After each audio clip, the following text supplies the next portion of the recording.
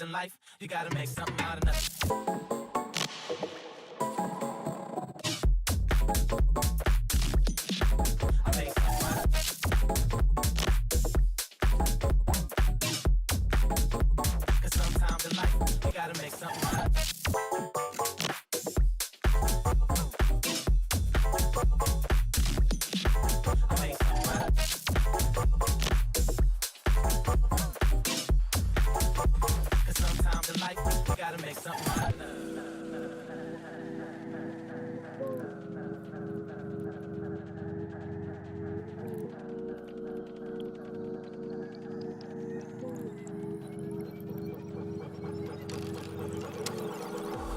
Growing up in the hood, no, we ain't had much, but we made something out of nothing. And I remember being at school and I ain't had no lunch, but I made something out of nothing. Me and my brother saved every little dime we had to keep the lights in the water running, but that's okay.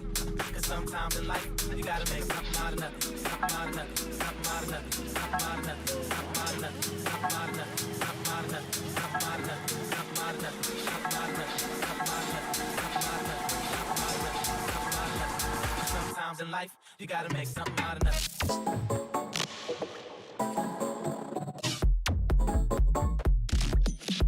I made something out of it.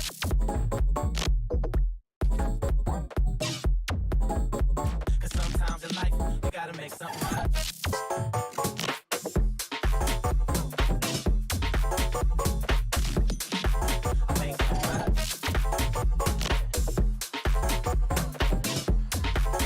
Cause sometimes in life, you gotta make something out of it.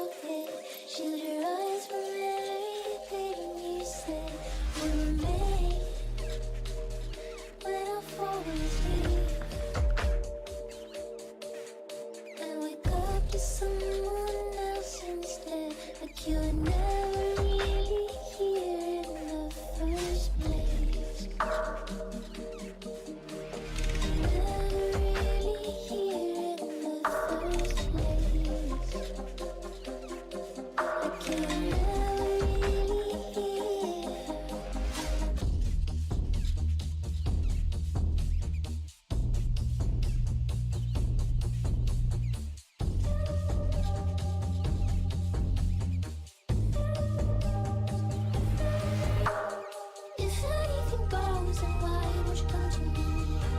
We'll try to browse, but you never seem to read. Cause in my heart, I know you're still in the streets. I met you on the dying tree.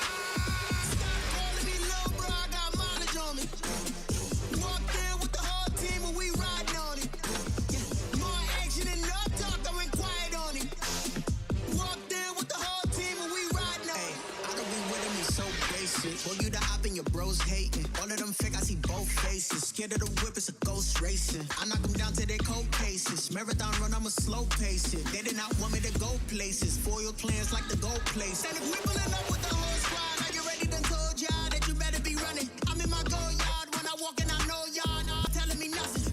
I'm the man. It's okay if y'all in denial. I get the chip on them and I bust out the south side. Is that Pico de Gallo? Boy, yo, stop it, quiet. If it's snow, I done got it. See my jewels, shining, shining. White diamonds, Miley Cyrus. Private jet, private pilot. Look at me, stylish, stylish. Masterpiece, body, young. Hey, I don't know no, but I'm on this every day. You cannot run with me, boy, I'm a heavyweight. Baby, I know what's coming, I could barely wait. And when it was on, they wanted me gone, boy, I'm here to stay.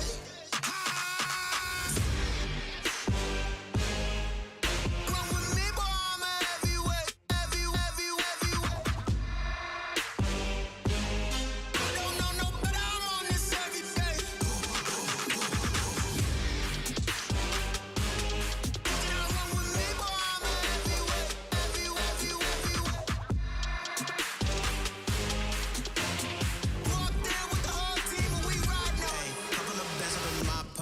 I don't want parts of your wild nonsense. We got momentum, don't try to stop it. Diamonds are clearer than my conscience. I don't let bygones be bygones. It's I'm honest. Penthouse built to reach heaven's heights. Now that's what you call a God complex. Remember the days I was down low when it was out cold, but I went out and got it. Look at my milestones, man, it feel like the Dow Jones when you look at my pocket. Look at the flex, whipping the Teslas. Mess, but it's all a finesse. Boy, yo, stop it, quiet. If it's snow, I done got it. See my jewels, shining, shining. White diamonds, Miley Cyrus. Private jet, private pilot. Look at me, stylish, stylish. Masterpiece, body, young. Hey, I don't know no, but I'm on this every day. You cannot run with me, boy, I'm a heavyweight. Baby, I know what's coming, I could barely wait. And when it was on, they wanted me gone, boy, I'm here to stay.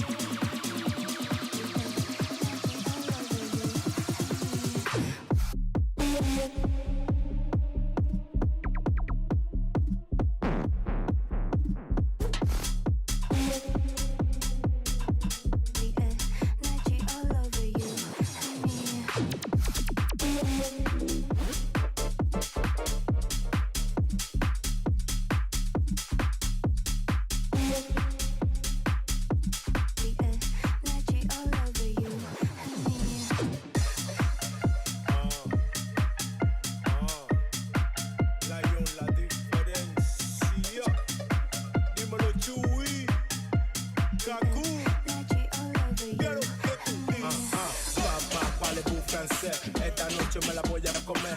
Esta noche nos vamos a beber. Prenda los blones que vamos a prender. Dale, mueve, mueve ese culo como dice de uno. Tirando patas como si fuera judo. La yo la diferencia, Kaku y Chu. Y llegaron los duros. Porque esa vaina vibra.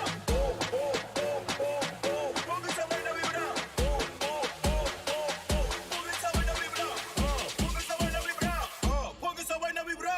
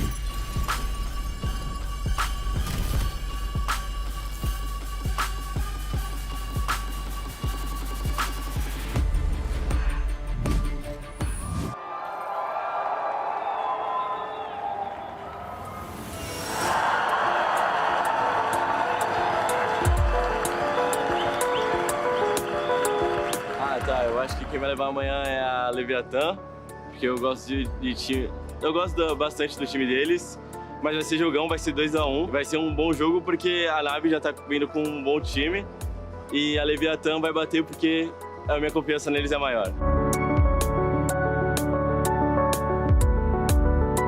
Eu boto uma grana na Leviat& porque eles fizeram tipo a equipe dos sonhos assim da Latam. Tipo, pegaram os melhores jogadores da CRU e ainda trouxeram o NZR, que é muito bom, já jogou na Fúria. E é isso. Bom, eu acho que a Leviat& vai ganhar por conta dos jogadores, são muito sólidos. O time da Navi é um time novo e a equipe da Leviat& vem sendo muito consistente em todos os jogos, então acho que em questão de mapas e em jogabilidade eles estão bem melhor. E acredito que é isso, o Leviat& vai ganhar. We started the EMEA bracket with 16 teams, and now we're down to our final 4. It's the Americas versus EMEA. Hello, everyone, and welcome to day 12 of Lock-In, coming to you live from São Paulo, Brazil. I am your host, Young-Soo, and I'm joined at the desk by 2 of my favorite people. I definitely wrote this, guys. This is all me. Mimi and Bala. Welcome, guys. Today is going to be an absolute banger of a day. Yeah, I'm very excited to get into this one. I mean, just the amount of fantastic games that we're going to see today is going to be absolutely fantastic. Bala, I was honestly expecting you to pop off because you were popping off before we even Well, I was, because everything is making me happy. Even when Sue, like, slightly throws us under the bus and says she's not our favorite, or we're not her favorite. No, you are. But you are my favorite, most EMEA biased NA caster / analyst / person. I don't know what you just said, but okay. That was a series of words that has come out of your mouth. So. Oh, I'm glad you noticed. But speaking of bangers, I feel like yesterday when we were in this arena, it was crazy. Oh, yeah. Bala, the atmosphere, the games, everything that we got, I feel like was one of the best days of Valorant we've ever had. Yeah, and the games weren't even necessarily outside the 100 Thieves or the Fnatic Furia when the first map was obviously a banger, but the game after that didn't go the distance, and it was still such a good day. It's led to such interesting matches today as well, so I just can't wait. Yeah, it is going to be so exciting to see the games today. But to recap from yesterday, it was this 100 Thieves versus Footballist game that you were talking about, and I think Foot came out, and again, really impressed. It's another one of these games for 100 Thieves where they look like the clear favorite coming in. Everyone thinks, all right, easy and done with, they're going to get this one out of the way. But Foot put up a very good fight. I think their answers to Lotus, the way they play that map is still excellent, but at the end of the day, it came down to Icebox. 100 Thieves still great on that map, and they took it home. Yeah, Kiwi looked like an absolute threat on the server, but this game happened, and I think both the teams that made it out of yesterday really put up a strong threat from these uprising teams. Fury was insane, that clutch from QCK, and so many moments as well. But Fnatic was able to put them away, and I think proved to be the super team that we thought they were. Yeah, and I think for both Fnatic and 100 Thieves, yesterday was about playing games that were way closer than they probably looked like they were going to be on paper, but still having the ability to kind of resist the pressure, come back and win out. Well, the EMEA bracket is almost completed. The circle is almost full. This is the last stage now before we head into the semi-finals, of course. We have Navi versus Leviat&, and 100 Thieves versus Fnatic. Bala. It is the Americas versus EMEA. Yeah, I think this is kind of what most people actually expected to the teams to reach this stage. And yes, there was actually, I think the most surprising one was even all the way back in the beginning, Team Liquid versus Secret. But for the most part, this bracket has proceeded and led us to the top 4 in it that we really did expect. Yeah, it has been a pretty clear one, but that has led us to, I think, the best games we could possibly have today. We have teams who have already looked incredible throughout this in both of these matchups, and it's going to be so exciting who continues. Yeah, I think we're getting to the stage, like you said, Bala. People maybe expected this to be the top 4 of this bracket, but I don't know if the top 2 is going to be the ones that people expect. I don't know. I feel like there's a lot of swing both ways you could go today. Yeah, I think for like prediction-wise, it's really difficult to go either way, right? Yeah. I think this is the most 50-50 we can get in this bracket for the most part. Before, I think you'd having mostly unanimous predictions because there was a clear favorite. I feel like we're going to have a bit of a stressful day just with how close the games are going to be. So let's do something fun. Okay. Golden Boy hosted the Alfies when we had the Alpha bracket. So I'm very honored to be able to take over and host another award for the EMEA bracket. Of course, the EMEA Law Award. Welcome, It's honestly everybody. really sad to see Welcome. the amount of professionals fall off. The Alfies was such a well put together fair. We had suits, we had ties, we had everything, and now we're putting the word lull in things. Like, what happened? Mimi, guys? if this makes you feel better, we have medals now. We have actual, Okay, so we have upgraded a little legitimate bit. medals. We have prizes for the EMEA Laws. I mean, that looks quite prestigious. I think I it got the is. same thing in like second grade for getting like 4th place in the spelling bee. So Only that's 4th big. place, Mimi? I don't know if that's a flex. I don't know if that's a flex. As much I'm of a not flex. very good at spelling, so maybe it is. Well, let's get into the awards. So we do have some nominees. I believe both of you have nominated who you think should be winning, and I will be reading out the winners. Up first, it is the most alpha move of the EMEA bracket. So let's start with whichever one you want to start with. Who nominated who? I'll kick things off. I wanted to talk about King here, but you know what? I want to give you your moment. I want to give you your moment here, Art. Yeah, I have nominated Angel. These both moments, I think, that you already know what they might be, are really, really good. So let's go ahead. Yeah, I mean, this is King doing his thing. I personally, honestly, this probably is one of the best moments of all of Valorant history at this point. So great nomination, Mimi. I respect this one.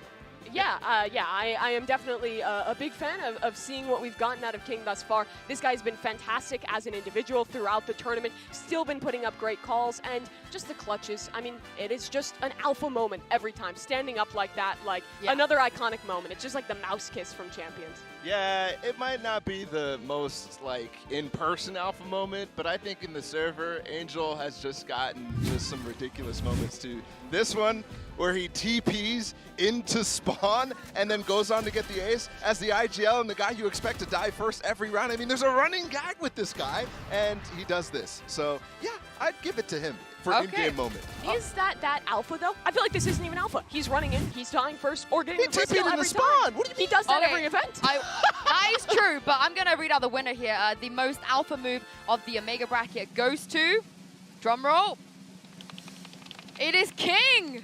Oh, King is the winner, yes. Well deserved. He is Who's not picking here. these? He's warming up right now, so Mimi, you can, I believe you're accepting the award Of course, on his behalf. I will forward this to him, take it on his behalf. I'm sure he'll be very happy to accept this prestigious award. You can see very thick, 15 karat gold on this one. Only the best It here looks in like a Valorant. piece of chocolate. That Let's move on to, No, let's move it's on a to real the next award. one. Let's move on to the next one. We have the next award is the best shorty of the tournament, and the nominees are... Ah, yes, Monyet on GE, in my opinion, has had the most. I wouldn't even give it to Twistin, who is my shorty god. I gave it to Monyet instead, because this round, just so silly, too. On Pearl, and he's just in the smoke. He just jumps everywhere. It's just ridiculous from him. There's so many moments, too, because we were tallying the shorty kills, and he got way up there. Was this supposed to be about shorty like the gun? Wait, is that why you nominated Mini? I didn't think it was about the gun, but my nominee for shorty of the tournament has to go to Mini and his walkout versus Fnatic. He was very short in this moment. Look at that. What a great shorty. God. Okay, this has got to be one of the greatest nominations. I mean, he recognizes it too, even though he knows that he deserves his award. Honestly, Mimi, I think you might be right, because I can reveal that the best shorty of the tournament goes to... It is Mini. Yeah.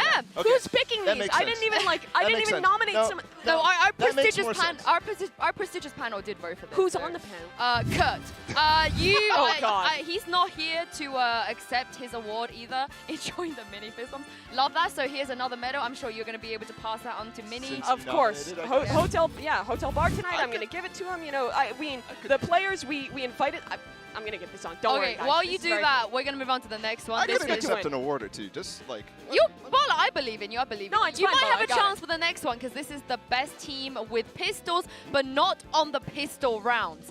Now, okay, what I'm hearing from production is that the Valorant Roundtable has unanimously picked a winner. You guys, your nominations were voided. I'm very, very sorry. What? And the best team with pistols, but not on pistol round, is Team Vitality. I had a good team that I nominated too. Apologies. This has been overruled. How Our is it a panel- round table if it's only Kurt? That's just like a single point. You can't have a circle with one person around it. I mean, fair, you have to take it up with him. To be fair, I think this is a pretty good winner on this award for the best team with pistols, not on pistol rounds. Wait, did you nominate them? Did you and Kurt rig this? I think Bala and Kurt rigged in any this. specific way. Just for that, I'm going to let Mimi also make sure that she can pass this Honestly, on to Team again, Vitality as deserved. well. Vitality, I think they're already on their flight home, but you know, I'll plan a trip to Paris. At the end of I'll this- She drop it is off. fluent in French, so That what, the fluent next is an time- overstatement Next and a time you go half. to France, you can do this. And last but not least, we have our final category, the Omega Bracket All-Star Team. Bala, Okay, I who's can win on your this. nomination? I can win this. I can win this. Yeah. I've got Xiao. I was actually going to put all Navi players, but I decided against it for the spirit of the award. I've got Xiao, I've got Shy, I've got King in the middle, I've got Bang as controller, and I've got Twistin as primary duelist. Yes, I could have put CNED. Yes, I could have put Angel. Yes, I could have put Sugetsu. Twistin. Yeah, Twistin. Out of all the players we've seen in this bracket thus far. Give him some love. Give him some flowers. I think you have to for an award show like this. I don't want to put it just all I'll players give in the him top flowers, four. but I won't give him the award. He's won an award already for the pistol round. You know what? Yeah. Screw it. At the end of this, you're going to be wearing more gold than your body weight. So Yeah, these medals are quite heavy. My neck is craning. But for my picks, I had a very prestigious roster, and I gave myself a limitation, made it a little bit harder. No two players from the same team.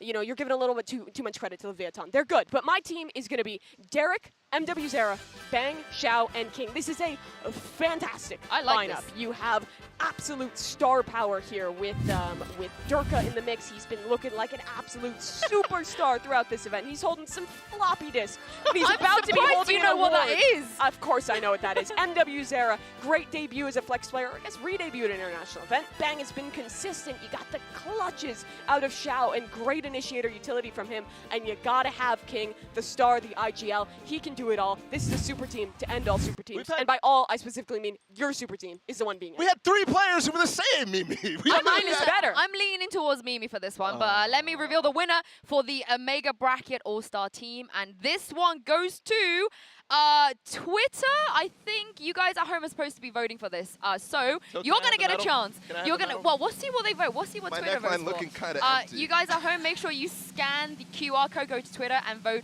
for who you think should be the Omega Bracket Super Team. It was Bala's nominations or Mimi's nominations. So far, Mimi is winning out on this one. So I'm doing kind great of thus have a far. feeling as to how that's gonna go, but also make sure you tweet at us as well using hashtag VCT and hashtag VCT lock-ins as well. We're gonna take a quick break, so give Mimi some rest. I think her neck is craning from how much gold she's currently You know, donning. it feels good to win. This is making up for the spelling bee. Oh, well now you know what EMEA feels like. Now we're gonna do it in the Olympics. They bite the gold medal.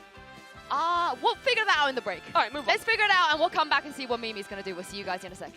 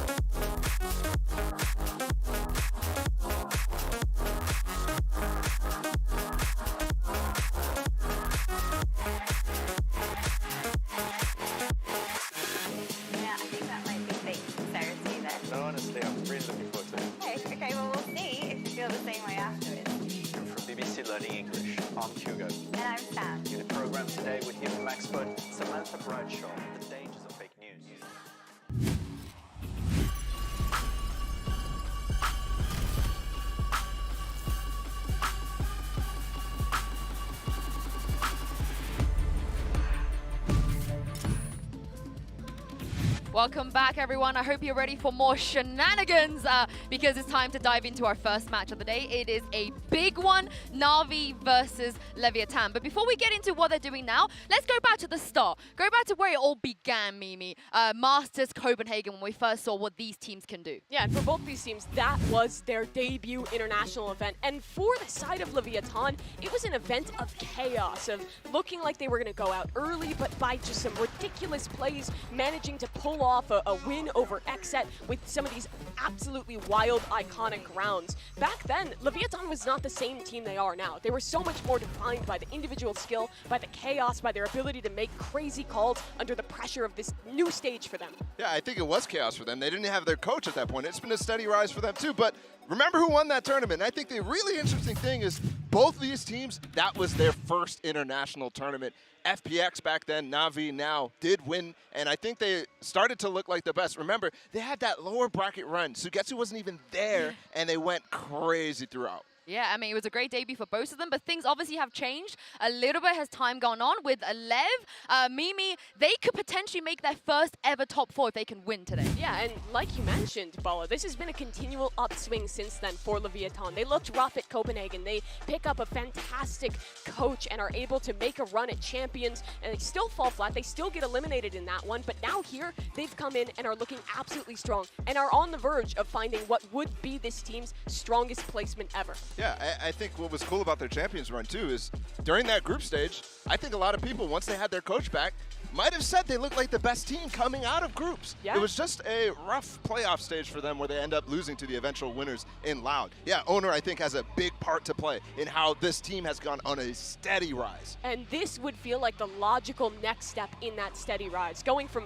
falling in the playoffs early to in this one, if they can take this series home, finding that top 4 finish and continuing that upward trajectory. I mean, this is the thing, right?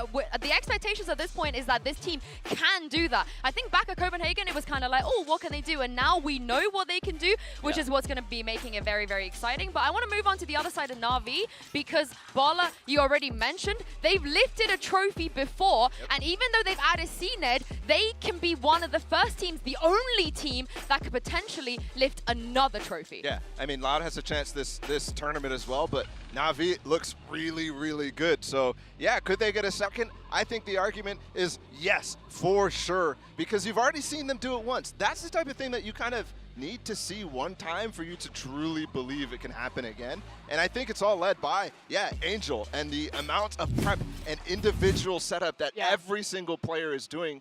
It's looking like they're honestly practicing out of their minds, and everybody individually too, just working so well within the strategy and setup provided by Angel. Yeah, and harkening back to Copenhagen, when they won that event, it was with a sub. It was with probably the hardest run they could possibly have, playing game after game, day after day. Here, it's single elimination. They've had their full roster. They've had plenty of time to practice. It feels like the stars might be aligned for them to be the first team to win another tournament. This is the thing, though. Both teams have a lot for them, a lot of positives why they can win. But is there anything against them? Is there anything that you feel like could potentially mean that they're going to fall short?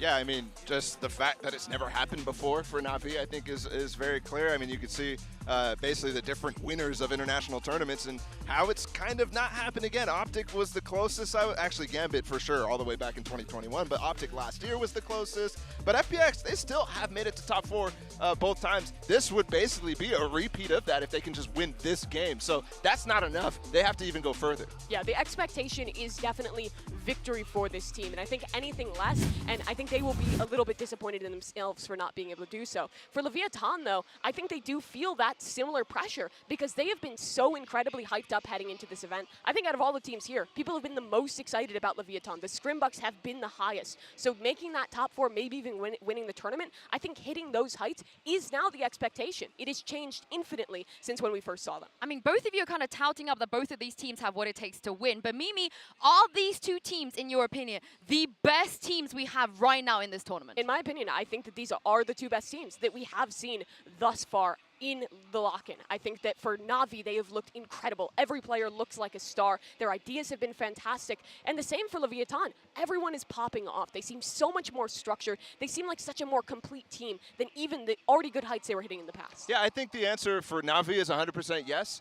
Number one, they've proven that they could do it before, and they look as clean as you could ever imagine with the addition of CNET too. But for Leviathan, I could see the argument. I could see the argument, but what I would say in negative to them is that they kind of have looked like they've struggled a little bit against weaker teams so far. They've had to have insane moments from King. They've had to have ridiculous clutch and potential to continue even in this tournament. Yes, the Scrimbucks are in their favor, but they still need to prove a little bit more for me. Well, let's break it down a little bit more. When it comes to the styles of both of these teams, Mimi, talk me through why Leviathan are up there. I think part of the reason why I think that Leviathan is actually a competitor for being one of these top-tier teams is exactly what you're mentioning, Ball. The fact that they've had hard games and that they still are able to come out in these close series and make absolutely wild calls to win out. This team is excellent under pressure. They were even all the way back at previous events, and you're seeing similar plays here. This call was wild. Mazzino teleporting behind as this team pinches onto site, and Vitality gets overwhelmed. But the way this team plays is just full confidence. Yeah, but this is exactly the type of chaos that you were talking about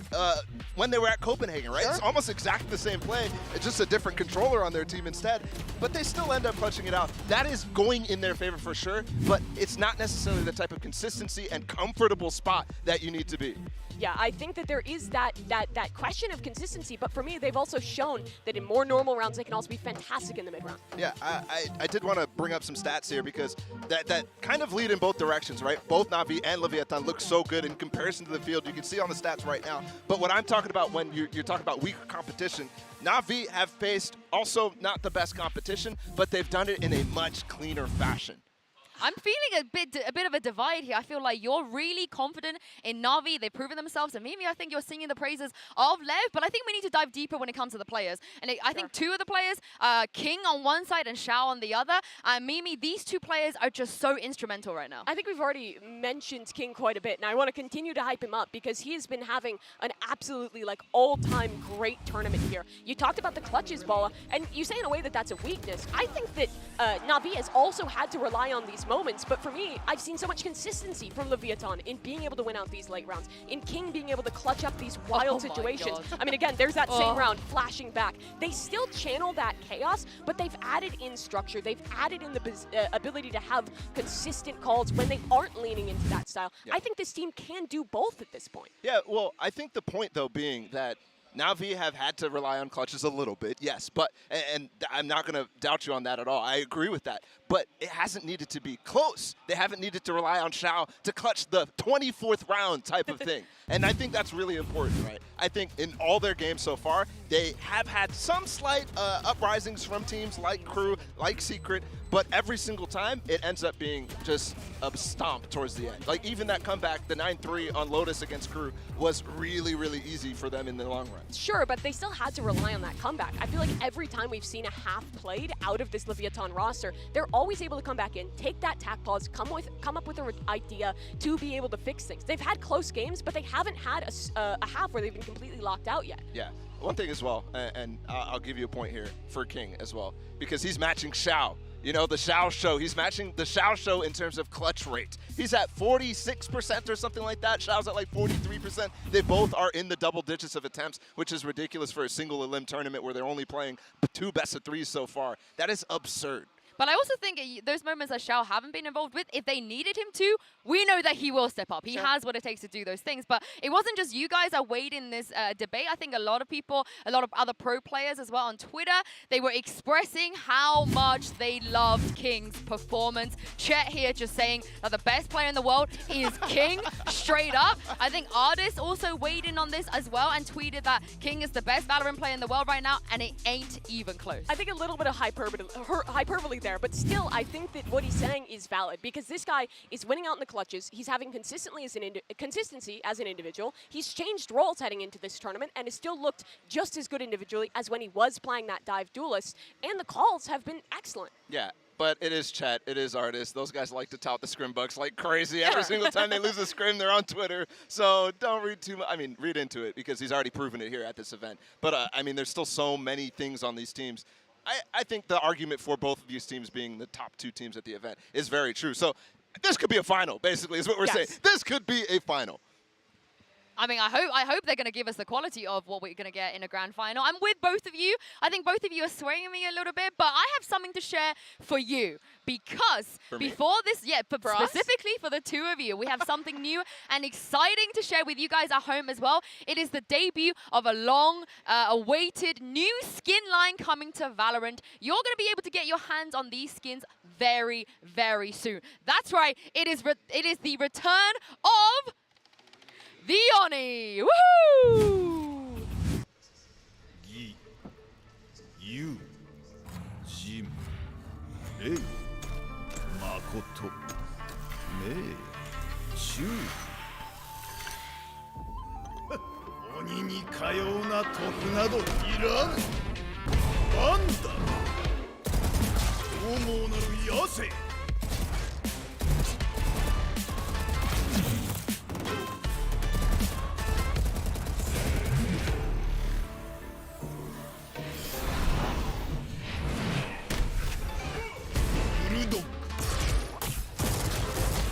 容赦なき激高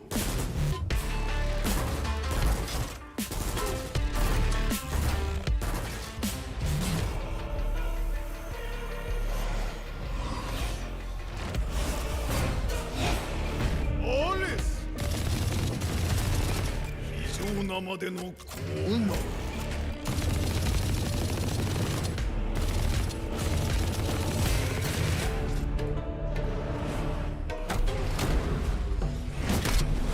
フレンチ混沌と憤怒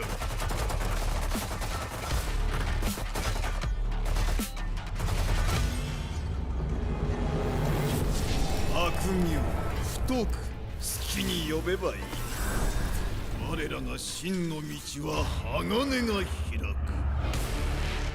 鬼丸国津苛烈に猛然と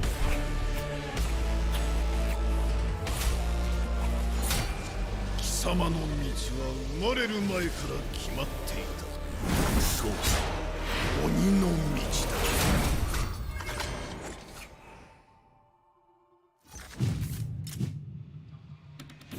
Take my money. Take Cop. my money. Cop. Just Cop. take all of it now. Cop Who do I instant. give it to? Of course, you guys at home, make sure you use the hashtag VCT LOCK and VC2 and tell us what you think about the new Oni skins and why the katana is objectively the best knife weapon now. No debate. I don't want any Did you debate. see the reflection? Oh, unreal. it's so pretty. It's incredible. So The cool. pod animation. Oh. You were telling me earlier how much you spent on skins already in the shuttle, and I know Wait, that how number much? is going up How much? after How this much, one. Baller? No, I'm not. I can't say it on air. It's just too embarrassing. Do it. Do it. Tell us. You have to, Baller. Come on. $3,000. Wait, tweet at us and let us know if any of you have spent more than $3,000 on the skins, more than Bala. I want to know. I want to know if someone's out there that spent more than Bala. There's surely someone. It's Ye. Ye's gonna comment. I think he's bought every skin. Oh, no. Actually, you might be right. I think, yeah, Yay, if you're watching, let us know. Yeah. in pain. But earlier we took a poll and asked you guys at home who had the best Omega bracket all-star lineup, Mimi or Bala. What are you doing with I'll the medal take your already? word. I'll The take your results word. are in and it's take your word. overwhelmingly Oh, come on. No, no, Mimi. no, no, no. So I think Bala, you should be giving this back to me. No, no. I also think it was. I also think she's right though. I think you leaving out Durka was a bit of a troll, personally. I would have picked CNET if I This is didn't my pick medal. Durka. This is my medal. I won this. So like Fair it's and just square. not even it's not even relevant to Durka. But It's just congratulations, Mimi. You've got 3 awards to pass to the winners, and you've got one yourself as This well. is my greatest moment. Our first analyst who's won an award in the Alfies and Omega Laws. Congratulations. Thank you. Anything you want to say acceptance speech? I want to thank my parents, the academy, and Durka for winning me this poll. Okay, fair enough. Well, before we is jump not into fun. the games, I want to do a bit of predictions as well, because you guys at home know how much I'm loving being able to use the whiteboard, and this is my prediction today. What is I've got the Wait, the That's pretty king good. wait, were we supposed to do ruling I over forgot his to do this. kingdom. Let me, But yeah, what have you got, Bala? What have you got? That's really good. I tried to match the drawing, so here you go. wait, so 1 second, guys. I'm making mine. I'm Yeah. making mine. This is That's just, this is Angel, just by the art, way. right, today? Yeah. Okay, What okay. did you No, do it's with a Mimi? prediction. I'm a bit Wait, worried. What did you wait, do? I What just- did you do? I just made art. I made the scream. Wait, were we supposed to do predictions? You're supposed to draw your prediction. Oh, She was too busy Leviathan. winning. Wait. Leviathan. I mean, you were too busy collecting I medals. still think Oh, this is potentially the best drawing of all time. Oh. So doesn't matter how It much looks money like I spend on Minecraft skins. Steve. Mine what? It's Angel. Like it's Angel. It's not too bad. All It's not too bad. But Mimi, you need to get your homework. You need to do your homework for next time. But today, Got scolded too by busy winning. mom. well, today decides which 2 teams from the Omega bracket will make the semi-finals. The best of the best are here. You've heard it from Bala. You've heard it from Mimi. We have some of the best teams left in this entire tournament, and we're about to find out who's going to be going through to the semis between Navi, Leviathan, Fnatic, and 100 Thieves. Lock in day 12 starts right here and right now.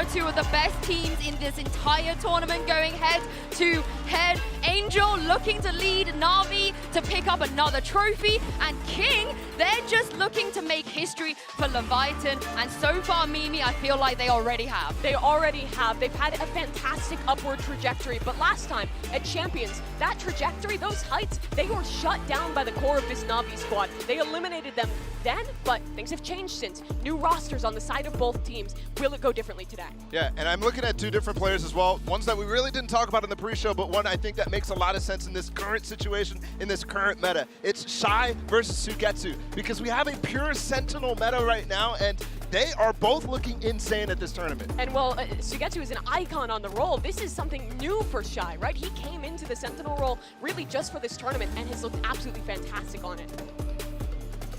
I want to talk about the map vetoes before we actually show them, because both of these teams have proven to have a really nice map pool. Yeah, I think one key thing for Navi is that they've shown not only that the popular maps they're really, really strong on at this event, for example, Pearl, but they've also come up with some nice things on a bunch of different maps as well, and even shown some Lotus. Yeah, Leviathan will continue with their standard ban in Split. I'd expect Navi to get rid of Haven. They've been in that all tournament, and that could be tough for Leviathan. It's their best map. I would like to see Ascent. I would love to see Ascent between two of the best Ascent teams. Oh, here we go, here we go. Remember, we saw it last time, we're going to get it again. This is a direct rematch. Yeah, and I think this is a really good choice for Leviathan just because it's good for them not only, but also the comp that Navi runs is exploitable. They don't have a Sova, they don't have a Killjoy, and on the other side, Leviathan is running that Killjoy. Yeah, that they are. Fracture is where we head next. This is the choice of Navi. I think this is one that makes sense for them. Leviathan have not had to show this map just yet. And I think Navi's biggest strength is that Angel, his philosophy is that we are going to play every map. We are going to have something prepped anywhere. They very much are fixated on winning these map vetoes. And I think this is exploitation from Navi as well. Not having shown this map and also not seeing it from Leviathan, Navi knows it's strong, and they're potentially going to be able to force a Pearl in this map pool as well. Leviathan also forced to get rid of that Lotus, because again, it's one of those maps where Navi has shown it. Navi is comfortable. They've been in control of this veto. They get Pearl as the decider. It feels like those last two maps very much favor Navi, but Leviathan, I have a lot of faith in them on Ascent. It has always been one of their strongest maps, but same is true for Navi. Yeah, the interesting thing here is that Navi, out of all of the times, the 9 times they played Ascent at international tournaments, have never started on defense. They picked to start on attack the last time we saw them, but this time, Bala, they decided to go with defense as we head into the Prime Gaming Agent Select. What do you think about that? Yeah, that one's interesting. I think this map definitely favors the defense, and I think in their game yesterday, or in the prior game that they had, they definitely showed a little bit on defense that was really strong for them. So I'm definitely happy with that, and looking at the agent select, it's really looking standard across the board. The same disadvantage that I was talking about for Navi and the advantage for Leviathan. Let's see if it actually shows up in the server. Yeah, we're going to get to see pound for pound some of these direct matchups we were talking about. Taco versus CNET on this jet roll. You get the battle of the IGLs between Angel and between King. This is a map where mid-rounds on the attack are critical. Both of these teams looked excellent at that on this map of Ascent. Yeah, and I also want to give a shout out to you, Akasis, for today. Saisho and Brand, they cancelled their fishing trips just to be here with us. Thank you very much, guys. Yep, the rivers of Sao Paulo were looking awfully tasty, but instead I gave it up to cast this match here, because that's just how much it means to me. Leviathan versus Navi, this is a battle that you do not want to miss in the slightest, because these are two teams, Josh, with a ton of history between them. Yeah, what a game. Two heavyweights meeting at this point in the bracket. The desk was talking about the fact that had they met somewhere else, maybe this could have been a grand finals matchup. And they have a lot of history against each other too. It feels like Navi are the final barrier for Leviathan to break through and become a title contender. It was this squad, captained by Angel, that knocked Leviathan out of Champions. And if Leviathan can get through here, this will be their best placement at any event they've been to. And certainly the hype is behind them. The question, can they live up to it? Let's find out here. Very fine staging ground. Ascent is our first map that we see both of these teams playing in a boatload of util. Going to be used to clear out the pizza area fight as well. This is a quick reaction, I believe, from Navi, looking to try and fight them inside mid from Cat. Kill still being found, though, as Market is locked down. And CNET, the man of the hour. 2 kills with a frenzy in his hand and plenty more bullets to go. Looks like his next target hunting for Shy, but shot just going straight. And what incredible pressure for Navi to put on to Leviathan early there. challenging them as they're taking the space for their B split, not allowing them to get comfortable whatsoever. But we've seen Leviathan get scrappy and clutch. However, this crossfire just looks a bit too good.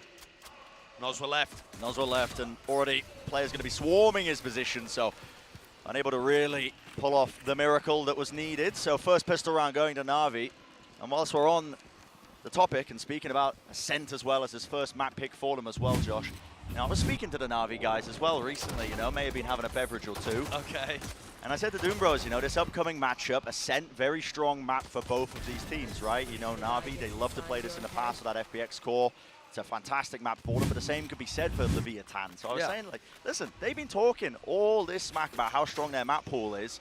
Why not ban and take away Ascent? But no, he welcomed the challenge. He welcomed it. And that's the scariest thing, actually, about Navi, is that they just look good on every map that they've played so far. Yeah. And I think this map pool looks phenomenal. You're getting both teams at their absolute best map one. And then Leviathan have been second round banning Fracture every time. We haven't even seen it from Navi. So completely untested territory, but an opportunity, I think, for the Navi prep to show. Leviathan, though, on the attack side are no slouches on this map. They like to group and burst through A main, B main, and I think you're going to see from both of these teams the Jet Omen entry. And teams have really refined that. Shock Dart misses the trip. That's some counterplay. Great trap. Yeah, beautiful. Just out of range of the common Shock Dart that would normally remove all of that util. With the classics hoping for a bit of a blessing there with the classic right clicks jumping up to try and take these fights, but surrounded in every single position, so an easy cleanup across the board. 5 players surviving, that means that Prime Gaming flawless, so Navi looking strong. And Navi have got great weaponry to, you know, lean into their bonus rounds, and it's something that the squad has been doing for a long time. The desk was talking about it, though, this battle between Sugetsu and Shy, we've got to keep track of it as this match goes on. A big difference in terms of their approach to this map, obviously, in the agent selection. But that's going to put a lot of pressure on the Jet battle, too, because you've got to dodge those trips. And Sugetsu's a very crafty player. Bala's been talking about it. All of these guys are putting in crazy amounts of prep. An early fight taken. A little bit of a cook strategy, it seems, because it's a pincer. They're just trying to basically collapse onto the top side of mid. But guess what? King ready to contain, and contain he does. 2 kills found for that one. Every single part of that plan, the bonus round cooked up by Navi, just falling. It was almost over so quickly, it's difficult to tell what the game plan was. Clearly intended to put a lot of pressure on these players in Gelato. But Takolia's entrying stopped that strat in its tracks. Instantly getting rid of Zipan in A main, and the threat was essentially neutralized. I love the patience and the discipline from Leviathan in these kind of moments, though. They are not going to allow the 2 players from Navi to get into any unexpected positions, catch them unaware. They stabilize and spend a long time doing it before they finally group up and go for the hit. And it's that balance of thriving in the chaos, but also being very disciplined, that makes Leviathan such a difficult team to deal with. When you watch their most iconic moments, yeah, it can feel like chaos. It can feel like they're not in control of their own destinies. But the amount that they thrive in the midst of that, and then also when you watch them in rounds like this and how clean they are, they've got both ends of the spectrum masterfully covered.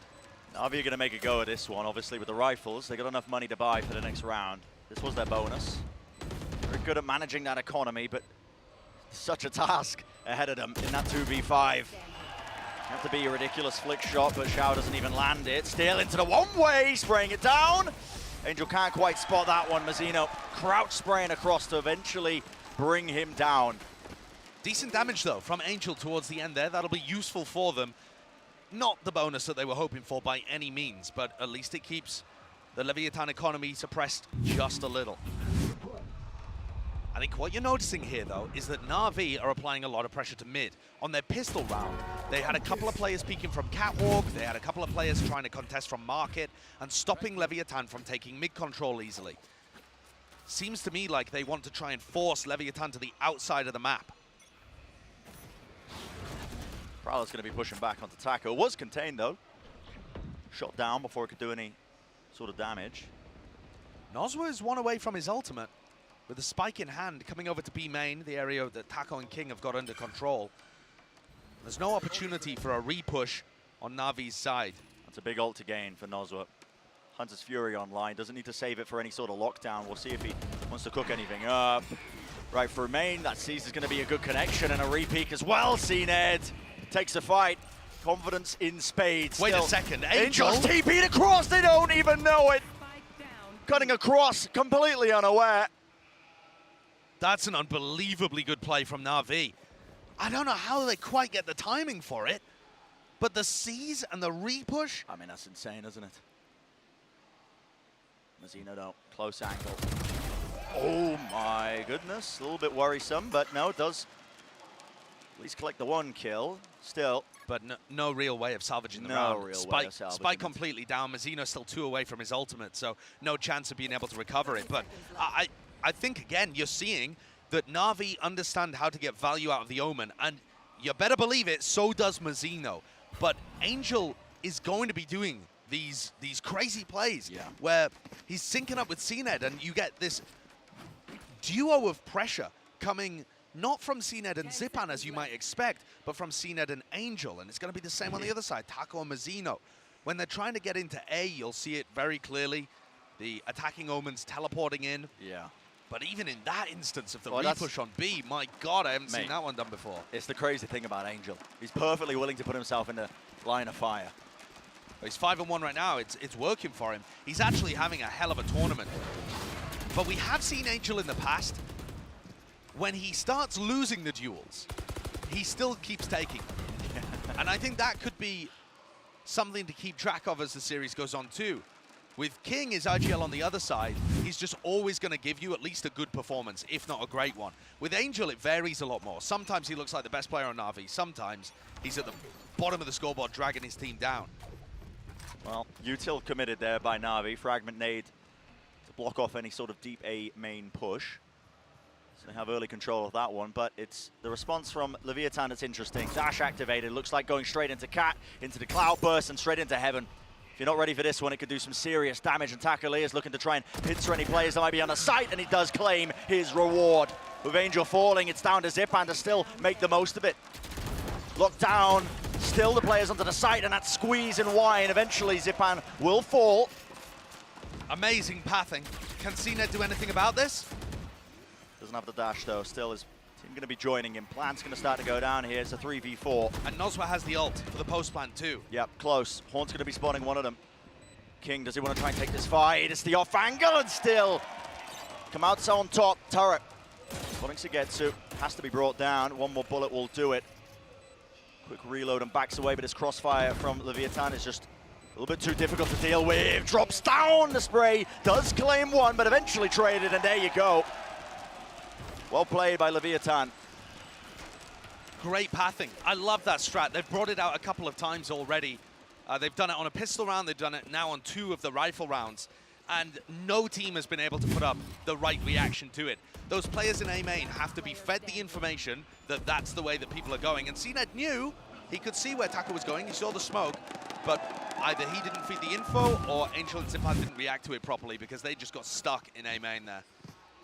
Great work by Leviat&, applying maximum pressure. And now the economy in danger of breaking for Navi. Can Leviat& put another one on the board? Crossed up into Pizza once more. This knife actually broken. Not too much info. Gain CNED. He overstays his welcome. See the disrespect there, and a fast approach once more. Trying to at least apply that. Shao, what is that? Prediction into the Cloudburst, but it's just him left standing. King to his knees are going to be giving all the information as well. Mazzino cuts across with that TP. With the most to do, he is healthy. Shy weak, just trying to hold that angle, and guess what? Not expected. 4 kills in the round for Shy. What a consistent player he has been. What a performance from Shy. That, I think, brings him 16-1 in terms of first kills to first deaths in the tournament. 16-1. Shy takes fights. He takes more fights than anybody else on Leviat&, and he's playing Killjoy most of the time. And he's winning every first duel. Yeah. at 18 years of age. 18 years old, a brand new Sentinel player, and currently outplaying some of the best to ever do it. Navi forced down to the weaker buy. Disrespect shown, though. They want the orb, they want the Blade Storm, and that's what Cened's going to get. And a very fast rotation, actually. Just a little bit of presence. No, it looks like they were second-guessing themselves there. Thought they were going to be trying to fast rotate over towards A, but just trying to shore up the defenses into mid. And Leviathan happy to take their time with this one. They're pretty aware that Navi have been fighting them in mid. And in theory, that should mean that the burst plays into B and A are a little easier to pull off because the defense is a little weaker. But look at this read from Angel. He's got 3 players. Zipan coming over as well. That's 4 ready to fend this off. I know it's only Sheriffs in the hands of Navi, but Cened with a Blade Storm and just the sheer quantity of players they got to get through. Yep. Paranoia rips across there. Ult's going to be denied still. Leviathan do not cancel this hit. They have 45 seconds in the round. Dropping down. King has to make the most of this one, but still Cened at the back of the side, and another flash does push them back, and this is where it gets dangerous. Mazzino has something to say about it. The crossfire set up, immediate reaction from them, making sure to double up so it doesn't get too messy. Very nicely done from Leviathan. Definitely thought Navi had their chances there. But with Cened not quite being able to maximize his potential in backside, and honestly, just incredible awareness from the Leviathan guys. What I love about watching this team is their protocols are so drilled on the entry. There are always players at the back that are hanging there waiting for rotators. They never get over-flustered and pile 5 people into the site. Very drilled team. Now Navi with a chance to reply. Cened, operator online. Oh, and he hears the updraft. He's worried. Backs away from that angle. Knife broken, but, well, commits the dash anyway. And how quick Leviathan are to take that space away from him. But I think Cened will have another bite at the apple here. He's such an aggressive player and one of the most skilled oppers in the world. It's a shallow angle.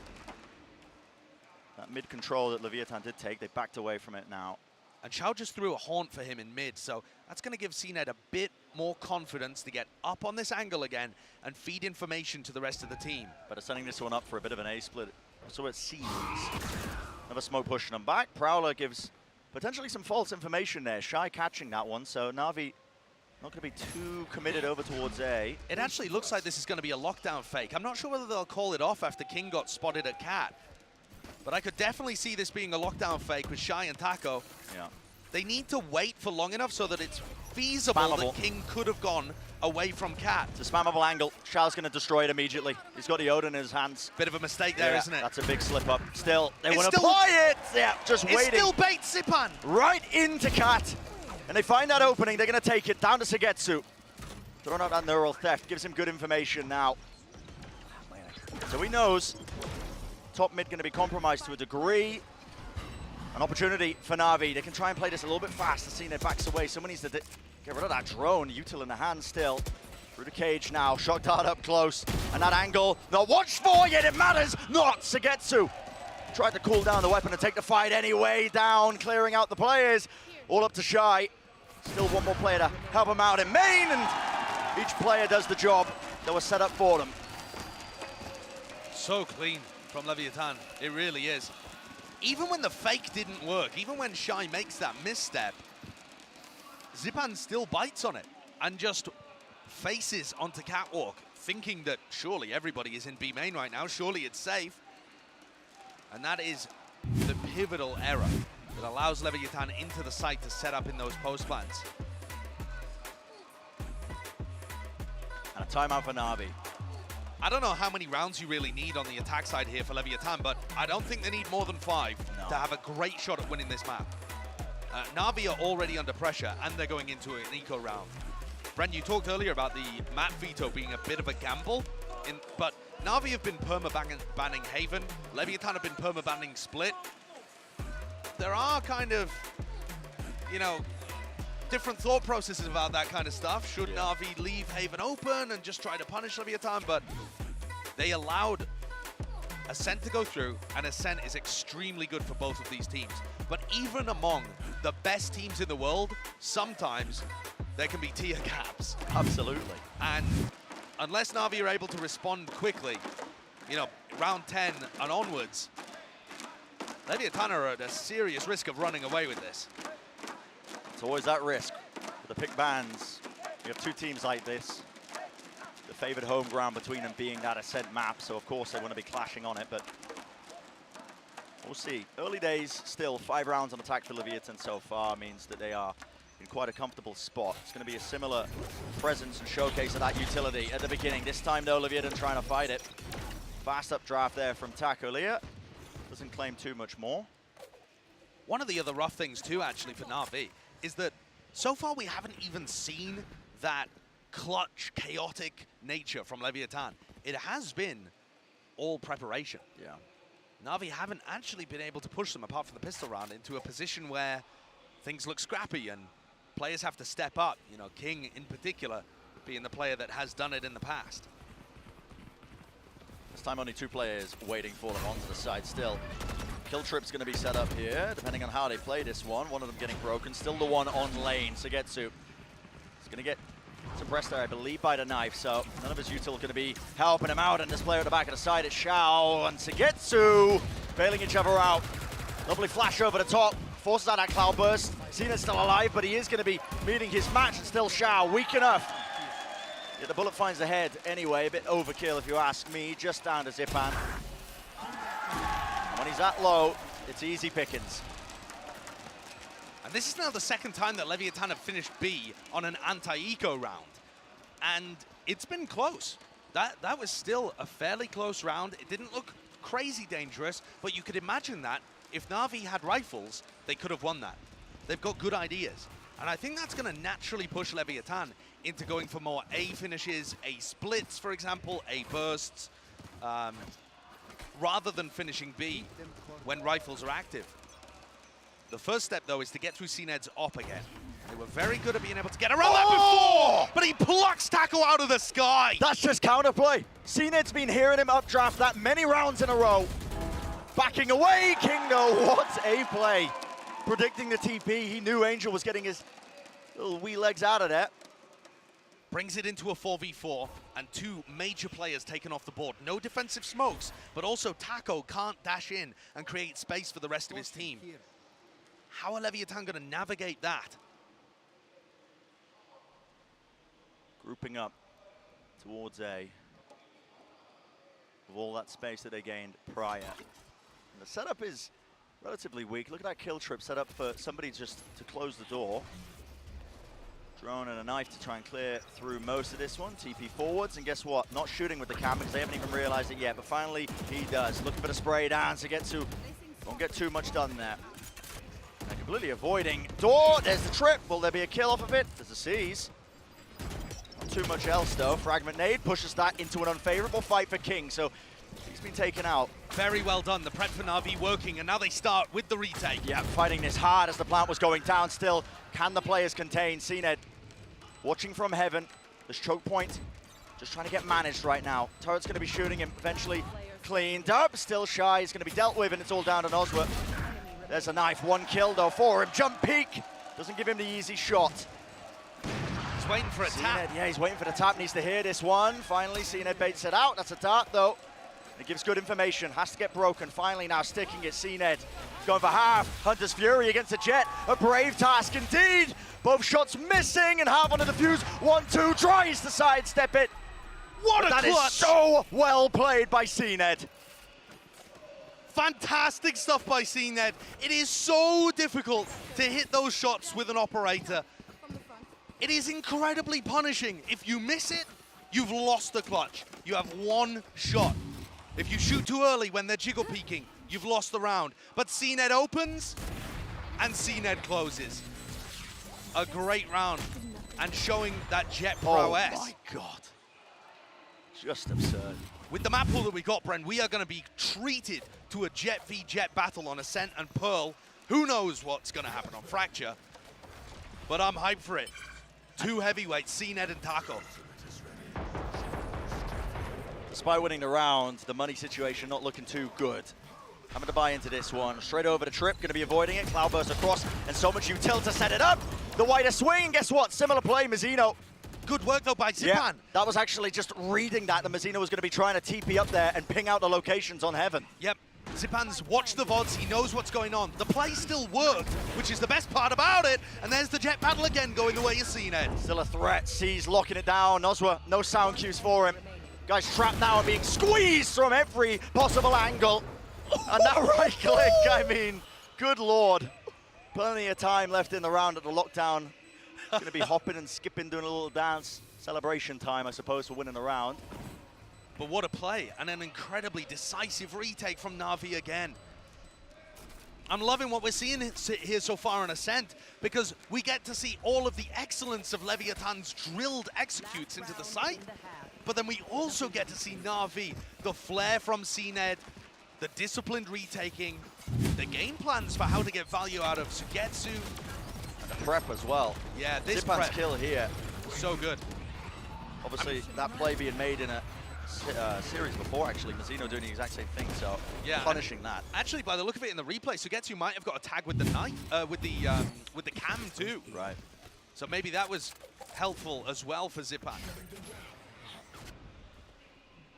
Potential to draw it even for the first half. Navi just one more round away from accomplishing that. CNED is going to get pressured, though, off that angle. There won't be a repeat. Instead, he repositions into B main. We've seen Navi's ideas in B main already be excellent. 3 of them. Armbot's broken. Spam into the corner. And that is a position that Shy loves to play. He Shy does. taking Takes the battle. Fight, and he wins it! That's another first kill for Shy. He just can't lose those. 17-1. A desperation, Angel just tanking the drone, standing wide out in the open. Dash forwards now. There's one player at the back of the site, that's Xiao. Got to do the most. Okay, 2 kills. Will he get a third? He's already done quite a lot for them. Nightfall now, scatters. Probably going to be latching onto 1. Positioning known, 3 kills. What more can he really do? And this has put the pressure on Leviathan. It was looking so favored for them, but King and Takolia, they've been in this position before. But they are so trapped. They can't fake like they're going anywhere. Everybody from Navi has them. And when this plant gets tapped, or when the plant goes down, Navi are going to capitalize. Oh, that's a really badly missed nade there from Zipan. It was supposed to bounce. They do get the plant down though. Born now, pressure, counter spam play, doubled up though, they punish it, Taco! The reaction, left to that 1v1, Xiao! He set them up, but can he finish it? Such an important round, 5 bullets. No sound cues being made, trying to fake the drop. Finally does it, and then he lands it! Unbelievable! 5 kills in the round, and he's drawn his team even. Xiao has been unkillable this tournament. Unkillable. I was looking at his stats before the series began, and it's just absurd. Yeah. He's winning 72% of his duels, on pace for that again, and throws an ace in there too. Not a single player can stop him. No one he's faced so far has been up to the task, has been up for the challenge. Rabbit not ace. Gotta be kidding me. That is an absurd clutch to put Navi at 6-6 in the half, and they needed it. Top of the scoreboard for Xiao, but that's going to be the first half dealt with. Let's send it down to the desk to break it all down. Thank you very much, guys. What a half that was. We talk about preparation from both teams, and Bala, we did see some really cool stuff on both sides. Yeah, I think Navi started off really strong with the prep, and then Leviathan comes in. So I wanted to show a round from Navi that was really cool and shows the insane teamwork that this team has that led to kind of a nice start. This was that B main round where Xiao throws the C's. Not only is this for info, but the decay, and obviously the C's too, finds Taco, so that's the cue for them to swing. He's using a Prowler, CNED gets in there, and with the C's as well, they're obscuring the noise, and that's how Angel gets the TP in and is able to clean up Taco. Navi had some really good stuff, but I also feel like they failed to counter out some of the set plays that we've seen from Leviathan before. They've done this setup multiple times throughout this event, and it's excellent, right? You're splitting through, you're breaking timings. It's very difficult for the anchors to win this out, but I feel like for Navi, they were struggling a little bit with the comms in that situation. Angel is trying to worry about the 2 things to help his teammate in main and also worry about the flank. They get a little bit flustered and lose out on that one. Yeah, and I think it's CNED there who's supposed to be able to hear him and comm to Angel that they're coming behind him. I don't know what's going on, but it seems like multiple situations right now, they're struggling with the communication. And Sue, you were talking about starting on attack for Navi consistently. That maybe is where you can get a little bit more of that communication, where it's 100% necessary to make those calls. Still, I feel like they are running into a big issue here because Leviat&aacute have found a fantastic half. 6 rounds is no no absolutely joke. excellent here on Ascent. And Leviat&aacute is a really good team on the defense. Shy especially already popping off this map. Now he gets to be that killjoy on the defense, lock things down with his utility. Was very good start for Leviat&aacute here. But like you both said, Navi, they're one of the best teams in the world. If anyone has the secret into coming back into this, it is them. Let's get the second half underway and back to your casters, Sideshow and Bren. 6-6, they may have just done enough for it. Because at the end of the day, when we think about Ascent as a map, you know, that attack side can always be difficult for some of these teams. But listen, an even scoreline will be what we head into that second half with. Yeah, this is what I was talking about. Xiao is just unkillable. Look at that stat at the bottom. A KDA of 3.56. And then look at what he's been putting up right now, 15-7. You expect it to go down playing against better teams. But right now, he's playing a blinder. Here we go, sweating. big play. And it's an immediate punish. Yeah, the recon dart just a bit too slow there, isn't it? Yeah. And also, Navi are all set up for it. Trying to get a kill now, flooding straight through into main. I believe there's a Paranoia waiting. No, it's a smoke. Mazino looks like he wanted to just jump inside of it, and indeed he does. Exploration towards that area, and now he gets all the info that the rotation is abound. Yeah, that's bizarre, actually, that they make so much noise. Oh, my word. Sugetsu getting more than he's ready for as Mazino takes the timing off the footsteps. And now as Sugetsu knows that they've cleared out B main, he makes the comm. Hey, guys, maybe we should go back. And they think we've way. left. Yeah, walking all the way. I'm not sure whether that was a deliberate sound bait. It seemed a bit too committed on the rotate for me, but nevertheless, a very nice audible and mid-round decision from Sugetsu and Angel. It's left down to Mazino. Just outside of the smoke, bullets going wide there. Does have a couple of the Paranoias, but guess what? Shy's backing him out, and a deeper smoke now so his team can actually start playing together off of this, moving forwards. Still have to deal with that B main presence because guess what? Sugetsu is there still. Shoulder's going to be seen. Mazino takes the fight, running up to him, jumping right click this time to no avail. But eventually cleaned up. That's going to be the trade. So moving forwards now. 2 players from Navi at the back of the side. Angel lucky he didn't get his head ripped off. King's going to be aware of this one. Just clearing it out. Shock dart. No one close. Still Zipan. Going to be watched for a double swing. That's Zipan once more.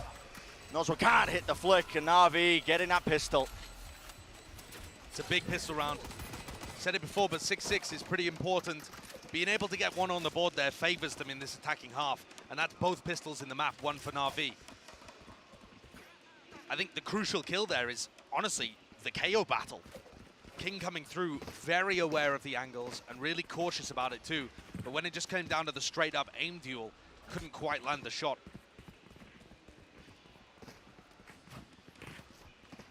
So Navi going to be opting into that famous buy, managing their economy. You can see that's a Bulldog, 2 rifles online, 2 ghosts on Sugetsu and Angel. It always puts them in such a good spot. Yeah, if they win this round, which you know usually they do, salvage the rifles, bring it up, and then you're going to be on even footing when it comes to that bonus round. It's a similar kind of setup on the defense side for Leviat&aacute here. Running Takolia and some kind of presence in Pizza. A dash through, Shy tries to go forwards. There's a very rare first death. Oh my goodness. Dash forwards from Taka to punish. Shorty in play. Met his match, Sugetsu. 1 shot to the head will do enough. Extremely clean. So clean. And the rifles are going to get recovered there, so they still keep 3 into the next round. And for Navi, they are still really good on the attack side. That's one of the great things about watching both of these teams on Ascent. They have a fantastic understanding of how to get into sites and then how to hold sites so that the retakers can't immediately swarm upon you. But on the defense side, I'm not sure I've ever seen someone as good at anchoring A as King is. I think that's part of why you saw Chet and Artist tweeting about him being the best player in the world. We'll see whether Navi want to opt into challenging that A defense at some point, because it looks like this could be an A split. Setting up for it. a very nice 0 point from Zipan there, because it clears out the area of the map that CNED is going to without Zipan having to give up his position. Prowler broken though, Taco immediately backing up there to Heaven. Threatening as well into mid while all this is happening. That's just the presence towards Cat, trying to draw those rotations. While Navi claim the rest of the map straight through the middle into market now. Nozwa spots the one, cancels it. Almost getting that spam kill, but now they're really just starting to turn up the heat, aren't they? Flooding into that site. How does Shao get that one? There's been so much damage done. And it's just that pressure straight into mid! Angel! He's been doing it all tournament long. And Nozwa just going for that desperation spray through the wall. Matters not. What am I watching? Yeah. Angel in this tournament is a man possessed. These aren't possible kills to get. He doesn't care. He does not care. I mean, he is just wide swinging some of the best fraggers in the tournament and deleting them. And I think this, you're seeing it here. The feast or famine playstyle that Angel has, when he feasts, he just leaves the match engorged. He's crazy. Good luck trying to get to the top of the scoreboard if you're CNED or anyone else. Because Angel is just so happy to take duels like that. Yeah. When it goes badly for him, as we've seen in some previous tournaments, it can really hurt his squad. But when he's popping off, he just pulls out ridiculous stuff on the regular. So a timeout is going to be pulled out of Leviat&, looking to try and contain some of this damage that's been done to them. Not too far of a lead so far just for Navi, but this could very rapidly get out of their hands, especially because there's Leviat&, who were knocked down to that half by now. Yeah, and if Navi take this map, it's boding extremely well for the series. If you can beat Leviat& on their best map, and Navi have a deep map pool, they're probably taking this. Yeah. That's why this first map is such a cool litmus test for both teams. You get to see them both up right at the top of their strengths. Clash of the Titans. And right now, off the back of Navi winning both pistols and now the second half bonus, they're looking to be in control, I would argue, for the first time in the series. First time in the map. One-way setup, no noise being made here. CNED just making sure that he takes a high ground position. Jumps down as well for the back of that flash. Horn catching the position, 2 players. Spammable there. A lot of the players just backing up. That's such beautiful utility though, isn't it? You see how much pressure the Leviat&. A defenders are under and how quickly CNED runs in. Yeah. They've got even more as well. As soon as that door's broken, fragment nade, pop flash play as well, and it's just buying even more time. Dash forwards though. Leviat&. looking to try and take some space with that one, cut up the crossfires, but don't really have the tools for the job on that half by round. At this point, just hoping to maybe get a rifle or 2, take some guns out, but you don't want to be giving any ult or points as well, so dying to the spike is going to be the best play they can make. I mean, look at the Navi economy. They're going to be able to buy for so many rounds into the future. They're almost going to be maxed out. CNED knows. Well, 1 kill, but it's really not going to make a difference. Yeah. CNED's already sat at 6,000. He was going to be money capped heading into the next round. They can afford an attacking AWP if they want to go for it, although I don't know really why you would. CNED's been so great there. Oh, he goes for it anyway. Fair enough. Adding a different flavor into the half. But I love that utility combo at the beginning, and it showcases how well prepared Navi are. I feel like what we've seen from Navi in the tournament so far is perfection through preparation. By putting in so much prep work, and Bala's talked about it too, it's not just from Angel and Doombros, it's from each player perfecting the small micro adjustments to their utility. Fight to be taken though, CNED. He wants it, he wants it. Cloudburst across. CNED's going to be wondering, okay, is he still pizza? Did he back away? But CNED also knows that Taco is not opping. The economy did not allow for it. And an important round for Leviat&. to try and get ahead now, because he bought into this one fully. Alarm bot is going to be triggering, backing away though, so pulling that util out of mid. Really slow round by Navi, understandable when they've got that operator. Can't really take things at a faster pace. And look how safe in spawn Nozra and Taco are. Because this is where Angel decided to wide swing them previously. They're just waiting for it. Dart's covered up. Some hope of maybe just a bit of a warbang angle there to be found if it lit up any players. At any point, this can pivot back through Catwalk too. With Zipan staying in Gelato in A main, they can go back and make this an A split whenever they like. And that is going to put pressure on King. He's already used that nade. The pressure so far has formed diamonds out of King. And this guy, he's willing to stand up to the challenge. Horn spotting him out though, backs away to the safety of Jenny.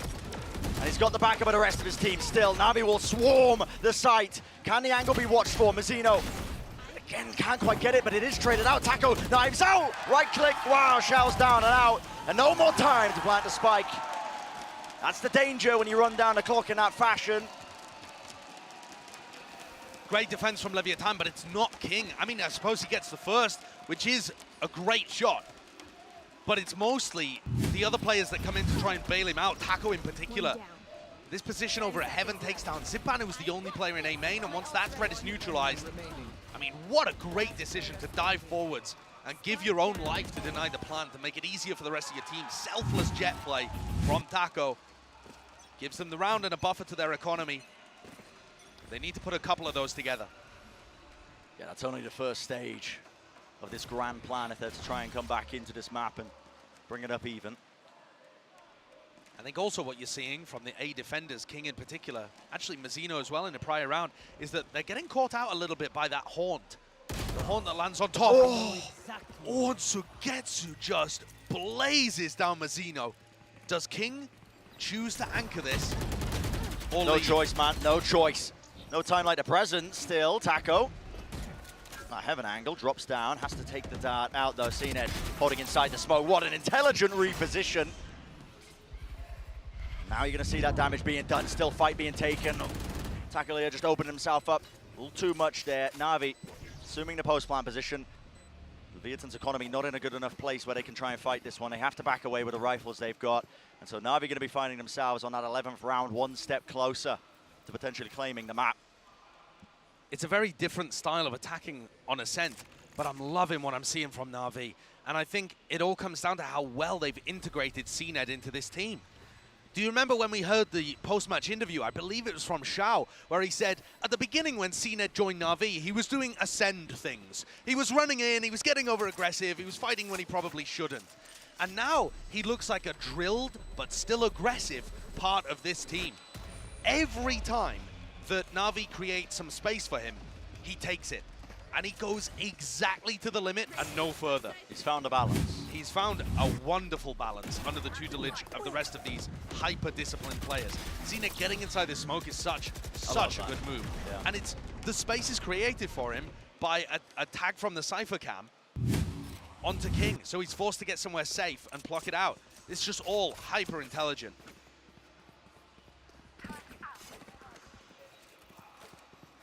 Really drawing out that economy. Mazzino forced down to that full armor frenzy. Not ideal. Just got to start now. This round here. Navi so grouped up. Looking to try and take that fight. Cam does it spot it. I think Taco might be revealed ever so slightly. Knife against the side. No chance of him reactivating that dash. So has to play a bit more passive, a bit more patient, but plenty of time to strike, maybe take that fight. Nanoswarm at his feet. Just pushing him back. Even a drone as well tagging, but this is a different approach, isn't it? Updraft play right into market. Shy finishes him off. Good work. I mean, not a bad play by CNED by any means, but Shy spamming into the smoke finds his head. Another first kill, by the way. I've stopped keeping track at this point, but a pivot into Mazzino. And this is the play with only a frenzy on board, so he can't really hold on. Does not have the gun for it.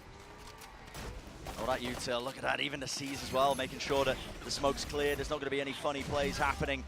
So diligent from Navi, even when they're a player down. Big ults though for the retake. Null command lockdown. You start to see it being used. Lockdown up close.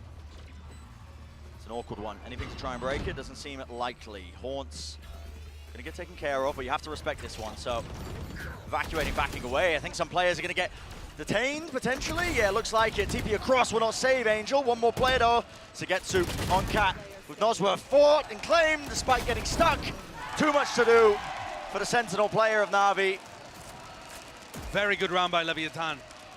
Finding that first kill with a spam into a smoke is one thing, but when you look at the positioning of Navi there, they came through Cat and they left Sugetsu. And the two players that were playing post-ban, they were actually ready to fight right here if the lockdown was used in tree. That's what Navi are thinking about. Oh, they have lockdown. They're gonna put it tree, let's fight there. And Shy instead using it over at Heaven means they can't really go for it. Yep. They neutralized Navi's counter-attack, and Leviat&. Take another very important round. They're still 3 behind, and they've yet to actually put too much pressure on Navi's economy. They've still been building up the bank and buying space. Taco, wow, that's such a brave fight, man. Yeah, there's a small line between bravery and foolishness, though, isn't there? That he didn't have any support for and swung into a couple of Navi players. Is King really going to go for this again? I mean, this is just absurd. Spots one, shot found, but Ken, just Navi. They're not going to let that go unpunished. But it's just pushing all over the bloody place. That was, where was that from? What? A wallbang angle from there? What an insane wallbang position. There's no way. Where was that even from? Through the gate? Yeah, it's through that kind of gate area where people use, you know, breach aftershocks, etc. Oh, you are kidding me. I mean, that's nutty. I don't think I've ever seen a kill through there in a match before. Shy was incredibly weak. The weird part is that actually has allowed Noswa to pick up Shy's weapon. Noswa only had a pistol in this round, so it hasn't actually made too much damage to Leviat&'s defense. But Navi showing the same discipline that we were crediting King's squad with in the first half. They play slow, they allow the defenders to wonder about where the action's going, spread out around the map, and they've guessed incorrectly. Yeah. Night 4. Across the front section of the map. Sugetsu going to be claiming his place there onto the one side of B main. This is, again, just the levels applied to the game plan. Shockdart, bit of chip damage onto Zipan, but now the play needs to be made. No command. Rips his way across, util combos, and the Horn not dealt with Mazzino. He was lit up and an easy target. Noswa left into that 1v3, Cam spotting him. And Sugetsu more than ready. 4 in the round. What a playmaker. Wow. I've got to give full credit to Sugetsu and Xiao. Their utility. The amount of times we've seen Leviat&. Getting blown up by a haunt and shot through a smoke or something. Oh, here's the wallbang angle too. Look at this. Pull this one out in your games. That's unbelievable. Yeah. Fantastic stuff. It's also a very good angle for an Odin spam too. But yeah, I've got to give full credit to Sugetsu and Xiao, because I'm looking at this Navi Ascent comp, and it differs from the meta in 2 crucial areas.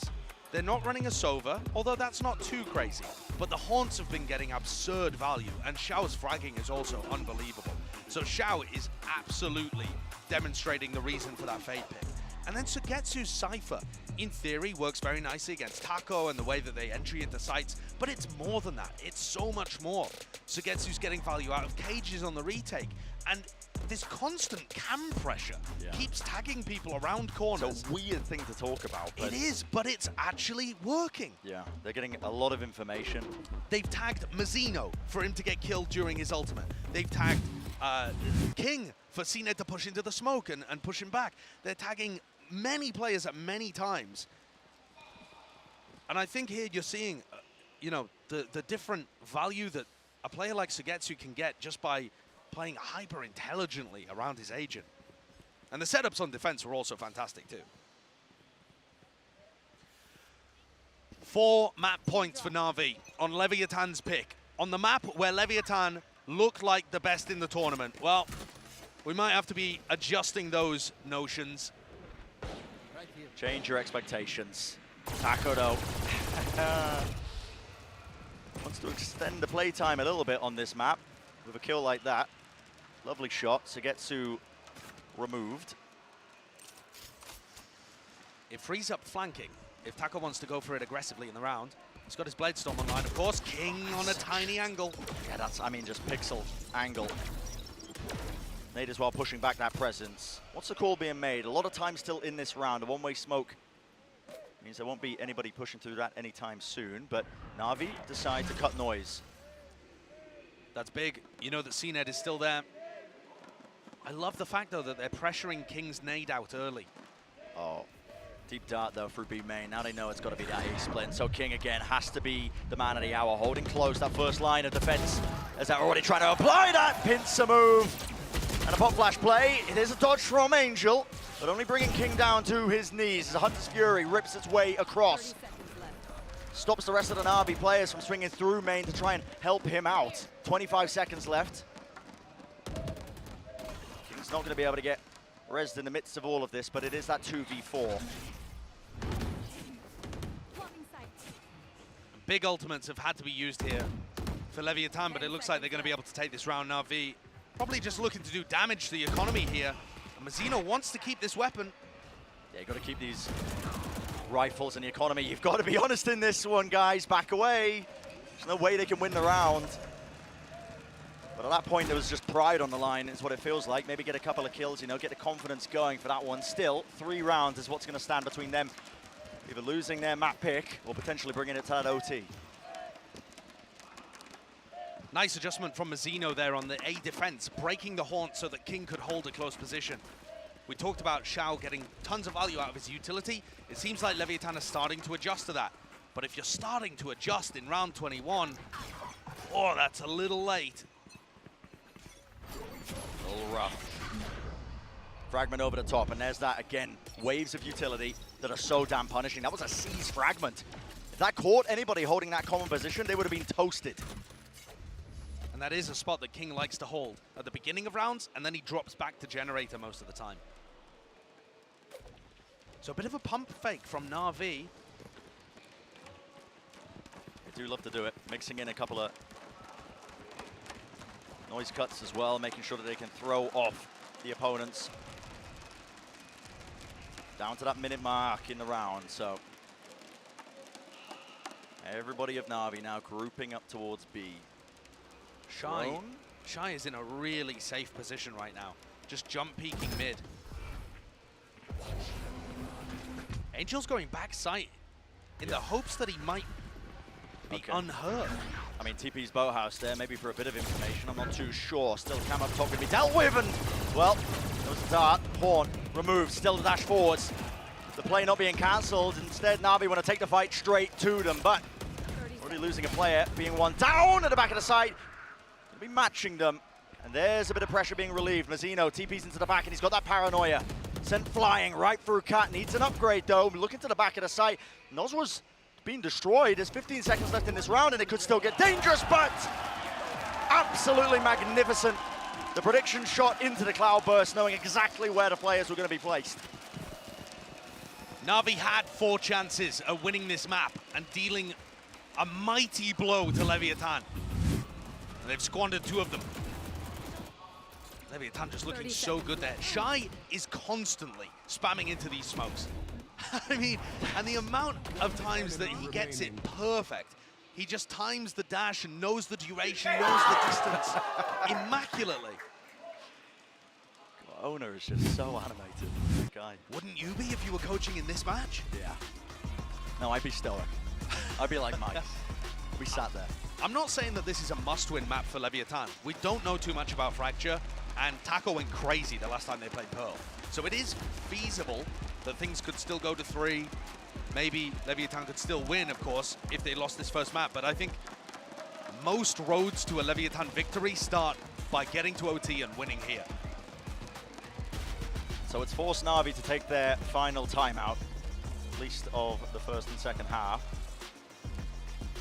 Discussing what to adjust here, because rapidly running out of opportunities to close this out. 2 more available to them. Xiao's picked up an Odin, and that makes me think that that timeout is him discussing with the team. I think we can punish Nozwa early on.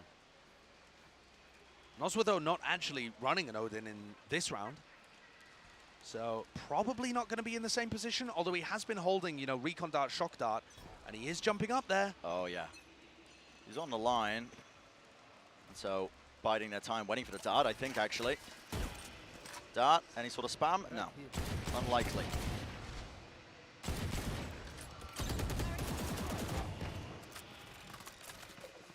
Shy looking for another one of those first duels that he's been almost immaculate at, swinging off his turret. but just gets the info that CNED hadn't gone aggressive into B main. This is slow, cautious from Navi, prodding around the map as the tension builds.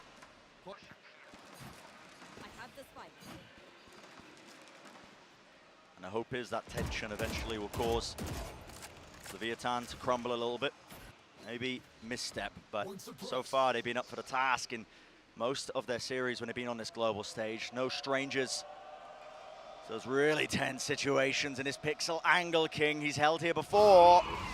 Prowler in his face though, forces that. So the nade's gonna be used to try and push them back. Now Mazzino, hell of a task. Paranoia cuts his way across and the smoke as well through main.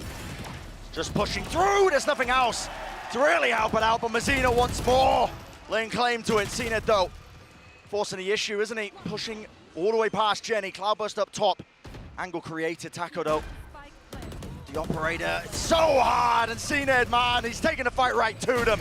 Bladestorm in his hands, punished with the shorty. This is everything for Taco. He's got to do it. Right here, right now, it's got to be that 1v2, and it's just not possible. Map 1. Completely finalized and finished up there. Navi, what a way to do it. Incredible scenes there from Navi. Everything from their preparation to especially the way that they used their utility and got CNED into positions on the attack side. Very impressive.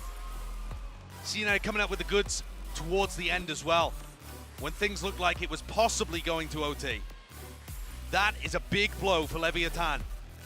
It's probably the best map that they've demonstrated a lock-in, and Navi have stolen it away. Stolen it away and more. We'll see if they're capable of being able to bounce back. Of course, up next, that is that Fracture map. So, you know, that's going to be interesting to watch here. But some of these highlights as well. I mean, Angel, this guy just, again, towing that line between feeding and really just pulling off miracle plays. But he has been miraculous so far at this event. I mean, no one has been able to punish Angel in the same way that we've seen at prior events. Look at the frustration on Ona's face. I think that says it all. The next map is Fracture. Leviat&. Have been banning it second round every time. What do these teams have to bring there? Absolutely. Well, map 1 done and dusted, but still even more to come as we head into Fracture coming up right after this.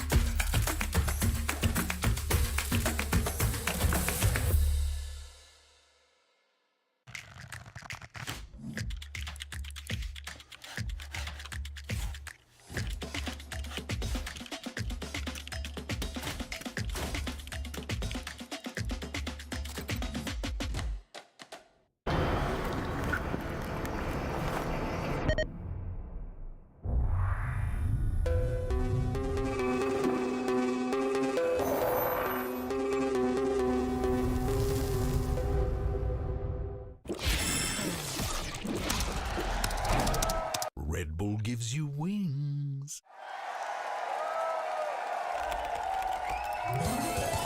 Red Bull gives you wings.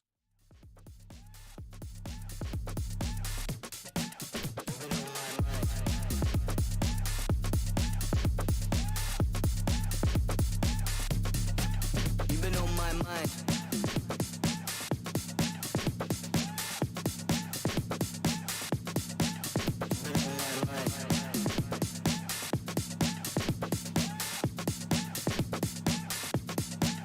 You've been on my mind.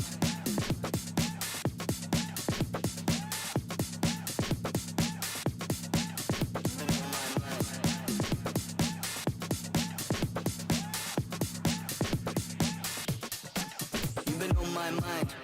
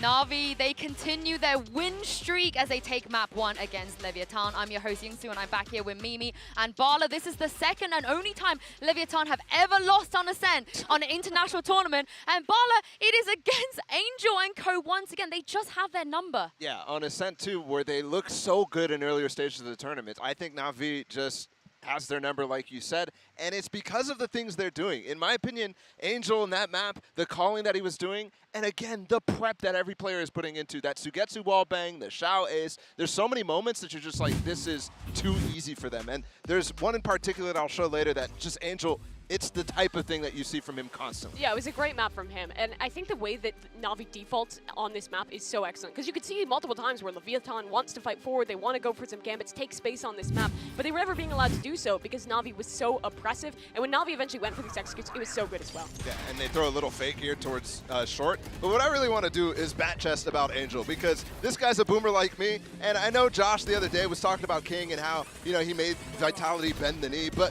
what is a King to an Angel in moments like these? Because he is just ridiculous. He walks up mid. There's this right here is, Josh was shocked about it, Bren was shocked about it, everybody should be shocked about this, because he almost broke his wrist doing that. And it's so nice because he gives you that explosivity that's not a word, by the way, but I just made it up, that you really have against Leviathan when they're the type of team that relies on that sort of thing and not the other way around. Yeah, I mean, the way that he plays on this map in particular is just so good because he's so willing to just like go for a solo play, double TP in. Anytime he sees a gap in a defense, spots a player out of position, he'll TP in, he'll close the gap immediately and pop off. And it just opens up so many options for calling in the mid round. That was just beautifully done by Navi. 6-6 at the half, we thought they were out of that one, but you can never count out their attack side. He only does things that he can do, I feel like. No one else does the things that Angel does. But there's another guy guy that was also popping off as well, it is Xiao here in our Verizon high-speed moment of the match. The ace, you guys have that debate between King and Xiao. And Bala, when his team needs him the most, he does this. This is ridiculous. This is 2 bullets. He just shot 2 bullets. He kills 2 people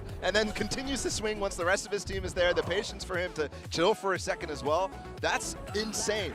But it comes down to a 1v2. And I mean, Sue, you were talking literally while this was happening. Oh, it's Xiao. It's Xiao. It's He's Xiao. gonna win it. Yeah, he wins these. He wins these. Yeah. Yeah, it feels like he always does. For Navi, I think it was those clutch moments on the defense that,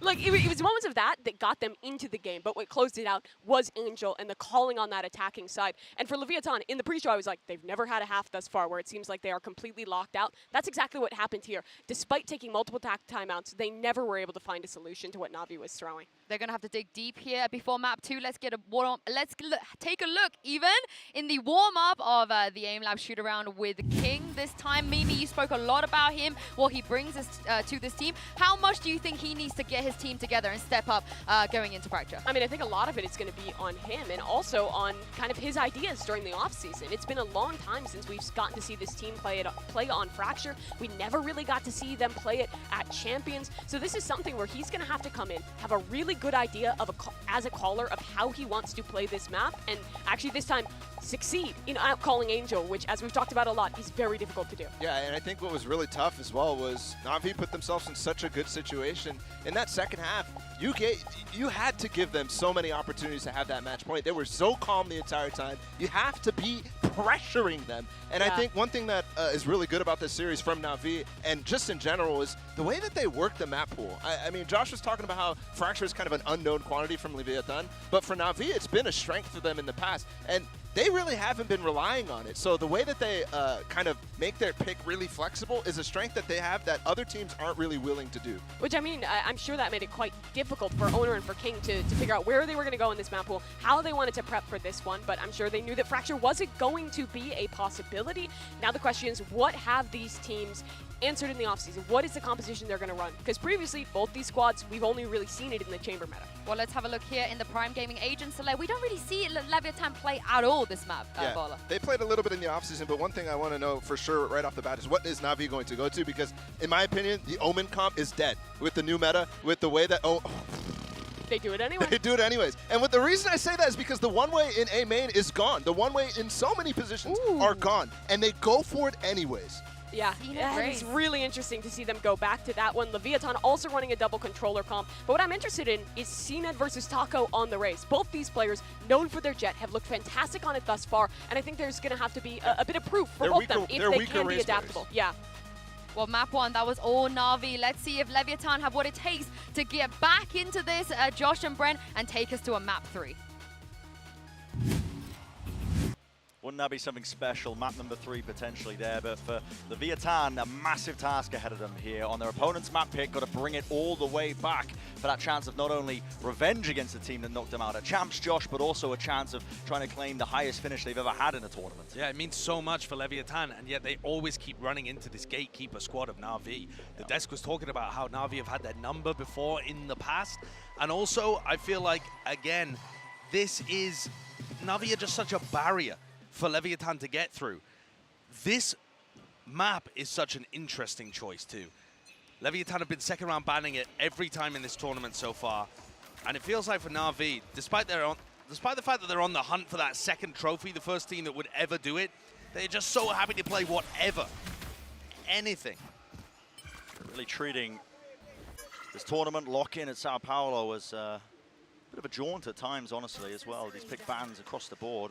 Perfectly willing, perfectly willing to give away any information, but it's that contact play and a fight taking place. Space was gained there for Leviathan, using that util to clear up the angles, but traded quite effectively.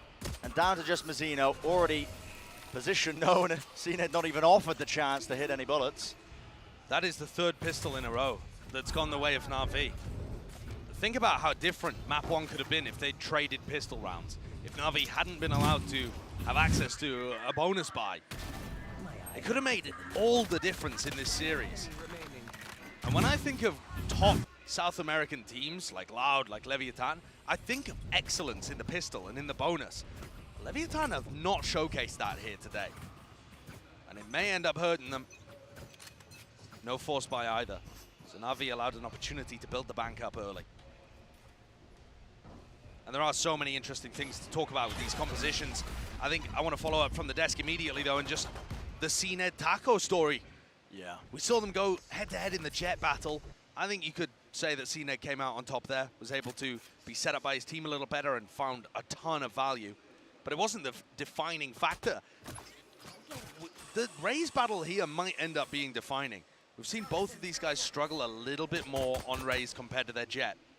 And it's been a big talking point, especially with CNED. Yeah, that was the underlying question. How deep does his agent pool actually go? I thought we might end up seeing him on Sage here. Exactly. Plan's going to be easily come by, so Leviat now just grouping up, making sure that they don't give away again any ult orbs unnecessarily by throwing their lives away into a lot of these Navi players. I think it's difficult when you play against Navi's buy because you really need to kill 3 players even to take a single Spectre out of their hands. Yeah. And it's only when you kill the 4th player that they really start dropping weapons that are really important to them. So it is going to be Leviat&, just all dying to the spike here. Doesn't allow their ults to go up either. Keeps everything in stasis. And Navi's attack side with these kind of compositions, though they've never run this exact comp before, but then this idea where they're running the Omen, the Viper, the Raze, this kind of stuff, they normally play quite slowly on the attack sides. They're going to look to establish control and stop any aggression early, and then squeeze one portion of the map. That's going to be the goal. I think it's going to be quite difficult for Leviat& to get aggressive. If Taco wants to take early fights, which he usually does, over a quarter of his fights are done at the beginning of the round. I think it's going to be very hard against Navi's comp here. Love that shot, just straight through the tiniest of gaps. That's what Leviat& are looking to do, break through the glass ceiling. Let's see if they can achieve a little bit more compared to what they've done in the past. But again, running into that roadblock. Navi managing their economy well again. Same talking point that we were bringing out in that previous map where they've got those rifles. One nade from CNED here, and Shy's setup. Heaven is dismantled. King, though, finds the first, and that's important, the IGL battle. Great opener. Nade's going to be heard. Shy, obviously activating that Nano Swarm, making sure that nobody can take that space towards the back of Arcade. But now, cutting noise for ever so slightly. Xiao knows there's a player there. Paranoia and a Satchel pushing forwards now. It's Shy who's really pushed back, and he can't quite get anything else done with it. King's going to start to feel it now. The pressure to squeeze from the players moving forwards, and he needs some relief from the rest of his team. But they're just all smoked off. Mazzino, how does he want to play this now? Just waiting for the smokes to fade. Bit of util left. It's a great position from Xiao. He's got to be hard cleared. Has to be hard cleared. That nade, though, gives him an opportunity. It's a pop flash play. Xiao wanted to get aggressive right into their faces so that he couldn't set it up. Taco, a bit of an unusual satchel. Maybe not intended, but doesn't clear too much. And they are really running down the clock, waiting for that Viper wall to go down. Still Zipan, the reposition. It's up to Sugetsu. 1v3, first shot found. 1, 2, 3! That is absurd! Giving me flashbacks to the final play to win Masters Copenhagen. Navi, they're in trophy lifting form. You can see it with every move of their players, every moment of pret that comes to life. And then magic like this. God, they're good. Insanity. And the small eyebrow lift from Ona there, I think that's all the emotion you can possibly afford to give. I mean, what can you do there? You just got to shrug and accept. Sugetsu is sometimes better. He's just better. Yeah, Sugetsu apparently warms up for AIM Labs by playing Valorant, but... I mean, how can you not look at a play like that and just be amazed? Sugetsu is him. Oh. So probably not the intended area for that Viper Orb. Good observing. Watching that one, and there was a bit of exploration from Leviat& on their weaker buy. They pushed all the way out there, trying to collapse on any player that might have just been lurking through, and Really just picking up stragglers now. And I think the other thing that bears mentioning about that play too, he doesn't do that if he doesn't have a Vandal. You know, a classic bonus round buy that sees him with a, you know, a Bulldog or a Spectre in his hand. He's not pulling that off. No.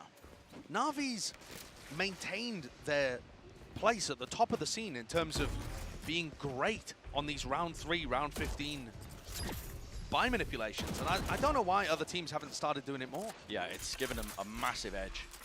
It can be difficult to manage in the moment, but Navi seem to have perfected it. And it's already set them up. This is going to be an easy 4-0 lead. And for Leviat&, this is not a great map for them. So starting out 0-4 down is rough. Yeah, the prospects of trying to bring it to the team that, as I've said prior, as we've been hitting over and over again, knocked them out at champs, denied them that chance of breaking through that barrier. 7-8, 5-6, whatever the placement was at these global events. This was supposed to be Leviathan's time to strike. This was supposed to be the tournament where they were going to be really making a name for themselves as a contender for that top spot. And maybe they still are. Maybe they just got unlucky in this circumstance in terms of running into a team like Navi. But it is rough. I mean, rough. Navi are just so disciplined. They never offer Leviathan opportunities to thrive in the chaos. And yeah, on Fracture, Leviathan are 3-2 all time. But against partnership teams, they're 1-2. So they've been getting their wins against tier 2 opponents in South America, honestly. And that doesn't bode particularly well. We're going to need to see fantastic performances here out of, sure, the game plan, and Owner's going to be spitting that out to King, but I'm looking more towards individuals. Yeah. I don't think you're going to be able to win this game when Xiao has over a 2 KD and he's winning, you know, 60-70% of his duels. I don't think you're going to be able to win this game when Angel's top fragging for Navi, doing whatever he likes. We've heard from people that have scrimmed against Leviathan that they are very dangerous. We've seen it in the server too. The players like Shai, Mazzino, Taco, King. And Nozra's had his moments, but they're falling a little flat here. So a timeout, get their heads back into it. Yeah. What does this look like? Level of calm across the board here for Leviathan to try and get back into this before Navi really start to run away. So close attention going to be paid as well. Leviathan do have at least that one ultimate, the showstopper and Takalia.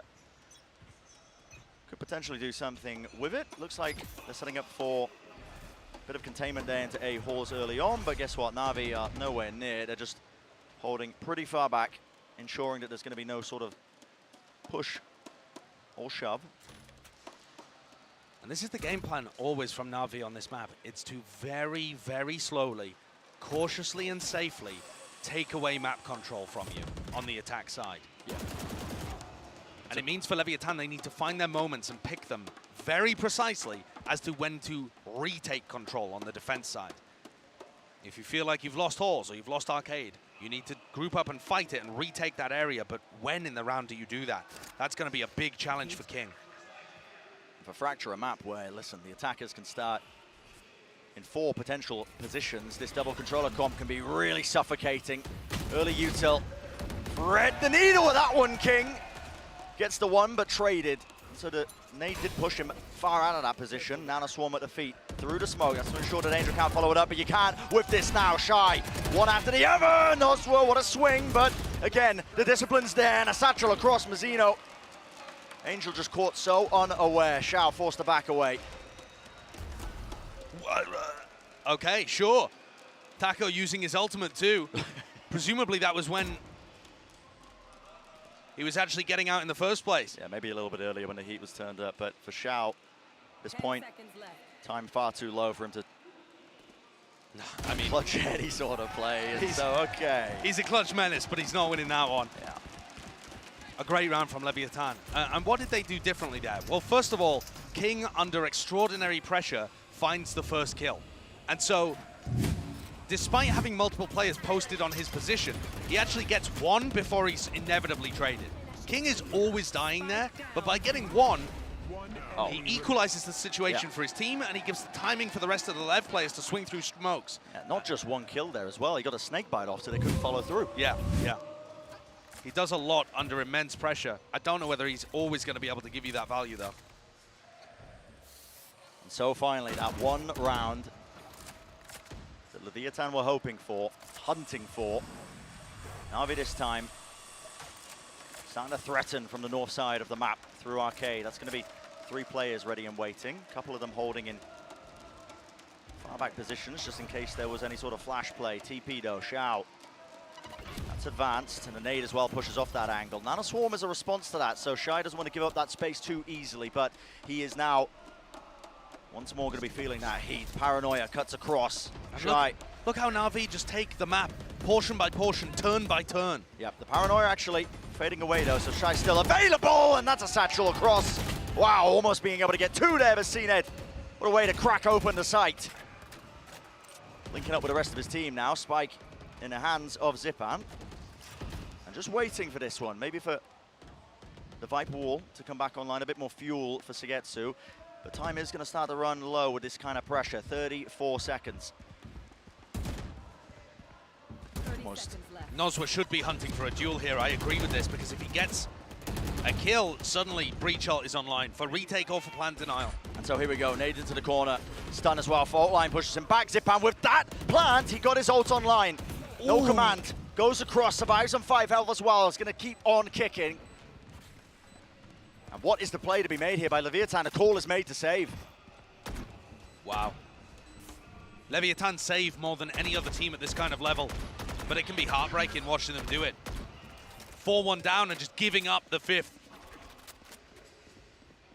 Their big ults are going to start to come online here, and it is going to be more difficult for Navi, but it just looks so methodical.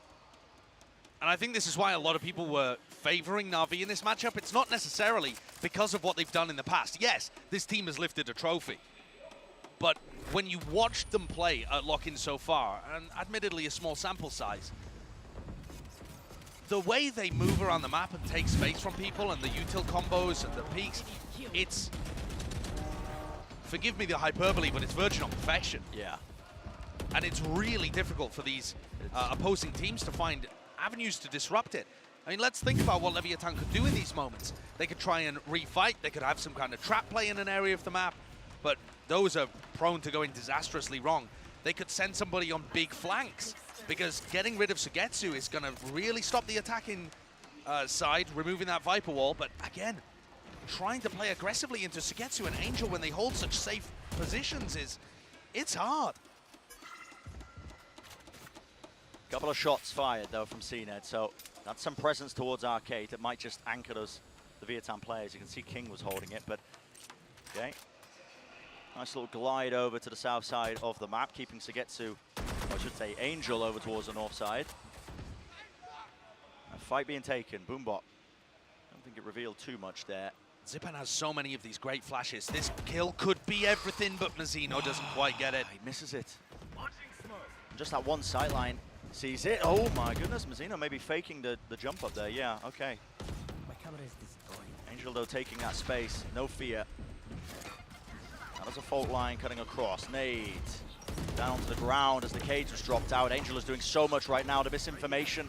They don't know if he's dropped or what, but now finally revealed, and they're just being squeezed. Counter spam. Yeah, the counter spam. Trace is revealed. Satchel over the top, revealing that one angle of it, and they do strike back. Breach Ult as well is online. But is it going to be enough there? Rolling Thunder pushing forwards. Need to make the most of this one. Did not catch on the Xiao. He could be the difference maker. High ground angle found, and my goodness. He's unkillable! Giving time for the weapon to cool down, and he takes his time with the shots. Shai left alone, 1v2, lockdown popped. Those are the players are. Found one, cannot get the second, Zipan. You said it earlier, Josh.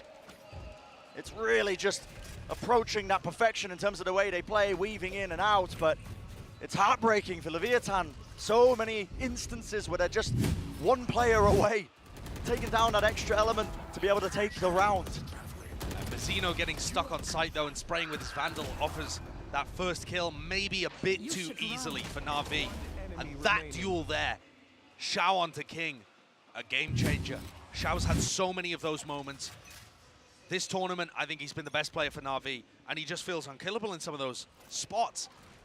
Xiao and Zipan both coming into this match had over 90% cast. That means there are barely any rounds where they are useless. Oh my goodness. A 1-for-1 trade as Leviat& tried to apply some pressure. This is like the first time that they've actually been able to find anybody in the early moments. I suppose that takes a Viper wall down, but do they even have the weaponry to convert? Yeah, knocked down onto the weaker buy. Look at that, just dropping the guns back. And look, they don't want to give them anything. Drop the rifle off the edge if they really wanted to, but it looks like, is that going to be the thought process? Probably not.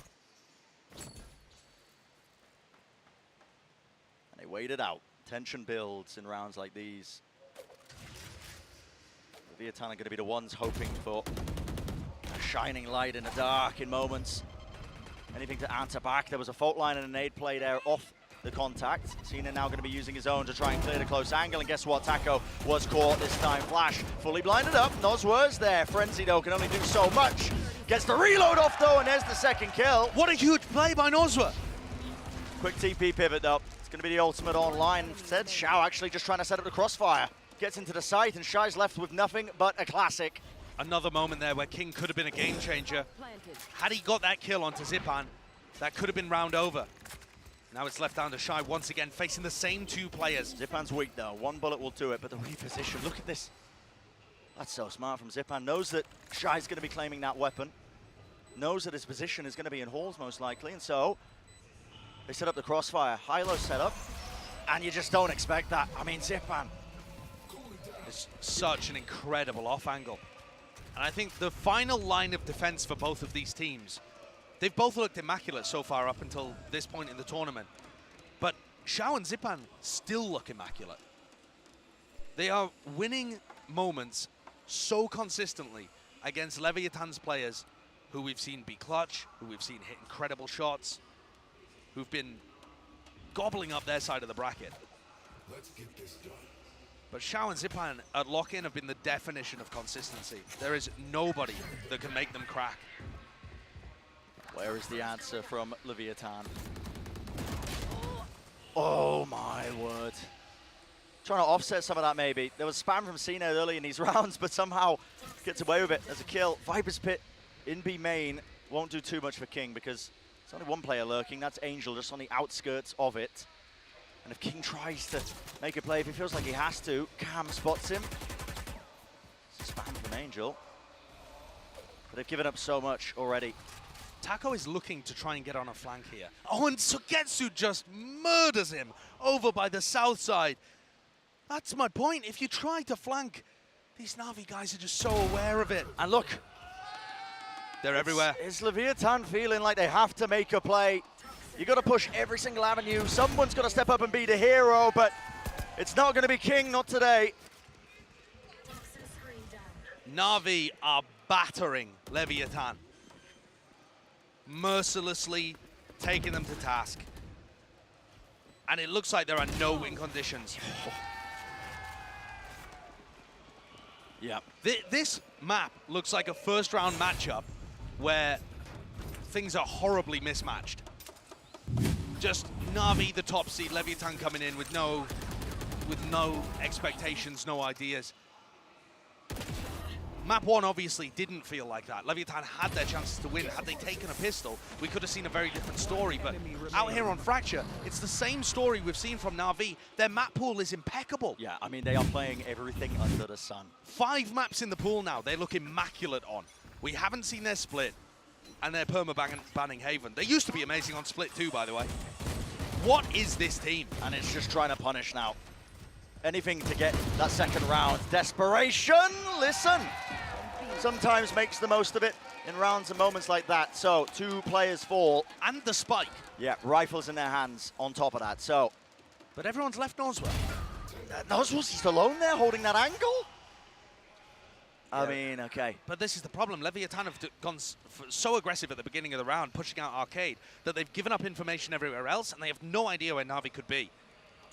Maybe that's why they're not going for plays like this on the rifle rounds. It's only been 2 eco rounds where they've decided to push aggro out through halls, out through Arcade. It's actually getting picks. Maybe they can still convert this one. They have no idea whether Navi have got the spike back, though. Yeah, they give up that space, most likely because of those Viper walls cutting across some of the sight lines, but there we go. Spike is going to be retrieved. King solo. Jiggle peek. He does spot the players.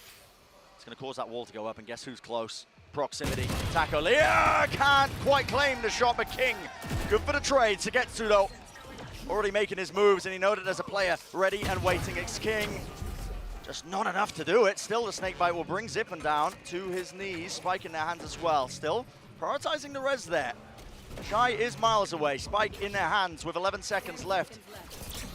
Flash play. Navi going to be feeling the pressure here. They have to plant this. And it's Shy, a risk. yeah. It's a risk, obviously. Shy could be Canteen, could be Generator, but he is not. And now they have a pretty good idea. Dodging the side of it, though. Flash wasn't too good. Viper's Pit in play. It's going to make the task for Shy that much harder. He's going to try and make this 1v2 a possibility. The fast rotation all the way around, though, and time is of the essence. Not just because it's ticking down, but the decay damage as well. Turret doesn't see anything. Shy brought down to 1 health, and he's just watching the wrong avenue. Every moment, every 50-50, every play going the way of Navi. Absolutely immaculate here, 9-1. Even if Leviat& win the next two, and the pistol and the bonus, it's still not looking like an even match. And that's one hell of a task.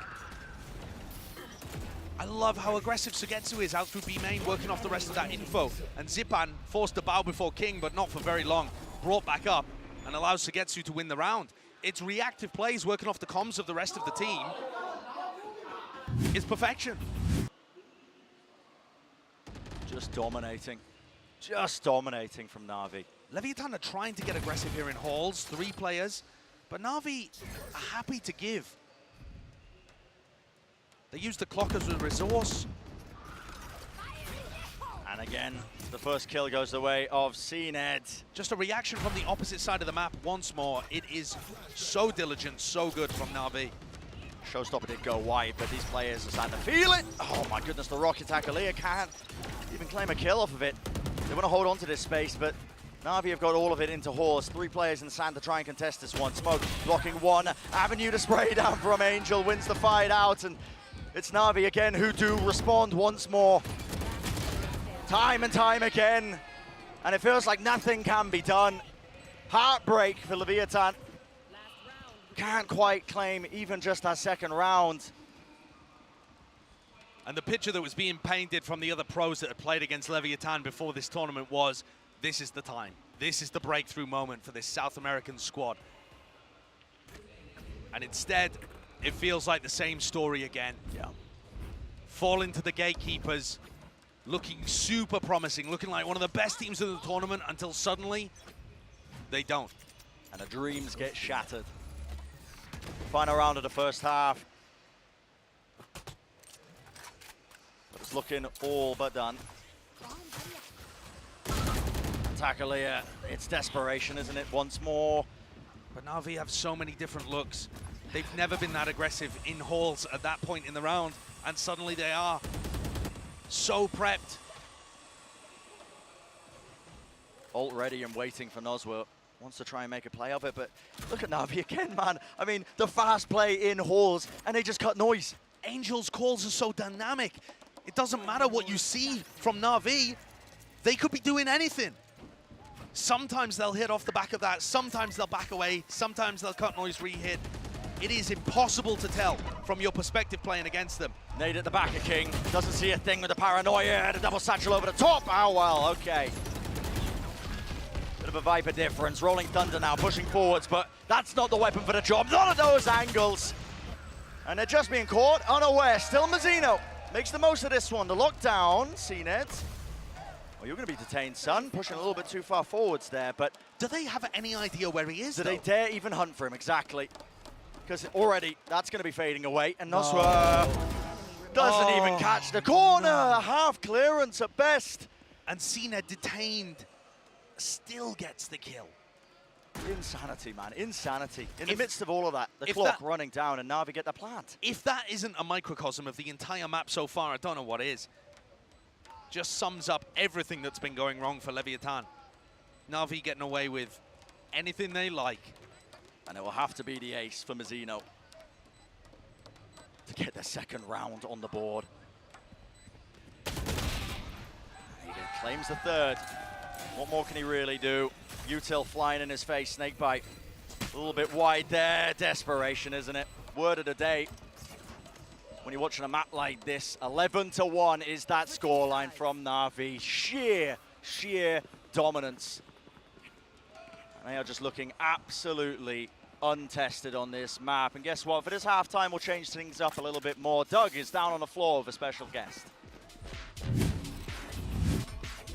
Thank you, Brandon. Yeah, I'm here standing by with Suga here, and there's a lot to talk about. Suga, primero de todo, a ver, que se ve mala la cosa, se ve muy fea, pero ¿qué opinas tú del partido? La realidad es que Leviatán viene haciendo un lindo trabajo en este lock-in, pero obviamente este partido sabíamos que iba a ser difícil. Muy difícil. Y Navi creo que es uno de los equipos más fuertes de todo este evento y del mundo probablemente. Sí, así que creo que se ve difícil. Los chicos ya han tenido complicaciones frente a este mismo core cuando solía ser Fan Plus Phoenix y han tenido dificultades. Hoy se están viendo ante esta adversidad, pero de todas formas creo que en el Ascent lo hicieron mucho mejor. Acá llegaron ya con ese bajón anímico quizás después del 5K de Yao en ese Ascent, que lo vienen arrastrando todavía. I mean, ¿qué hace? Right? ¿Qué hacen con una pela así? She says it looks rough. Unfortunately, like they've looked really good in this lock-in tournament up until this point, but it just kind of seems like they've run out of gas, and they've struggled against this core before, right? And then with Xiao's 5K, what do you really do? Todavía tenemos tiempo para una más pregunta. En tu opinión, hemos hablado de Navi, pero ¿quién crees tú que es el equipo más mejor del torneo? Navi, sin duda, y también creo que Loud perfila probablemente para campeonar aquí de local, que estaría interesante.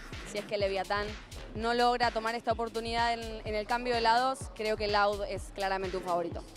So I asked her essentially, you know, we've talked about Navi, but who does she think is the best team here at the tournament? And yes, we've talked about Navi, but Loud also looks incredible. Unless Leviatán can do something here at halftime to try to change the tides, it really just seems like it's going to be Navi all the way. Muchas gracias, un placer hablar contigo. We are going to throw it back to the casters to get us back into this highly anticipated second half. Bren, Sideshow, take it away. Highly anticipated, maybe if you're a Navi fan, I think, because they are running away with it, honestly. One of the favorites coming into this event, Leviatán, they were not shying away from the gusto, you know, saying how good they were doing in scrims, you know, this is their time to strike, and all signs were pointing towards it until now. And Navi, the dominance that they have showcased in this tournament so far, I thought this was going to be a blockbuster match, two heavyweights, and Navi have dismissed one of the top contenders from the EMEA bracket. If they can do this here, what can't they do? A Navi on for the second trophy? We have never seen a team lift 2 trophies in Valorant. I'm getting that feeling from this squad. Of course, don't forget about the other contenders on the other side of the bracket. Loud still in it, but... Loud, DRX, you know, Fnatic, 100 Thieves, these are all big hitters. But I would have said the same for Leviatán. And look what Navi are doing to them. It's not even fair. They look so ready. So, taking up all that space now. King not messing around, moves forwards, and he's just running straight through the snakebite, hoping for any sort of timing there. Mazzino, 2 shots from the clip. Enough with the classic, but Sugetsu is that final boss, holding it down. The last layer of defense, and the spike drop down into tower. Triple re-push, Shy with everything to do here. Takes his time with it, and he is rewarded with the 2 kills, so maybe winnable though. Still, Taco put in such a hard position. First one's found, but does he anticipate this? Sugetsu, the reposition, moves to one side. No utility to his name. Still, crosshair placement is good for it, and okay. A pistol round claim for Leviatán, and it's a Red Bull clutch. The barest breath of life for Leviatán, but at least they've picked up 1 out of 4 of the pistols in this series. I think it made a massive difference on Ascent. I don't think the same can be said here on Fracture, can it? Unless we're going to see both of these teams be absurdly attacker-sided, but I think those kind of tales, they're only in stories. It would be an absolute fairy tale, dream come true if Leviathan were able to mount a comeback of this kind of magnitude. Yeah, Navi are so firmly in control. And you heard the desk talk about it, this one-way in Halls, it's not actually dead, but it's not as good as it used to be before. And that's why we weren't expecting Omen to be run. Oh my goodness. But it's not even going to be challenged. Navi, Angel looking like he's found the fountain of youth once more. And this is just the Sheriff buys to add a bit more danger into a round that otherwise should have been easy taking for Leviathan. It's forced them to slow down for about a moment. Got to wait for that util to fade. It would be almost poetic. Seketsu! It would be oh, no. almost poetic if Navi were able to win this one. The players are scrambling. Doubled up here. Flash around the corner. A lot of damage being done, and they have just collapsed onto them. Oh, my word. The mechanics from Navi, impeccable. The way they fight together, unbelievable. And their utility pressure, way too much for Leviathan. Navi will spot him a pistol, but that's all they're getting here. Seems like it. No more buffer room. No more room for error at all. It's one round, that's all that stands between Navi taking it in 2 and looking like one of the dominant favorites, heading deeper and deeper into the São Paulo lock-in tournament. They're the South American Slayers, aren't they? They just seem to run into and knock out Crew, Leviathan every time we have a big tournament like this. The read that Doombros and Angel have is just too powerful. Credit to the rest of the coaching staff as well on Navi. Absolutely. Spike's going to be dropped down onto that north side. Of course, no other option other than to force up into this one, but you've already lost a player, King falling. And King had to be so far out because of that Omen one-way again. CNED has been looking great here on the raise too. Not really required to put on his best game, but he's been consistently good, and that's another part to the puzzle, right? We were wondering, we had questions about that. Yeah. And CNED has just answered them here. So an exchange there of the IGLs in this round as Angel and King have fallen to Seketsu. The smoke deep. Mizzino's playing inside of this one. Nade into the back, that's going to be pushing him forwards. Mizzino trying to take the space and a bit of running gunning. Why not? Does the job at the end of the day. Still, fight's not done yet. Job's not finished. Oh, the lockdown nade has pushed them straight into Zipan. And if there was any hope in hell of trying to claim this round, it might have just been finished. Locking it away, it's got to be Takulia for any hope of continuing in this tournament. And he just opens himself up wide across a placement not ideal, paranoia. And he can feel it. No chance in hell. It's Navi taking it 13-3. Insane performance from Navi, a statement match. They came out here and slapped Leviathan around on map 2 after beating them on their home turf of Ascent. You couldn't make more of a statement to showcase that Navi are on their hunt for a second trophy. It's a team that is not worried at all about showcasing strategies, different looks on different maps. They've come into this tournament with a different level of confidence. Almost like their goal primarily hasn't even been to get that trophy. It's just been, listen, show everybody how scary we really are. We want to take the challenge. We want to give people opportunities to counter Stratus. Yeah, and I love watching this team. Leviathan impressed me so much with what they showed earlier on in the tournament. And I'm going to be highly anticipating their matches in the Americas League when they challenge teams like their South American rivals Loud and big heavy hitters like NRG from the North American side of things. But frankly, today they were outclassed. And I think that there's still clearly more to do for this Leviathan squad if they want to be a title contender. Navi just showed them the gap between where Leviathan are at and what you need to lift the trophy. My word, impeccable perfection from Navi today. A few more steps, of course, until that trophy does get lifted. But for today, it is Navi who reigns supreme, dethroning King, knocking him out of the tournament. They are going to be moving one step closer, of course. And I think the teams that are playing later on today have got to be scared of this.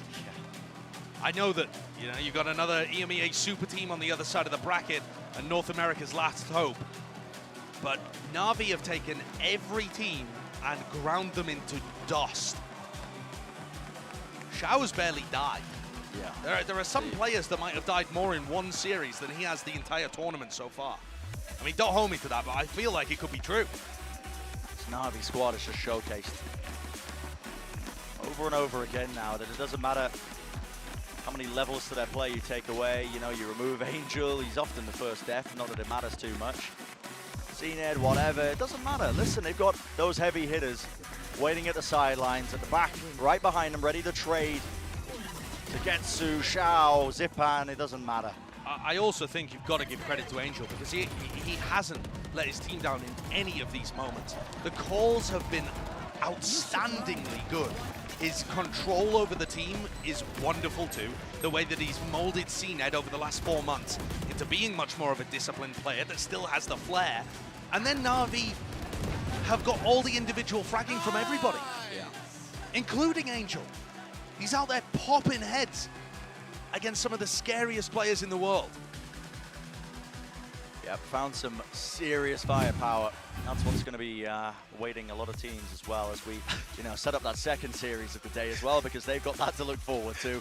I thought we were going to be witness to an all-time matchup here today, and instead, wow, Navi just put on a clinic. Yeah, and I'm not even mad, honestly, No, as well. I think honestly, you could walk away from this being like, man, why didn't we get the 3 mappers? Why didn't we get the banger that was promised? But didn't want it. Listen, that Navi squad looked too damn clean. The match MVP below, you can vote for that one, of course. Shao, Sagetsu, Angel, a lot of options available. And honestly, who do you even go for there? It's across the board, just parity on this team, parity in bounds. But that's going to do it for the first series of the day. But as I said before, we do have one more match ready and waiting on the other side of this one, and you're not going to want to miss it. It's going to be an absolute banger, so we'll see you just after this.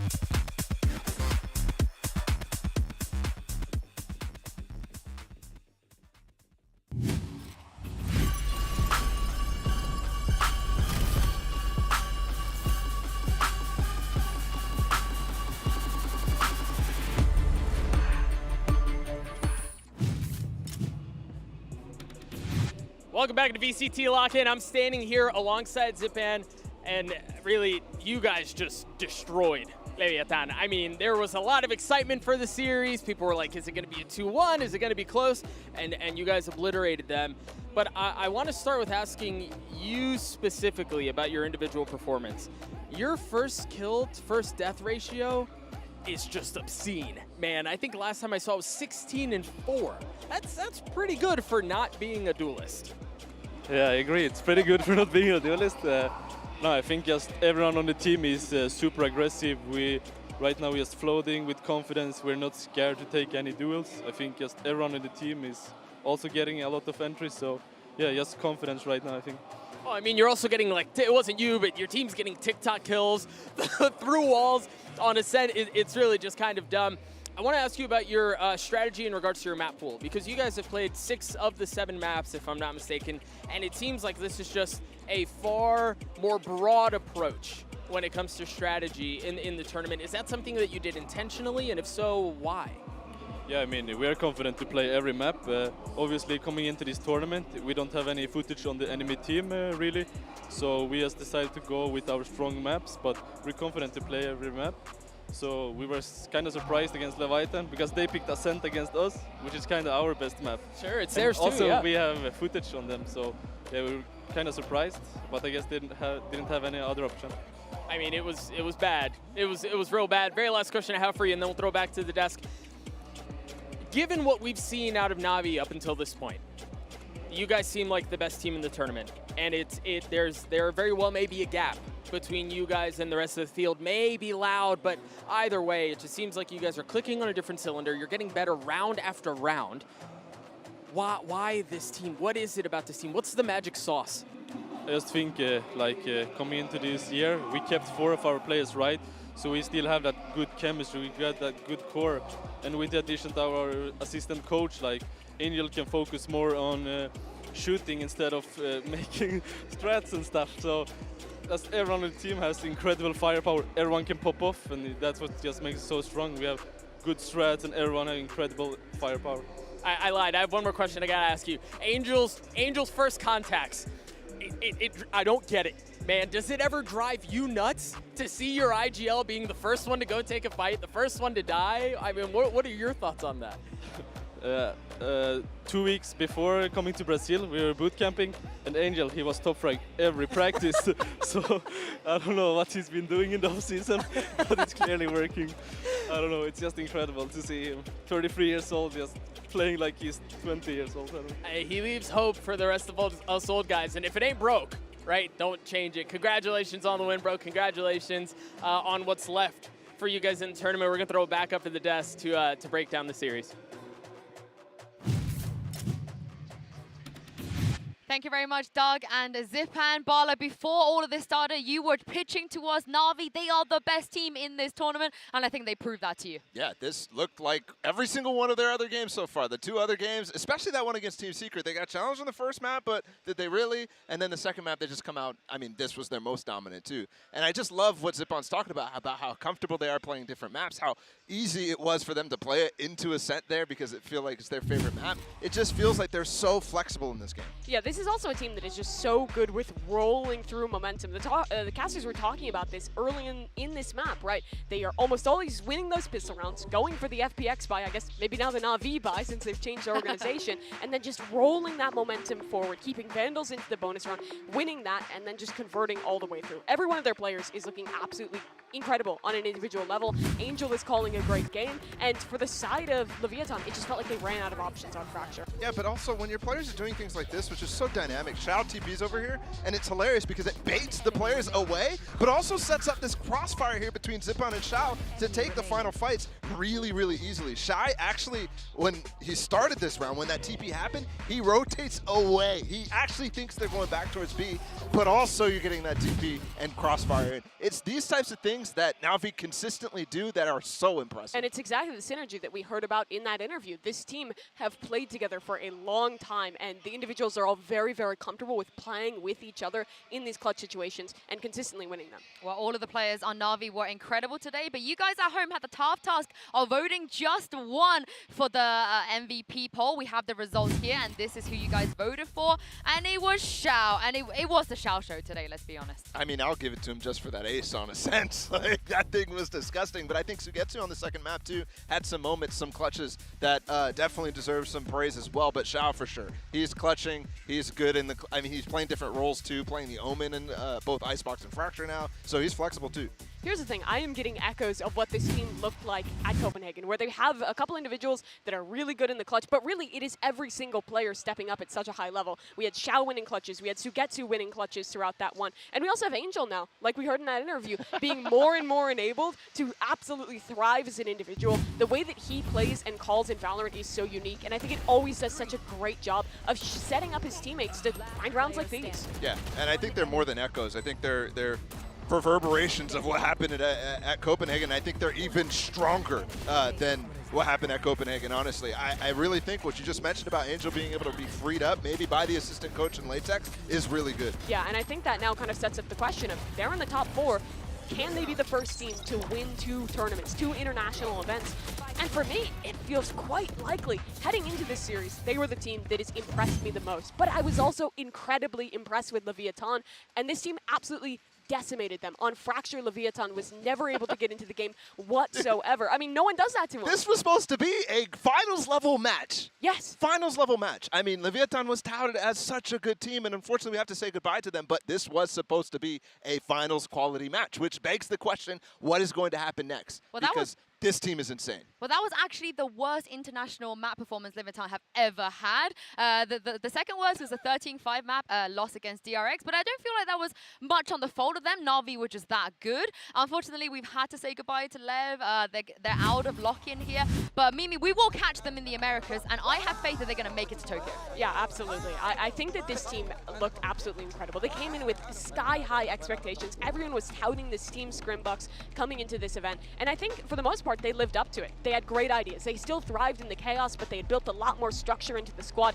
All of the role changes made a ton of sense, and the roster changes were all clear upgrades. I think that for Leviat&, they are going to be one of the absolute top contenders in that Americas League, which is already looking so stacked. I think you were hoping for a top 4 finish from them, but unfortunately this bracket was just too damn hard, and Navi was too damn good. So, like, I don't know if you're walking away from this super happy if you're Leviat&. Sure.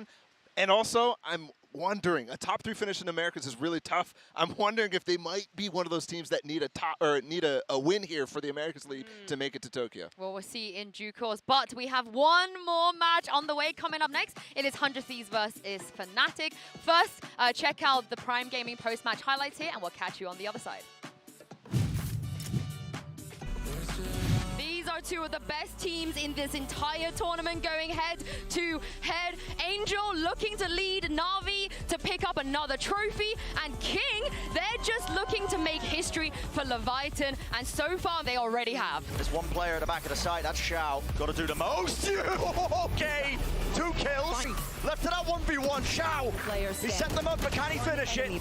Finally does it, and he lands it! Unbelievable! Good lord. Gonna be hopping and skipping, doing a little dance. Winner dance, guys, winner dance. Navi will swarm the site. 10 seconds. Can't quite get it, but it is traded out. Taco, knives out, right click, and no more time to plant the spike. That was, where was that from? What? A warbang angle from there?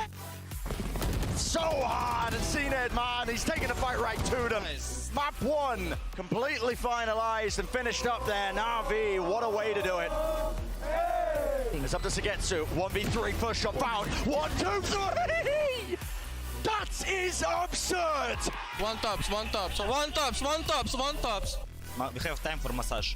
Okay, so don't waste my time, boys. Focus. Rolling Thunder now, pushing forwards, but that's not the weapon for the job. None of those angles. Nice, nice, boys. Well done. No chance in hell. It's Navi taking it 13-3. You couldn't make more of a statement to showcase that Navi are on their hunt for a second trophy.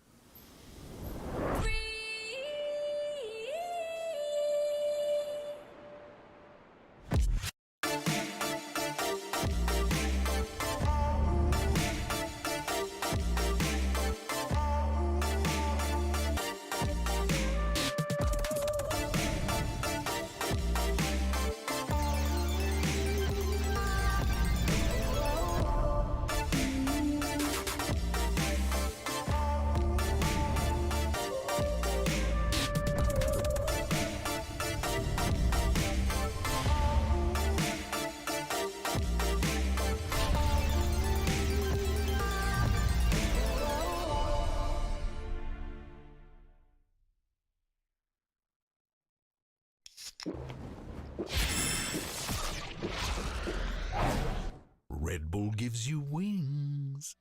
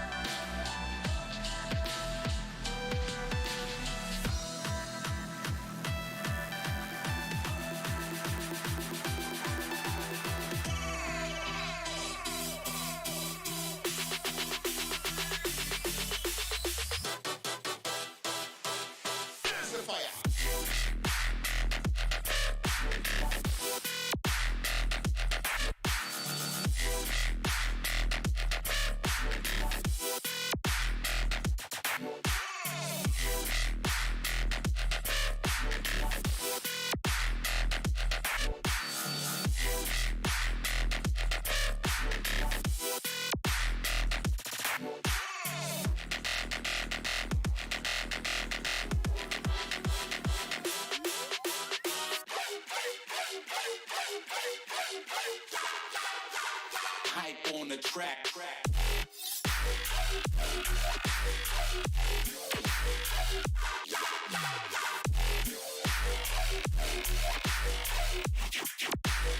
Hype on the track.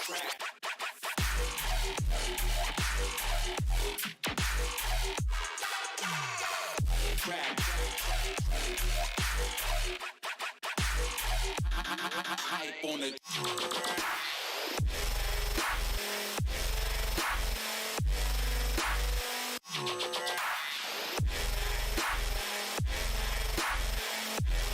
hype on the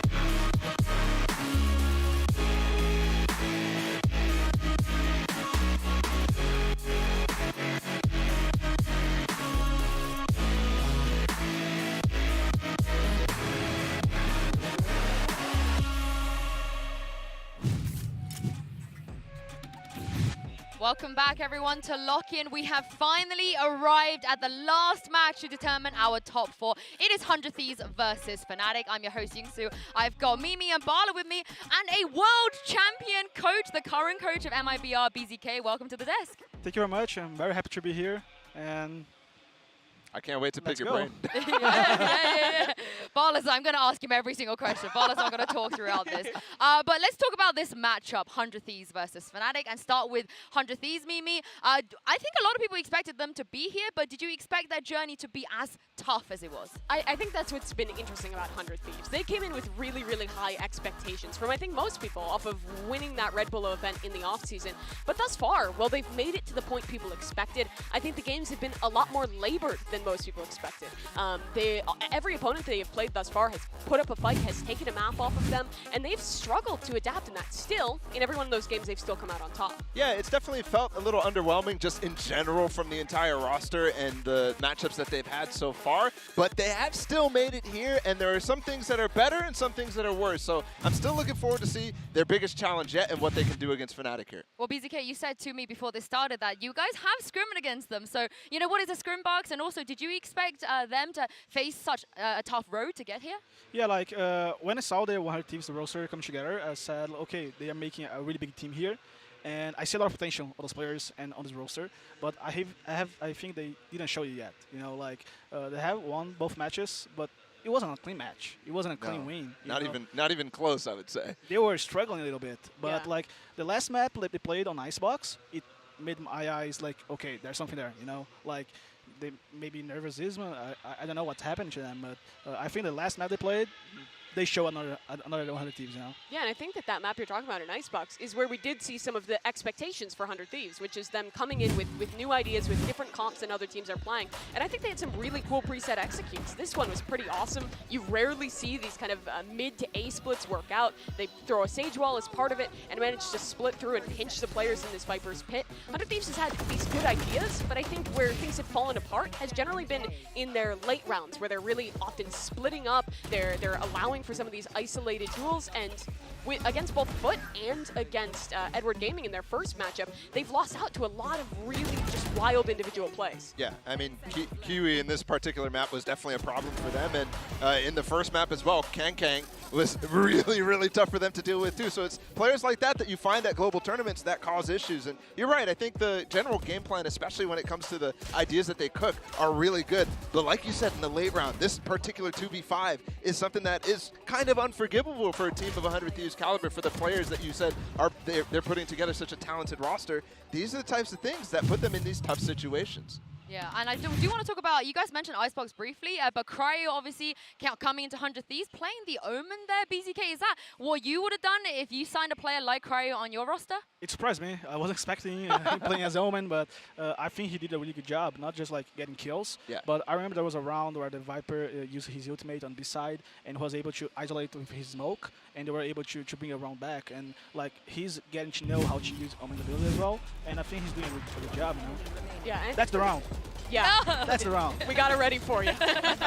Yeah, but for Cryo, I think what is surprising for people is that in his previous role in XSET, he was almost always only playing the Jet or the Chamber. He was great as an individual. But here, 100 Thieves is kind of continuing with, I think, a theme of their team where they want all their players to be as flexible as possible. So they've been putting him on the Raze, putting him on the Omen. And I thought the Omen was great, but some of his Raze maps, and I think the initial time that they played that Icebox composition, haven't quite lived up to the expectations, the very high ones that Cryo has set for himself. Yeah, the flexibility is something that I think 100 Thieves is trying to instill in their players since Sean as well. So Mike's is kind of carrying away this anti-jet philosophy, which I think makes sense in the meta. I think that might be optimal, but for a player like Cryo, it's certainly raising questions, raising eyebrows. I mean, we saw some Raze clips there.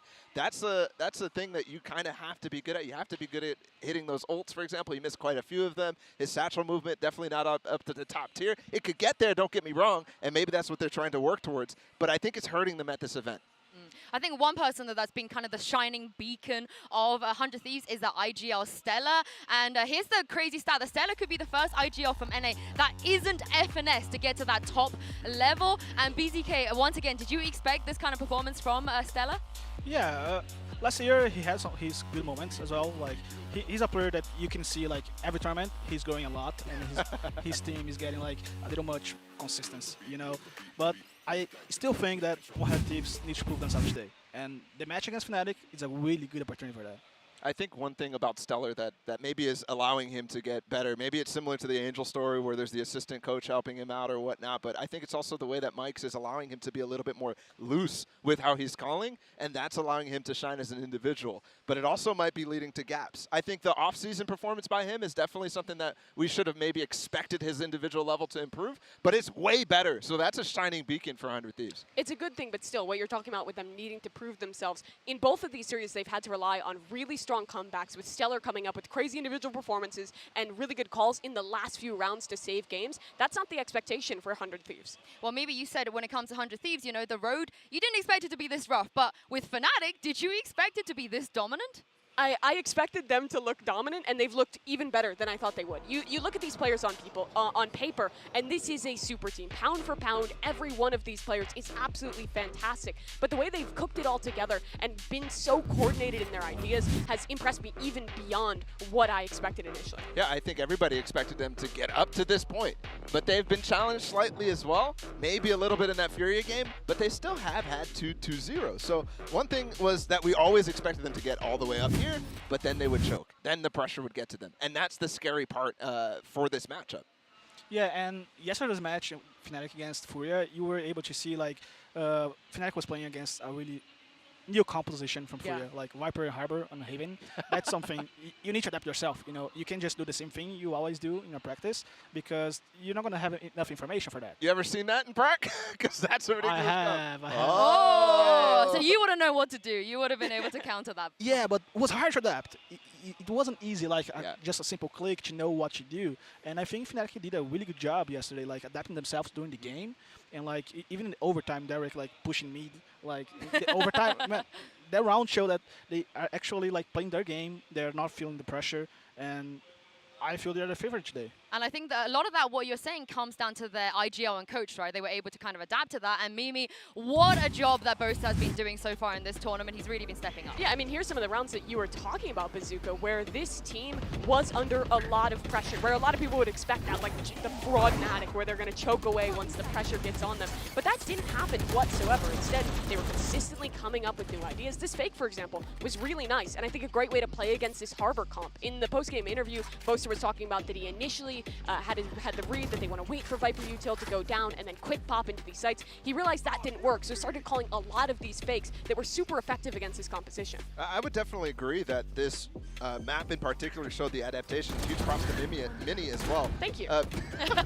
Because, like you said, it's really difficult. But I also think, especially when you got it down to the overtimes and when Furia was winning those first rounds of overtimes, there were cracks showing in Boaster's calling. There were moments where they were overstepping. There were moments where they were overheating. And that is a scary thought because, yes, he played up to the crowd. Yes, he played with all the pressure on the line.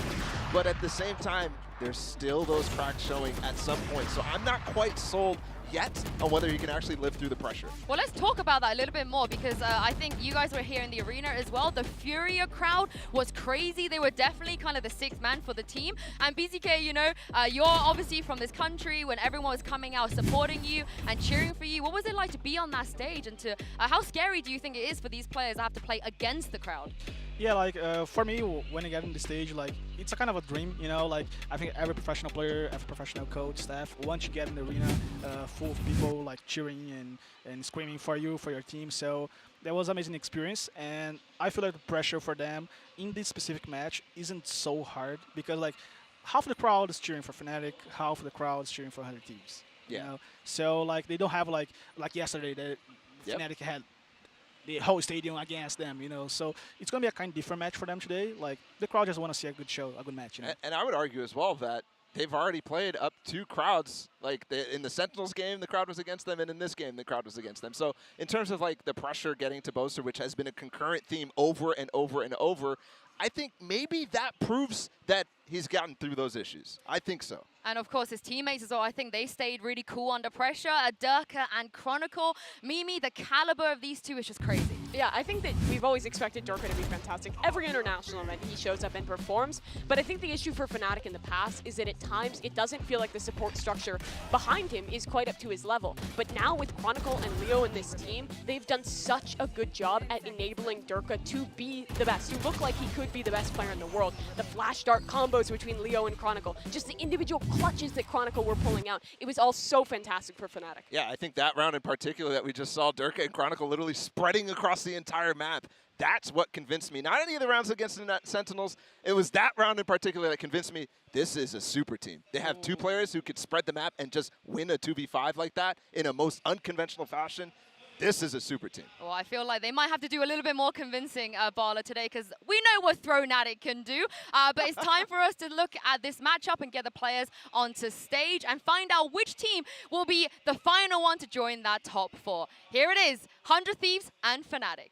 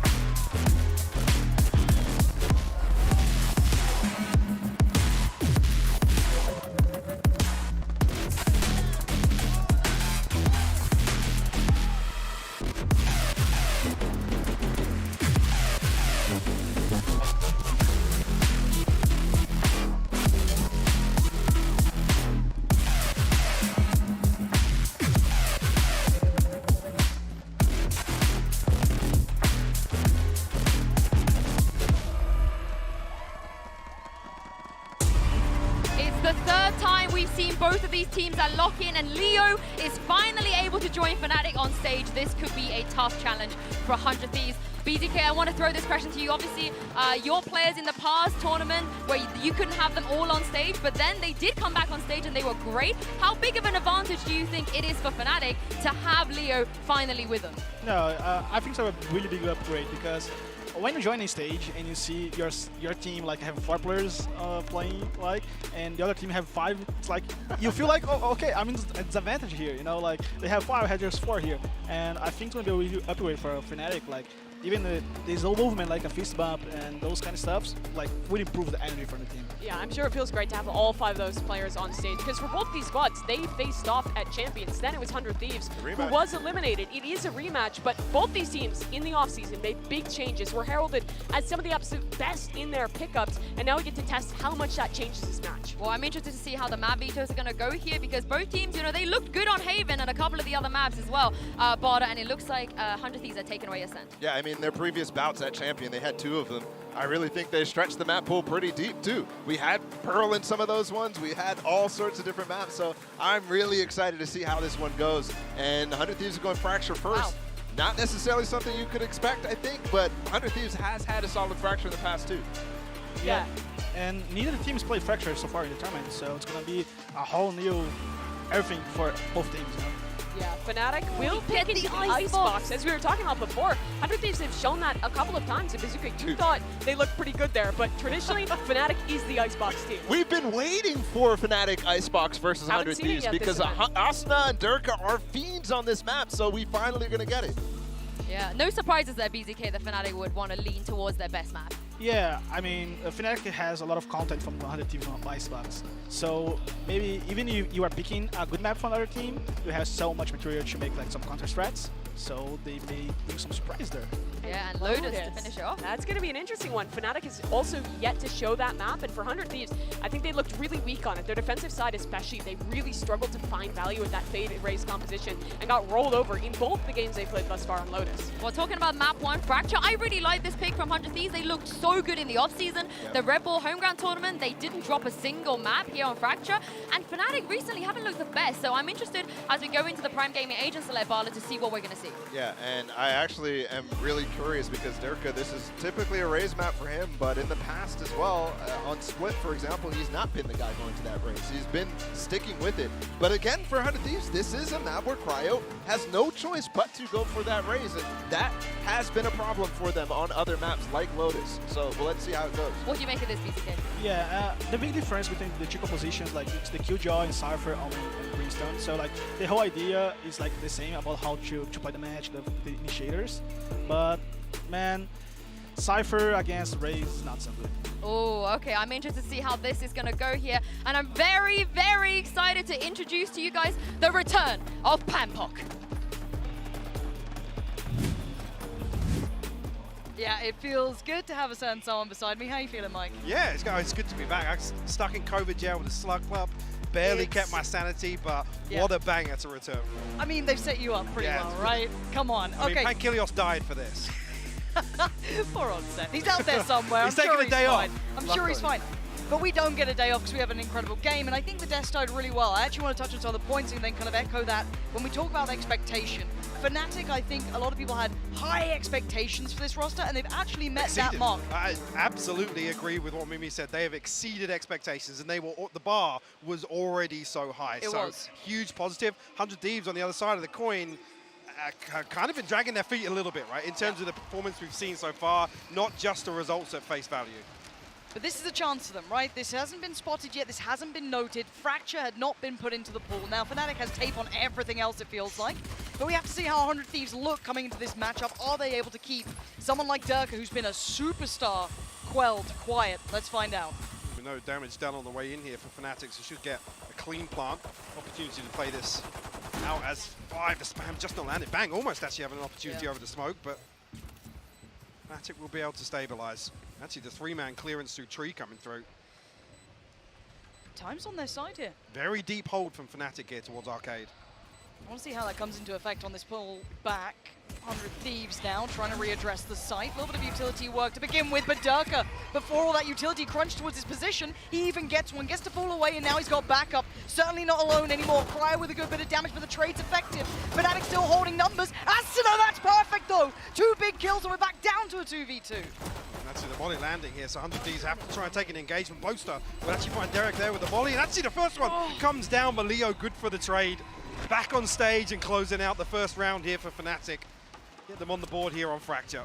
And my eyes are going to be looking at Leo, how he's performing here, obviously. Stepping onto the stage finally.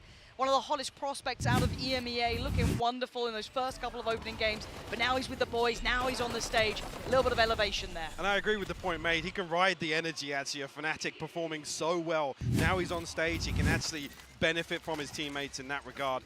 And speaking of benefits, I mean, Durka must be loving it. You get Leo and Chronicle to set you up, right? Like, what a combination. What more of can you talent. ask for? And again, Durka's had one of those tournaments. It's hard to ignore his capability. So again, my eyes will always be on him as well. But I want to see how Leo performs now he's on the stage. Different environment. Now, on the other side of the coin, though, we look at the purchase. It's extremely light. We have the Sheriff Alpha Asuna, but beyond that, it's just classic. So again, for Fnatic, keep it clean. The fundamentals have been solid from them. And Boaster connecting towards Stella. We'll find the opening. Bang. Tucked inside the smoke, we'll have to respect this in Canteen for the time being. And 100 Thieves did just retrieve the orb towards Dish. A little bit of a push out there just to clear. Hoping to maybe find a favourable engagement, but it'll be very difficult now with these weapons to dig Fnatic out of another post plant. Yeah, let's see if they can at least make it look uncomfortable for them. It's pretty rough to make anything happen with this one, so it is just kind of suffer through. Even a late smoke for Boaster as well keeps them funneled in. Let's see if Derek can maybe set something into motion, but Fnatic actually starting to go hunting. Right here. Boaster's pretty close to his orbital strike early on. A couple of kills here would be huge for him. Just misses on the adjustment there. Asuna punished, but shouldn't be much of a threat left in this. Yeah, I've got to be careful here to the Widescreen Chronicle to clean things up. A clean start here for Fnatic. 4 survive. Boaster obviously only bringing that Marshall in. And even there, with him falling, he's one away from his orbital strike here in round 3. Dreamy beginnings for Fnatic. You couldn't ask for anything more. And if the trend continues, actually, the way they're playing some of these 100 Thieves have to show a little resistance here. Now with the orbital strike on, it's a huge factor to convert a post-plant situation here in the bonus for Fnatic. I'll look towards that in this round. I do want to see the adjustment for 100 Thieves now. Do they commit a little more to the site? Do they try and take some space elsewhere? There's a couple of options. It's Fracture. You can really get creative with this. So looking at it now, that should be good information off the rip. Boaster and Leo should be noted. Maybe not catching the third, but that's more than fine. There's the ult. It's online. Obviously with that purchase, even getting a Phantom back into this one. Keep your eyes towards Durka. Sat behind that trip up towards Dish right now. Is just Stella anchoring towards A site, actually. Oh, a late walk. I say that, Derek. Make his way back over. But I quite like 100 Thieves trying to take a bit of space here. Not being completely dictated to, but that's an issue now. They have to draw back a little bit, or they have to double down and commit towards this. It looks like they want to commit, but there's a bit of a trap set here. Boaster and Alpha are both waiting around this corner. The patience could pay dividends. Lovely work from Cryo. Boaster now removed. That's the ult off the deck, and the spike now down. Chronicle will respond. Pressure coming back through from underpass here, but Asuna sharp. We'll find another. Sturka left to find Cryo. Luckily escaping. 26 HP though. Yeah, this is beautiful. Really, really good round. That could have been so dangerous, but they made incredible decisions. Whoa. Leo making it costly though. Walking away with only 2 rifles in this round. 100 Thieves, so probably just happy to convert and come up with the right conclusions there, Mike. I mean, initially, yeah, looking towards a very good conversion of that round for 100 Thieves, but we'll see just how the purchase will land. Spectre in hand for Asuna. Derek going to struggle for, I was going to say, any proper weapon here, but will actually receive a drop of a judge. We'll see actually if that becomes a factor here. The pings, I'm not sure if this is Fnatic going to try and posture a little bit towards A main. Oh, beautiful combo! Cryo's done for! Cryo just accepts his fate. That could have been 2 as well. Derek was a step away from being caught in that. I was wondering where the C's was going, but that is gorgeous work. Lovely way to start this off. I thought it was posturing, but it's full intent. Asuna now needs to bail him out a bit here. He's been great for a couple of frags every round. The pop flash is good. Asuna wants more, can't convert. And Chronicle snaps back to Derek.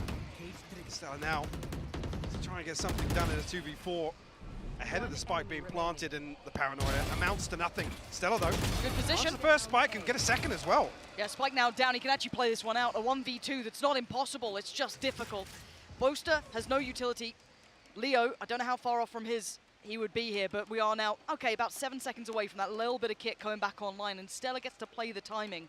40 seconds to try and make the right decisions. Can he spot out these players? There's the committed utility. Nothing noted close by, nothing actively facing CT, but Stella playing it calm over by CT. Yeah, it's a tough cross, no smokes here, but it looks as if Stella might just allow him to slip into a position here. 8 HP. Scrap that. He's only got 8 HP to work with, but his Boaster against him, full HP. Light armor, Boaster's good for it. Close as you like, though. A fabulous attempt from Stella. Beautiful little set piece there towards Sand, just to find a freebie on the opener. Great conversion of the orbital strike. Stella making it interesting, and he's been a factor in so many individual rounds for 100 Thieves, but this is the sort of thing you love to see from Fnatic. We always called them kind of the mad scientists, always came up with quirky little pieces. Some of them worked incredibly well for a long time, but that lovely little pocket play to come out with. And even to say this as well, obviously we've seen Fnatic perform very well here in Sao Paulo. It's been a long time since we've seen them lean back towards that kind of choreographed set pieces. I mean, even think back to their split performance, right? It was a very minimal utility, double duelist composition. But I like seeing them kind of lean towards that, but then also seeing the other side of the coin, the adaptive play against Furia. The desk certainly highlighted how valuable that was. Now, I want to see how Alpha handles this. Yeah, going to make his way out of there as the turret took a whole lot of contact. Felt a little bit too much pressure over towards the north side, and he's just going to head over with the gang, and it's a completely clear A side. 100 Thieves have to make a go of something here. You're not going to take traditional fights, so try to be proactive. Maybe trying to isolate that split we've been seeing going towards B. Obviously, we note it. Fnatic, they're not there. I was going to say, should be able to figure this out. About now with Asuna, hearing all these sounds. Uh-oh. Alpha. Alpha. Stella? Stella's just filthy right now. Leo, great conversion on the second. Needs to back away and play his life. Might need some support in this. Derek should be able to get a rifle out of it at least, but then find some more impact. Okay, he needs someone else with him. He needs someone to do something here. Asuna does have utility to play with, as does Bang. There's some danger in this round. All of the kind of post-plant positioning is deep on the site here.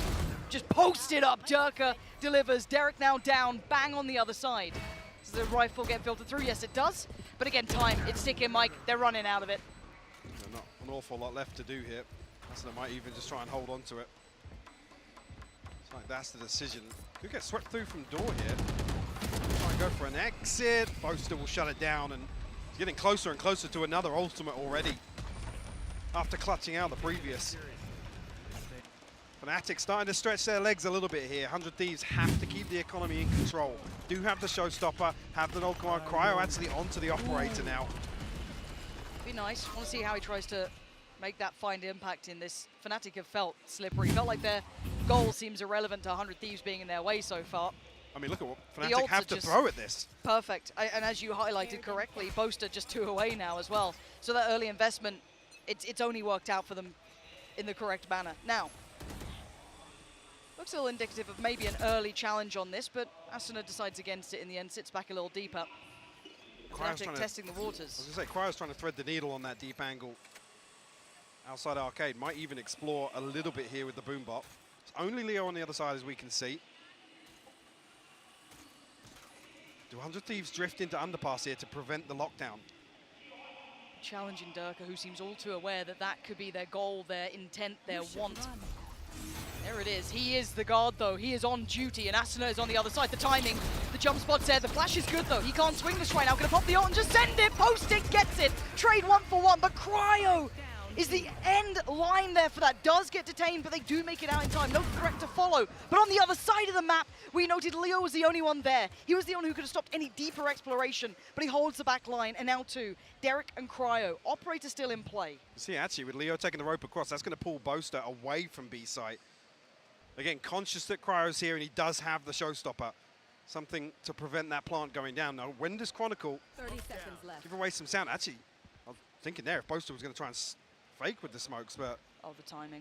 Chronicle. I mean, Derek's in earshot. He's heard this smoke. They're completely committed to the rotation. And that's a dead man walking. Straight away, Cryo, unaware of the potential of someone just waiting patiently, and now the pendulum swings. The spike's going back to B, and sadly for Derek, what are you meant to do? Wrong place, wrong time. Fnatic selling them a fake perfectly, working off the back of the success that Chronicle had. It's a free plant. Derek does have the fault line back. Chronicle has a fault line of his own here. Got to win this one out, get a little closer, but Chronicle will shut that down. Fnatic 5-1 lead here on Fracture. When's the timeout coming for 100 Thieves? You got to stop the bleeding. I was talking about the economy starting to get out of control. They're just going to start cycling ults again now. And some big ultimates available for an execution here. Again, the intention there, bang on the money from 100 Thieves. Not wrong at all, yeah. Coming down, slowly pushing towards. Again, they were so conscious that there was going to be some kind of pinch to obtain underpass control, but it was only Leo who tucked into that position so late. It forced 100 Thieves to clear so much of bridge. Patience, that discipline from Leo is fantastic as well. That's why I've always been impressed with him as a player. Yes, he's had his flashy moments, but I feel like he's one of those rocks that just gets you that one kill that is so valuable at times. Doesn't get overheated, doesn't overpeak, doesn't overplay anything. Really collected and calm player. And we called the timeout, and I think 100 Thieves realizing this one's getting out of hand. I'm a little worried, because I don't know how much they've got in the bank for this one, because again, to my eye, the untrained eye, of course, to an extent, Fnatic are looking really good here, Mike.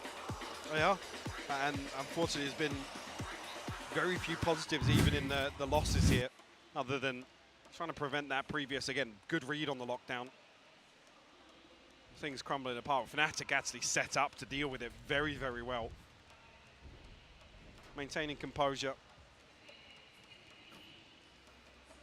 And with things like that early round with the combo for the orbital strike, 100 Thieves are going to be so paranoid if Fnatic have anything else cooked up to kind of slow down any aggression. So we're weighing heavy on the back of their minds. And the one thing that 100 Thieves really stood out to me with was their scrappiness, that like true underdog danger that they've had, but I'm not seeing it here. Well, it's tough as well, because with this composition, a double initiator for Cryo on the Rage, you're thinking, this is fantastic. Cool, Let's see 100 Thieves open around Yeah. up here, but it's at the point now of this half where it's almost like, yeah, guys, we got to drift back a little. You know, let's look for some reads, let's try and get some information as opposed to committing to fights, which is why we're seeing them kind of tucked in, anticipating these site hits. Again, a solo A-site anchor here. And Bang's been having a rough series so far. Hasn't had that great start. He, a little hot and cold. We saw him being an absolute hero. I think it was on Icebox, but then also a couple of quiet games. So finding that consistency difficult, but you can see the utility pour. He's found a corner, a cubby to stay alive in, but bet your bottom dollar that gets checked. Everything poured in, but no commitment until now. Flying through towards sand. Fnatic look like they're going to commit regardless. Actually, Bang still finds one though. That's huge. A little bit of chip damage is good. Take away Durka, that's not bad. Point man now gone. Here comes the return. They want back in. They don't want to let them even get a plant. Cryo desperate to find a pixel out of place, but the plant's coming in. Sends it, doesn't find it. Leo in the meantime cut down Asuna, and now the player advantage sitting with Fnatic. Make it scrappy, make something happen. Alpha's not letting it. It's a 3v1, and Stella's been golden, but not now. Fnatic put a whole lot into that though. Blind ults almost. It was just pouring everything in, maybe in case of a stack, but again, desperate to secure. Yes, obviously the purchase wasn't there from 100 Thieves, but I think the threat comes through. It's a perfect reaction. Yep. Bang finds the kill. The good. showstopper's about to come through. Guys, secure this round. I think Cryo's just so unfortunate. And even after actually the counter-rolling thunder comes through, he's then stuck in a smoke. He can't even get out of it. He has to post the ultimate somewhere. I think initially popping it when he's on the ropes, tries to satch it out, but just can't close the gap. okay, early information. Do they get the read this time? What do 100 Thieves want to do with this? This is good though. We want to see this double flank challenge Alpha out towards Tree. Bang previously noted on this position. I think actually Fnatic throwing the same reveal, so see if the awareness is there. Alpha challenged, but turret gone at least. A good indicator as well. No command popped on the back of that contact. Boaster? How's he found Bang like that? Like I said, he was noted with that reveal previously. That's such great work, and they're completely negating Asuna's presence. He wants to find one of these players, and Chronicle just threading the needle so perfectly. Now the flank's coming into effect. Leo put on the chopping block. This kill! Comes out of it, Alpha in combination. It's never a fair 1v1 right now. Cryo is winning out as best he can, but he's the last man alive. 27 HP as well. Can't even commit to a follow-up engagement here.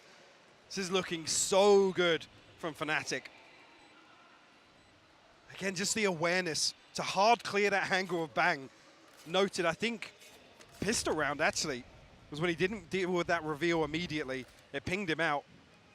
The Boaster's already got the read on this. Knowing he's stacked up, Cryo are going to be looking to save this weapon. He's trying to clear it.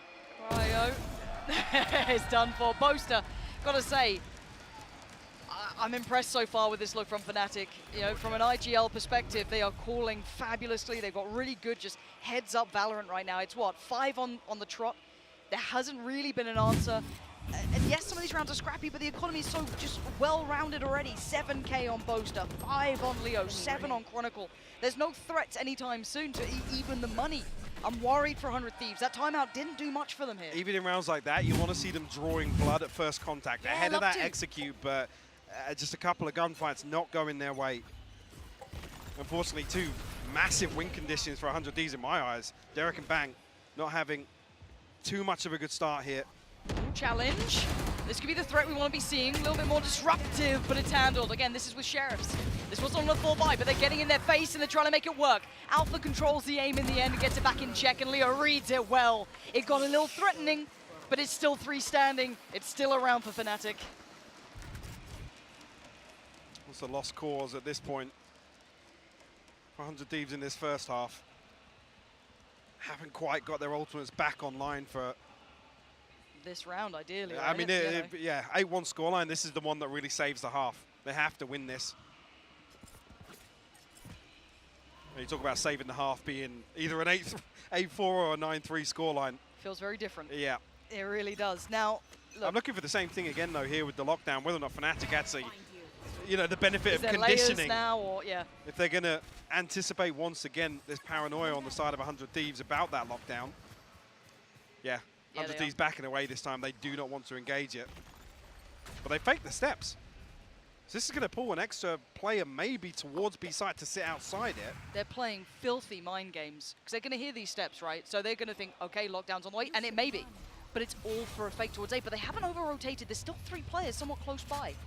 So, again, it's worked somewhat well, but it hasn't had that full effect. Asuna is still here. He's in such a dirty spot as well. This is so ratty. This could be the absolute fiesta resistance for 100 Thieves, and it's not. It's instantly traded. Where's the rest of the boys, though? Where's 100 Thieves to challenge his cross? It ain't happening. Spike's not over just yet. Cryo needs to be warded away, and he has been. The paint shell pushes him out of place. But the spike now on the site. The time should be in Fnatic's hands. Let's see. They're 100 pushing Thieves it. going for the pre-take. Yeah, this is huge. This is dangerous, but look at the util. Set into motion. Durka just capitalize on it. Chronicle, wondrous work, and again, it's shut down. Derek makes such a valiant attempt, but there's just so many bodies. Fnatic, I mean, a couple of scary moments again, but 9-1.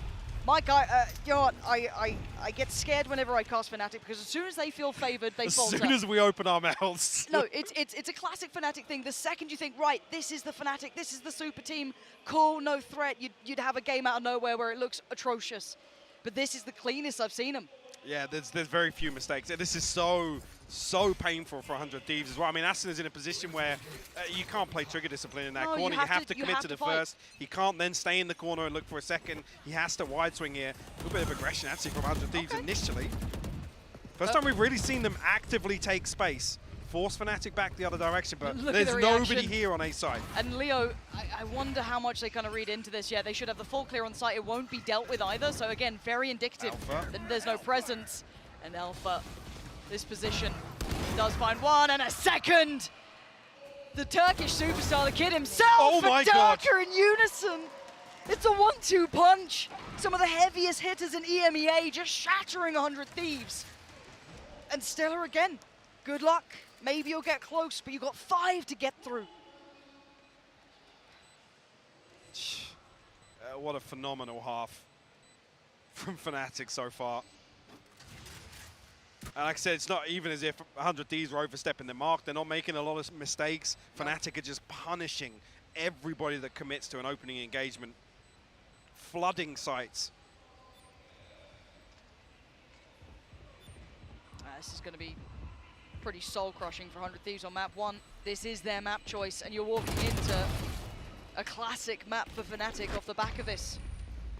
Does Stella get to stay alive? No, he doesn't. Loses out as well. Full still standing. Ult's now on the cusp. I mean, Fnatic, they can do no wrong, Mike. What was terrifying is actually, yeah, position to have Leo and Durka's ultimates here. And actually, with that investment in the previous, just to get some rifles in, 100 Thieves desperate to try and convert anything. I mean, at this point, even themselves, they're looking at this as a lost cause in this first half. The Guardian, one rifle in the hands of Stella, but SMGs to round this out. Possibility for Cryo and Derek maybe to get their ultimates online. Ooh, didn't ping Alpha. Oh dear. Oh dear. Nice shot from Cryo. Could have gone way worse. Gets to keep his life 1-1 trade, and away we go. Sight now going to be pressured, but halted for a moment. Durka not going to work off the back of that. Durka just catching Chronicle's Rolling Thunder. I think the intention there was to explode on the back of that reaction to the dish engagement. 100 Thieves stabilized for the time being. Bang and Stella haven't drifted away. No. They've been stubborn in rotations, and it's actually benefited them a couple of times to at least have a somewhat of a fight. Obviously, end goal didn't really net them many more rounds, but as it stands, Bang. Nice little paranoia, once again trying to slow it down by a couple of seconds for that rotation. But Durka going to pop the ult. That's Stella gone, and now they're going to note one towards tower. Bang! How much can one man do? He's got 2 kills so far. He's struggling to make this count. Takes a whole lot of... He has to eat it. He There's has to nothing eat he it could because do. of the paint shell. There's no the escape. utility is just fantastic from Fnatic. It's so in every choreographed. scenario. Everything is fabulous. Cryo dead. Durka buries him. Derek, the last one alive here. Oh, put the knife away, Boaster. Bounding forward, but 3 more to get through for Derek. And the firing squad's not going to let it happen. Fnatic look formidable here. There's no two ways to paint this. They look like the super team we've been waiting for. Yeah, unfortunately 100 Thieves, I think obviously were being tested previously. This is the byproduct of that. Fnatic looking to just punish 100 Thieves in so many different scenarios. And the utility, yeah, call me crazy, we're talking about it again. The utility from Fnatic back to its glory form. And that's how we're going to end this for the half. Back to the desk. Thank you very much, Pansy and Hypok. Fnatic ball are dominant from round 1, and they did not stop until the end. Yeah, we're just cursed on Fracture today, I guess. 2-11.5 is just ridiculous. And yeah, I think this was a solid start from them. They had a real good game plan right off the bat. And I mean, everything was working really well. I mean, the first round that really excited me was that round 4 from Boaster. We just had a chance to look at it right now. There's the C's going over top. They're planning around the breach raise that 100 Thieves is playing. And I guarantee you that's never something that Cryo's really gone into. And he just gets ulted, stuck to the tether. Yeah, it's such a difficult round to play against. Fnatic had a great game plan, but I also felt like there were moments where 100 Thieves had the right idea. This round, for example, they preempt the Killjoy ult, walk underpass initially, but then Fnatic, when going for that play, despite walking into a 3-man stack, react with some really strong utility. That Killjoy ult never gets broken, and Leo's just holding on the other side, ready for them. Fnatic was so well coordinated and so quick at reacting to whatever 100 Thieves threw at them. Yeah, a lot of that coordination, I think, came down to the IGL. BZK, you know, you mentioned him already. What do you think of his performance so far here and what Fnatic are able to do? Like, I think Boaster let Fnatic be ahead of the match, the whole map. Yeah. Like every rotation they were doing the map, like his smokes, his utility, he was like even being able to use his Molotov to get sometimes for his team to get to the side, while the other team was trying to add like fast and retake and stuff like that. They couldn't. So I think Boaster did a really good job there. Yeah, and I really like as well the ult economy that this guy is like harvesting. He ulted twice, I think, right now, and one of them was that set play. Actually, 3 times. The 2 times on the A side as well. I remember round 2, he's literally pushing with a Marshall to get eco frags, knowing 100 Thieves is trying to die to the spike. That's the type of big brain stuff I want to continue to see out of Boaster. Well, this is a big uphill battle for 100 Thieves here, Pansy and Hypok. Do we believe in miracles? I almost got a tattoo last time I committed to a scoreline, so I'm probably going to chill on that a little bit. But this is this is what it is. It's 11-1. Fnatic are playing some of the best Valorant we've seen in a fair amount of time, at least from them. I mean, this is high caliber Valorant here in front of us. From one team, yeah. Oh. I mean, I'll go there. Like I said, you've been in the den too long. Yeah. You've come out vicious. The Slug Club has me jaded. But like I said, there was a couple of scenarios where the setup for 100 Thieves looked like they are going to commit to engagements. Those gunfires just weren't winning out. And it's unfortunate at that point. It spirals out of control when you sort of commit to that. Okay, look, if it's ever going to be a turnaround, if it's ever going to be a good game, at least in map 1, it has to start with this pistol. Fresh starts, fresh half. And a heavy scoreline at the top of the screen. But Darker getting a little bit of contact over towards Tree. But drifting away from this, look at what's waiting at A-Hall. Fnatic have 3 players ready. Chronicle ready as well with the flash and the swing. It couldn't be better once again. Completely. I was going to say, untraded first blood here. Leo actually double dips. The Nano Swarm going to slow down, remove any further threat here. And that's the spike noted now. Durka here with the pinch from Tree. 2 members of 100 Thieves left coming back through. Got to find something here, and they're so paranoid. And Fnatic have drifted, completely swapped sides here. Yeah, it looks like the first half again. What are you meant to do if you're 100 Thieves? You've got Fnatic playing hyper confident, very aggressive, taking correct fights, nice cell setups. Leo reading it correctly, just a little off on the timing here. 2 players in that smoke, chip damage done. Asuna feeling the brunt of that, and Leo, he just wants to feel out that stage himself. It's 12 in the blink of an eye. This game, it's one-sided as it can be, basically. Thieves able to throw some stingers in the mix here. Try and make a stand, but that is a tall mountain to climb. The other thing as well, we're talking about aggression and stuff on the side of Fnatic. It's not a conversation we're used to having on maps outside of maybe Haven. Sure, yeah. But they are willing to double down on some of these opening engagements. Like I said, when you got the names to back it up, and it looks so damn good time and time again.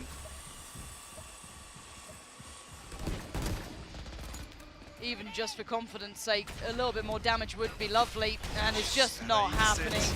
Bloody hell. Oh, it's all gone wrong. Go next. Just go next. Eric and Bang left to try and find something. Bang with a good pinch here, actually. Chronicle tries to get the turn on it. Okay, good paranoia, didn't get pressured yet. Where's that spike? Ah, it's around Fnatic. Well, the run remains untarnished. Fnatic looking unbelievably good. 13-1, 100 Thieves. Looking outclassed here, Mike. I think this is kind of like back to the opposite end of the extreme we were talking about earlier on. 100 Thieves almost dragging themselves through some of these series, and I think this is the opposite end of the scale, right? Fnatic, yes, they were tested yesterday with a quirky comp that relied a little bit of adaptation in a team that is notoriously slippy to deal with. This is just kind of pushed that story even further aside. Fnatic really stretching their legs here on Fracture. Yeah, they certainly did. Actually, one of the teams that I was kind of curious how this would look, because I feel like I'm worried now about Icebox, because it has been a good map for 100 Thieves. That, you know, they've suffered through it a couple of times. They've come out the best in a couple of moments there, but that is tape for Fnatic. That's what scares me, and that's what's coming up next. It's material to feast on for Minion, right? They love their prep, and they love looking at little things to just break down some setups. Yeah, feast or famine right now. Fnatic are absolutely devouring 100 Thieves.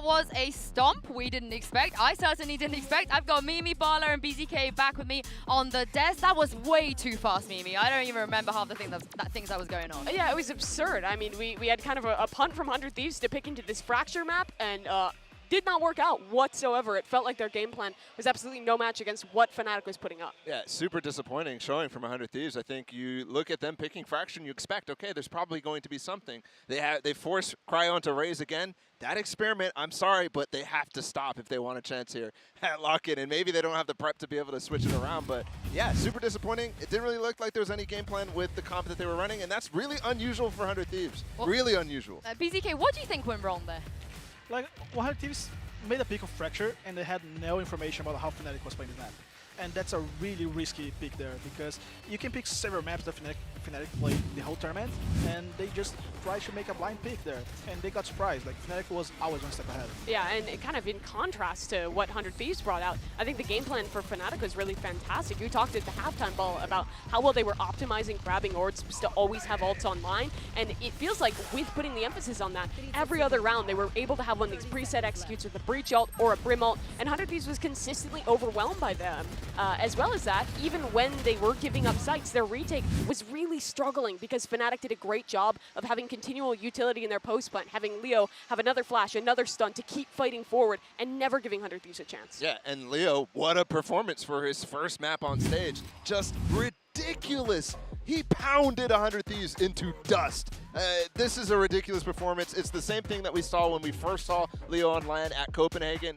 He is ridiculously good and talented, and I think everybody who was sleeping on him right now or doubting the people who were saying this guy is the real deal, right now they're questioning themselves, actually probably all aboard the Leo train. And you only died 3 times as well, which I think is kind of crazy. Pretty BZK, good. you know, you said it was going to be a big advantage for him to join the boys on stage. Did you expect it to be that big of an advantage? That was a huge game for him. Like, I didn't expect that performance, but I knew it was going to be a huge thing for Fnatic, and they showed like way more team play, way more like team working there, like with the 5 players on the stage. Yeah, again, it is crazy that this is this team's first event, and both these brand new initiator players, at least for this squad, have integrated so perfectly. Yeah, and speaking of one of those initiator players, let's take a look at Chronicle right now, warming up in the AIM Lab shoot-around. Now, BZK, you were telling us quite a funny tidbit about how Brazil viewed a Chronicle. Would you be able to share that with us here?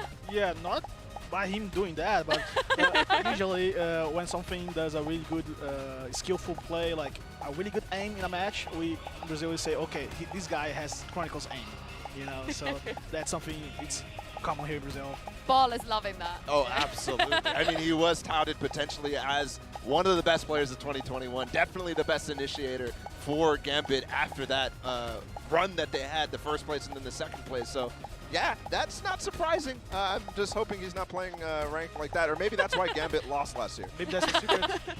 What? Maybe that's the new secret. Yeah, maybe that's why he's doing so good. Hidden tech, don't use your movement keys while in game.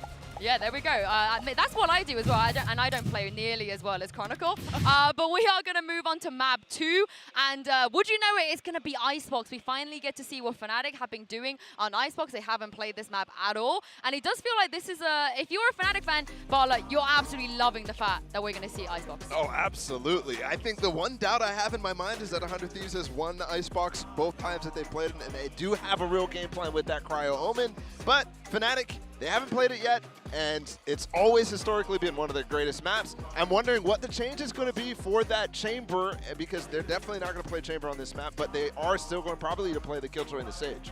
Yeah, and that's something that's funny about Fnatic on Icebox, because they really had a really strong Icebox for always, but they never used the most common composition on the match.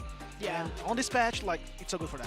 Well, you can see, guys, Fionn, our very own Fionn on Fire, said that Arsena is the king of Icebox. But Durka, I think, had something to respond to this tweet. I think he was very, very confused. The disrespect that Fionn was putting on him. And Mimi, he has every right to feel that way. Yeah, absolutely, because in 2022, this was Fnatic's absolute best map. They were fantastic at it. On the attacking side, Durka did such a good job of taking space for this team, always getting into post plants where they had really strong ideas. And on the defense, they did a great job of denying plants. They were always double flanking, providing pressure, never letting their opponent find much. Even against the best teams like last year FPX, Fnatic was always winning on Icebox. Yeah, and we have been waiting for this matchup, Asuna versus Durka, from before this 100 Thieves squad has really even been formed. Asuna hasn't necessarily been having the best performances, not only on this map, but others in recent times. But the last match, he just had a really strong performance. So I'm excited to watch these two. The problem here, though, is last map was a Durka diff, a Chronicle diff, a Leo diff, everything diff for Fnatic, and 100 Thieves needs to be much, much, much better. Well, BZK, you were interested in what they were going to pick here in the Prime Gaming Agent Select, and it does feel like a very straightforward comp for Fnatic. Durka moving to the Jet instead of the Chamber. Yeah, definitely. And the main thing is the difference between this patch that we're playing right now, Locking, and like the last champions, like the KO, the Chamber. So it does change a lot about how you get control of some areas in Icebox. And I just feel that this composition fits so well for Fnatic. Yeah, and for 100 Thieves, it feels like they just have to shut down Durka. Before he was in Chamber Jail, now he gets to play on his Jet, which is his best role on his best map. This is going to be a really challenging one for NA's last squad. Well, 100 Thieves, they have to bounce back here if they want to stay in this tournament. Pansy and HyperX, I hope you guys get a good game, especially since HyperX has just come back. Well, you know, a good game is subjective, right? But Michael, what I'm going to ask you... I'm enjoying it so far. Yeah, it seems wonderful. Talk to me. Give me some hopium. Give me something to work right, with here. I'll huff a little bit just for you. All right. 100 Thieves are a 3-map team. Okay, I'm done. That's all I got. Shout out Van Silly, by the way. Yeah, I was about to say, you've been on Van's It's a fantastic point. The other things, this comp for me, it feels like they're going to rely once again on something that just didn't go right for them on Fracture. Tucking into sites, relying on, you know, receiving that first engagement, conceding some space for Fnatic. It feels so uncomfortable to do with Fracture going the way it did. 100 Thieves need to show some of that determination that we've seen in previous series. I mean, the 11-11 Thrifty on Haven, sticking the defuse, 12-11 on Pearl versus EDG. 100 Thieves have to ride that. And they have to have a confident start here on the first half. They can set the tone. They start out on the attacking side here. Their map choice gone, crushed. But walking into Icebox, they're certainly no strangers to it. And a 3-2 split to begin. An early glimpse towards A, but no intent behind it and no flank noted. That's the start. Cryo beheading Alpha opens up some chances here. Will force the rotation, but there are still 3 players from Fnatic very close by, and Boaster willing to brawl. What? Boaster, what the hell is that? Well, he wanted to stop the plant going down, and he's done it. 100 Thieves now forced to try and recover. They do still have the wall, but what's in that headband? Michael, someone check him headband, because it's not normally. There's something bizarre going on. Boaster just waltzed in and just kicked down the door of 100 Thieves. We're in the post plant, right? Now the pressure gets put a little bit further towards 100 Thieves to hold this. Durka's on the hunt. You've got Derek kind of on his own as well. That's dangerous. Stella's gone down. Cryo still standing. Derek and Cryo, you got to do something. Cryo made a damn good go, but it ain't going to be enough. Barely 30 HP between them, but it's more than enough to get the job done. Diffuses there. Fnatic strike first. Again, just I guess this could be nerves, but there's just no contingency there. Nobody's watching somebody make an audacious play like Boaster did, swinging around, capitalizing on the poison orb decay. I'm pretty sure, was there 2 people towards yellow? There's definitely one. There's definitely one. I mean, yeah, you see Banks so late with the swing. Sorry, Derek was inside the poison orb as well. And the problem being, again, preventing that plant. So much of the time on the wall is burnt up. So actually, 100 Thieves don't even have that window in the post plant to actually take one engagement, then reset towards main. Big round from Boaster. Huge. And you talk about tape. I mean, they've had plenty of glimpses at this 100 Thieves side. We hadn't seen Fnatic really rely into this map. Actually, a very limited map pool visible so far, in 2 wins so far for the vast majority of their opening games. So again, very small sample size. But this classically always suited them well. Let's see what 100 Thieves can make out of this. Force purchase coming through for 100 Thieves as well. Desperate to try and stop any early momentum.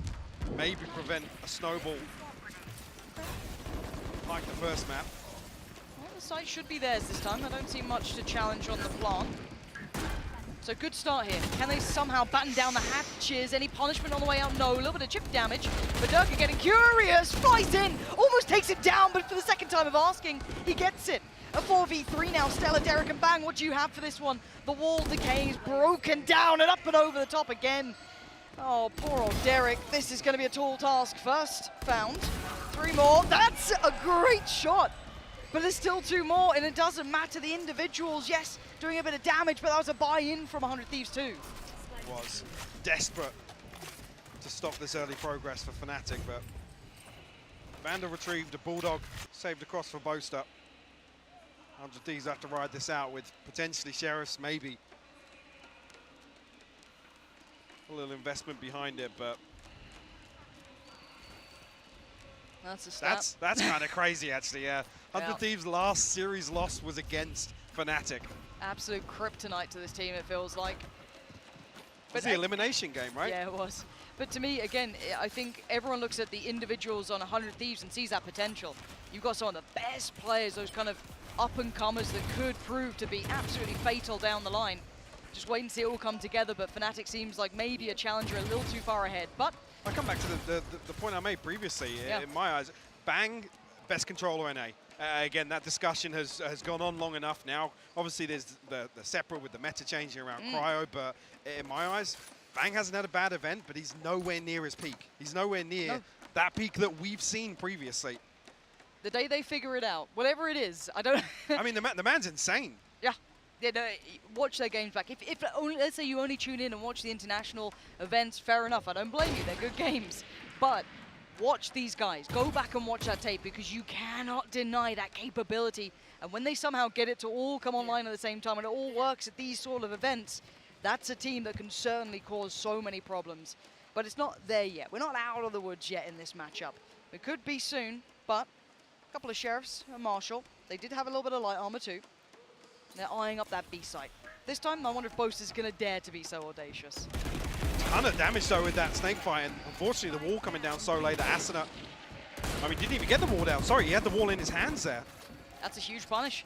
Stella and Asuna are now down. They're down to just 3, trying to get a plant. Do they get it?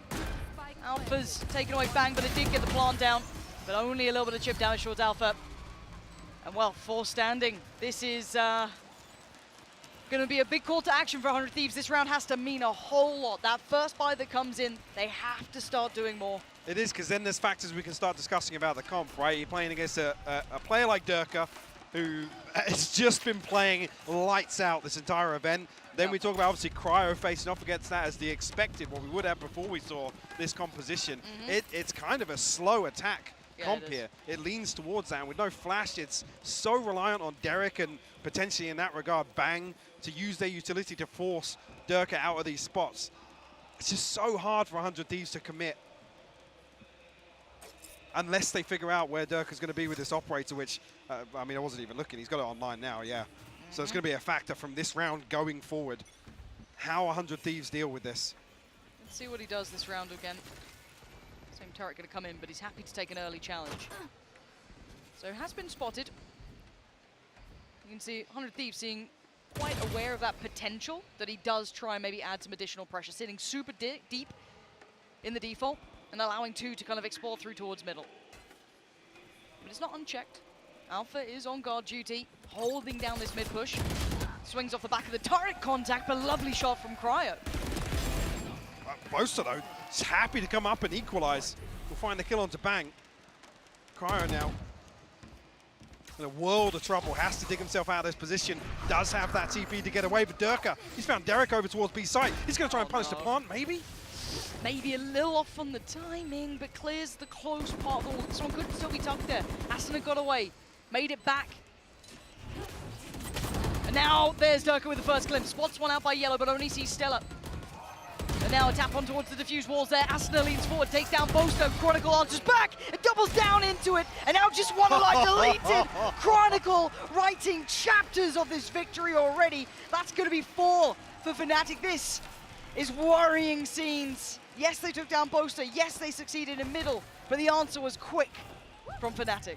And that's the key word, quick. You can see immediately. I thought Durka was going to go and try and punish there. Honestly, they know obviously Cryo's position. They know that it's at least 2 that push towards Kitchen. Early on, I think Asuna sending some shots out at least, but the Killjoy turret being noted. They had no information on what was left elsewhere on the map for 100 Thieves. So I think the assumption there is he's planting solo.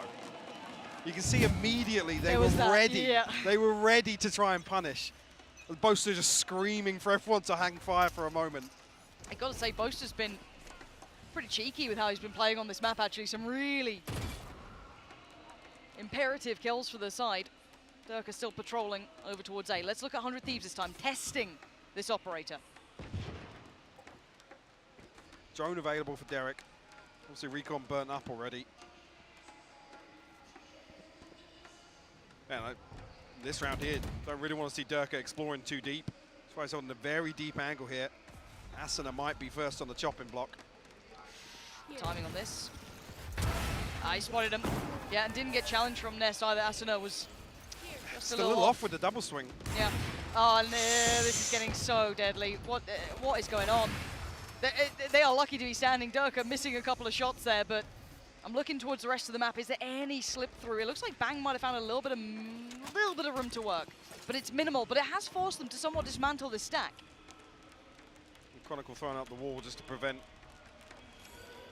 that waterfall onto site.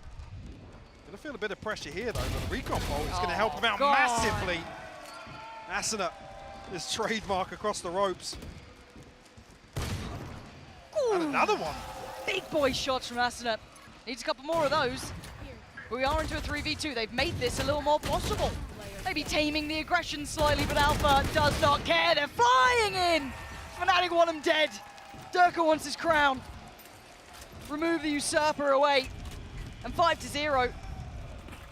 It's not looking dangerous enough for me yet. Gonna repeat the same statement I made on Fracture. This is, in my eyes, what feels like the swing round here for 100 Thieves. They have to start chipping away at this economy that Fnatic have built up already. Chronicle looking so sharp this map as well. It's lovely, that little 1-2 punch. Him and Leo, the utility work, so complementary.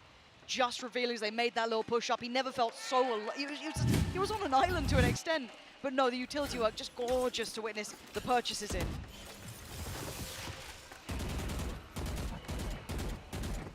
Yeah, Fnatic have actually done a very good job at dealing with Derek's utility so early on that Durka feels none of that pressure. Again, this is the last thing you want to have to do against an operator. This slow creep around the map, desperately trying to figure out where he is.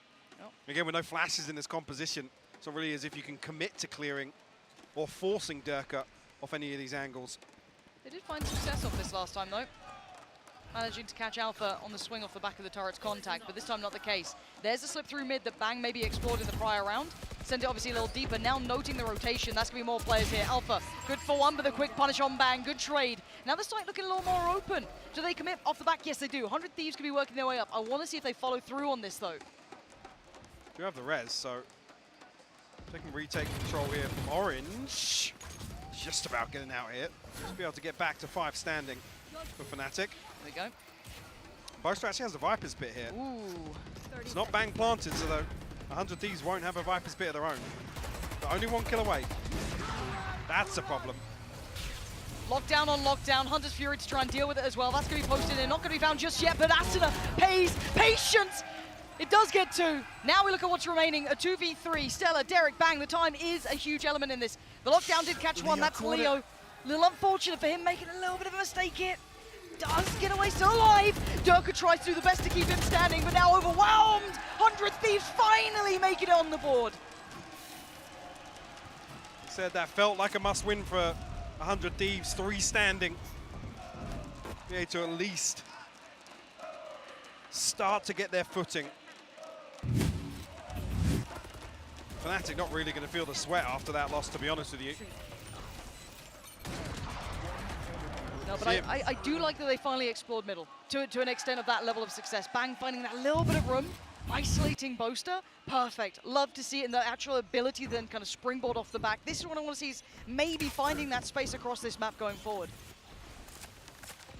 Well, Durka's actually swapped out the operator here, so be a real spanner in the works if 100 Thieves now have to deal with Durka digging a little deeper for this opening fight.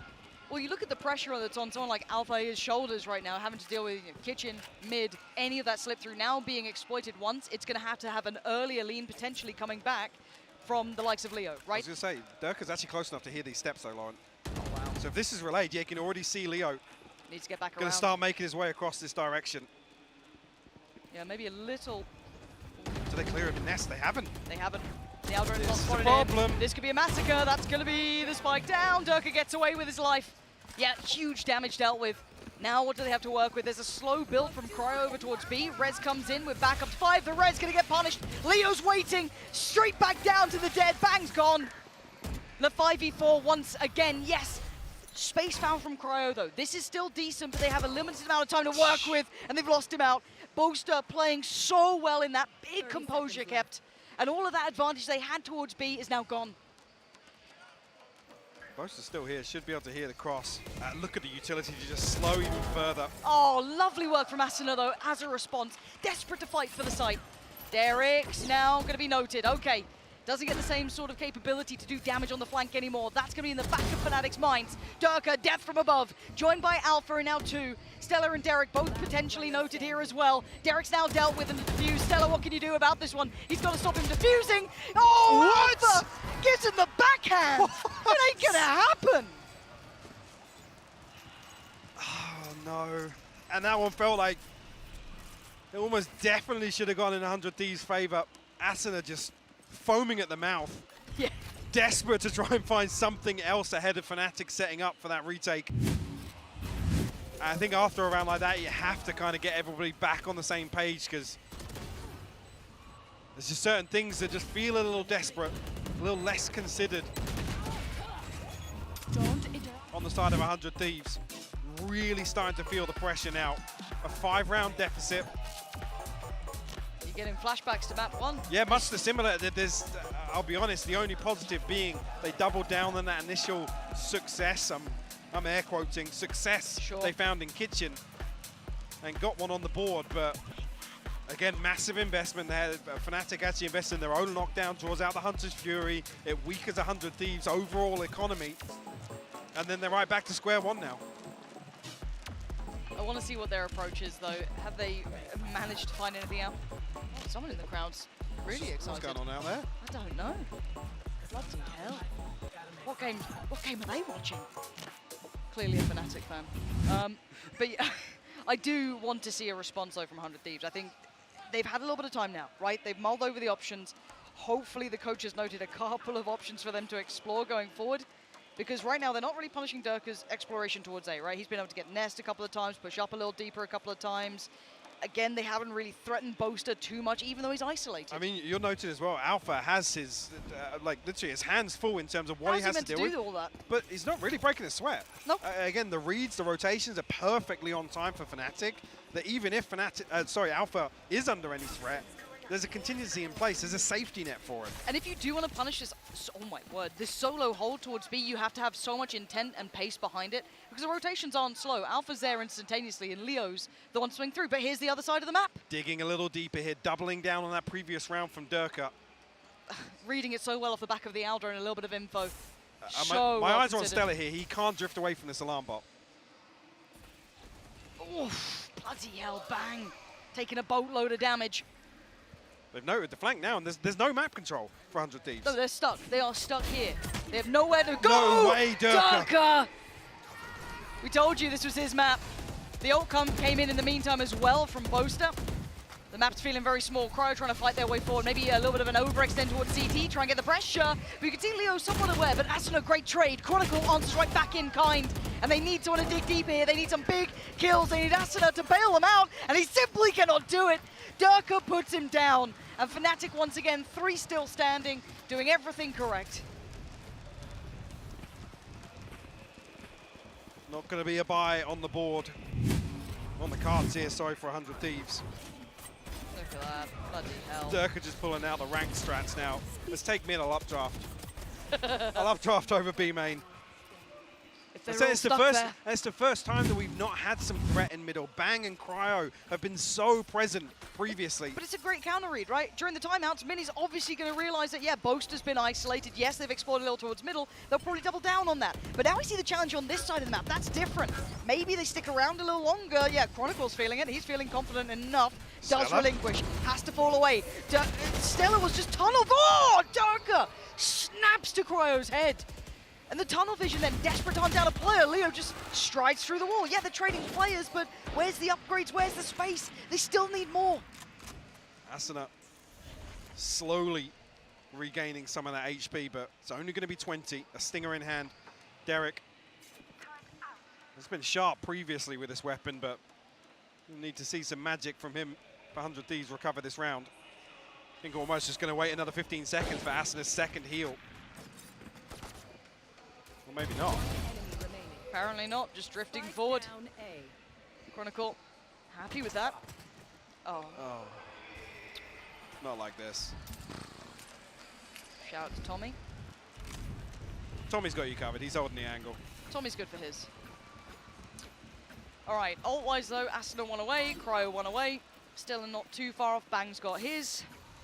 On the other side, actually, not too much to write home about just yet. Probably another round to go, but yeah. This is starting to look a little bit desperate, a little bit messy. Now, that was a round with a little bit of a lighter purchase. So again, don't take too much stock into that. This is the buy round. This is the one with all the rifles that they need. It's the best attempt they're going to have until this point. I mean, damage control at this point. Show me what damage you've got. limitation at this point. And look at the switch up though. Durka now onto the other side of the map. Again, maybe reading the potential. They want to try and pressure this side when they had the buy. And it looks like they are indeed swinging this way.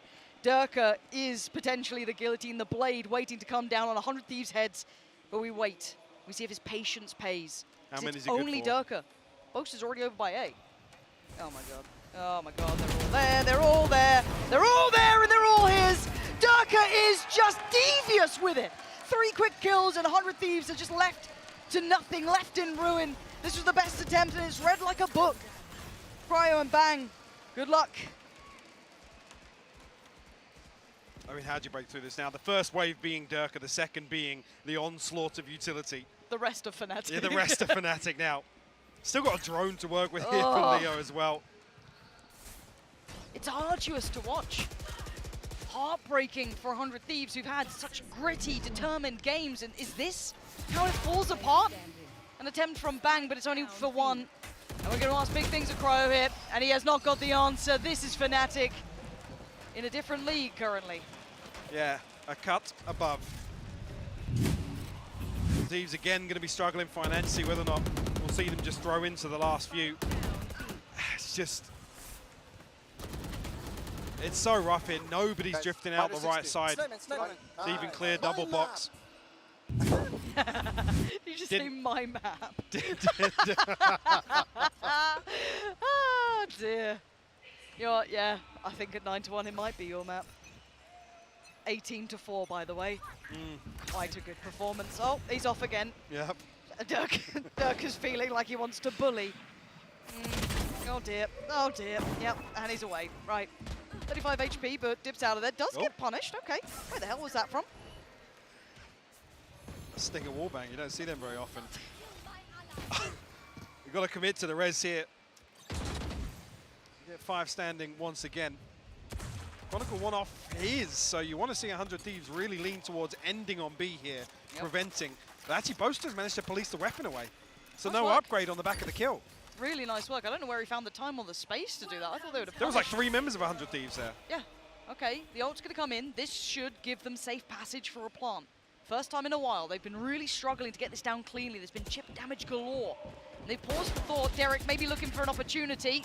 Boaster keeps his head down. Oh, no, Derek jumps up for a second and loses his head. The plant going to come in. Asuna, not safe either. Fnatic are not letting them plant. There's nothing going 100 Thieves' way now. Absolutely nothing. 4 standing. 100 Thieves. We had to scrape together a purchase here. We'll touch base with the ultimates, but the lockdown's the only positive. Cryo, if you can make a play, now's the time to do it with the TP. There's so many bodies here to remove that safety net of the wall going down. Asuna can't even get the spike down. Oh. It's It's uncomfortable viewing, honestly. It is. It's hard to watch because 100 Thieves just, they can't break ahead of this. 2 ults to play with. An attempt to be made. Chronicle, Alpha, everyone's here. This is way different. 4 players on the A site. Alpha going to get contact off the back of the turret. Does he stick around now? I mean, concern being 100 Thieves creeping towards B. If Boaster gets the sound cue, he's got the Poison Orb, he's got the Nano Swarm. He can delay long enough. The rotation's already coming through. Fnatic are going to be here to greet this B site hit once again. I quite like that Chronicle is also keeping somewhat of a watch towards middle because that's something that has been unchecked on. But as we note it, it's pretty much all in towards B. This time... Asuna's eating it. Oh, God, Asuna! He's alive. He is alive. He is alive and standing for now. Derek going to try and at least keep some safety here. Boaster. Just be careful. Stays alive himself as well. It's so contested on this side. There is still no plan to be had. 50 seconds. Bang draws blood. That's Chronicle down. That's good work. Plant going to come in. And now the time's on their side. Durka has watched them. He is keeping them pinned here. Alpha by his side. The cross! Cryo hits the shot. He's given them a chance here. So Boaster was trying to get a half there. Cryo going to find one into Alpha, but this lockdown might catch. No. No, he's good. He's good. Leo and Boaster up against 4 post-plan. 100 Thieves need to have this. They are desperate for this Leo. How much can you do? That's only 1 found. He needed more. Boaster 26 HP and time is not on his side. This might be enough finally for 100 Thieves to draw the second round. But that's all they're going to have. An improvement on the first map, but the same discussion stands. Mountains to climb in the second. Their work is cut out in front of them. We need to see a resurgence from 100 Thieves, or this one is all but done at 10-2. Thank you very much, Pansy and HyperX. What is going on? What is happening? Yikes.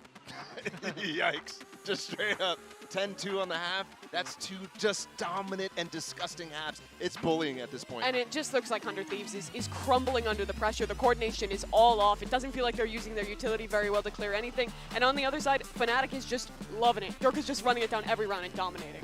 Yeah, definitely. Like, even when they try to get control of an area, like, they are able to get every information that they need to. Like, he used his drone on the A side, and he wasn't even able to find Dirk there with his jet. And when he was going to be, like, the player was playing backside, and he was like drone AB main. And he was like, all the time was so bad for 100 Thieves. Nothing's going right for them, but what is going right for is Fnatic, and we have a Verizon high-speed moment of the match. Look at this from Chronicle, a cheeky 3K as well here. Honestly, everything Mimi is just going to the side of Fnatic, it feels like. Yeah, it really has been. And I mean, to your point, Bazooka, beyond just 100 Thieves failing to clear out space, their solution to that has been, okay, we're going to go B. But they keep throwing this same wall. They keep trying to plant in the same exact spot, and Fnatic continually popping down mollies to stall, spamming out the wall, and then just winning the round every time. Yeah, there was even that moment on Pistol where Boaster just walks into the smoke and kills the planter in that exact same And no one spot. was back yellow to trade it. And genuinely, every single player on Fnatic could have had a high-speed moment at this point. Like, straight up. Look at this from Chronicle on the half, 14-4. It's just ridiculous, and I really don't think there's a way back into this for 100 Thieves. Not with the way they just played. Well, is there a way back, VCT? Do you think 100 Thieves can bring this back? What do they need to do? It's a really hard to reset, especially after we lost the first match the way it was, and started the second match, like, losing by 10-2. So you are able to do it, but that's not easy. Yeah, and it's going to be brutal. This is the last North American squad left in the tournament. They are on the verge of going home. They're on the verge of another Fnatic versus Navi game in a semifinal. Well, but BZK said it. You can do it. It's not going to be easy, but there is hope. Pansy and HyperX, let's see if 100 Thieves can pull this back. Never a truer word spoken. Yeah. It ain't going to be easy. 10-2. Dirk has almost dropped 20 in the half. Light work. Light work. Right. 100 Thieves, show me what you got. I mean, this is it, right? In the most simple terms of this game, there is no tomorrow now for 100 Thieves. It's this map, it's this half, it's this first round. It's now or it's never. You fall away. North America sadly loses the vast majority of its teams now, and they crumble under what is argued to be one of the super teams that we're going to see throughout this year at the very least. Absolutely no shame in that. With the way Fnatic have played, there is no shame in this scoreline right now, but 100 Thieves have just been simply outclassed so far in this series. Have to make a stand here in the pistol round. Derek finds Durka. Big opener. Get some confidence beside the side. Get him feeling the game a little, because it feels like they've just been dictated to the whole time. Hard to try and muster confidence with only 2 rounds by your name, but it has to start somewhere. We can see Fnatic leaning back to this mid-walk. Leaving a couple players behind, though. There is a Nano Swarm just outside Tube here to stop this split from happening, or maybe slow it down a little bit. It's going to offset the timing. But Stella doesn't swing off it. Yeah, and they've still got kitchen control at this point, so the rotations aren't on the way, right? So it's the 2 players on the side who have to hold this. It comes down to Stella and Bang to do serious damage because the support is still a little while off. Blonde! Oh my god, Chronicle! How the hell did he get Stella there? Brilliant work from Bang and Asuna, though. Holding on to this and reading the additional player. Boasted did a bit of damage, but it was traded. And now Alpha, a 1v3. You got to see 100 Thieves lock this down. Do not give him chance. Do not give him an attempt. 30 seconds to play with. Don't give him these separate 1v1s. Nope. Derek entertaining the idea. Don't. Please don't. Please don't. It's Alpha.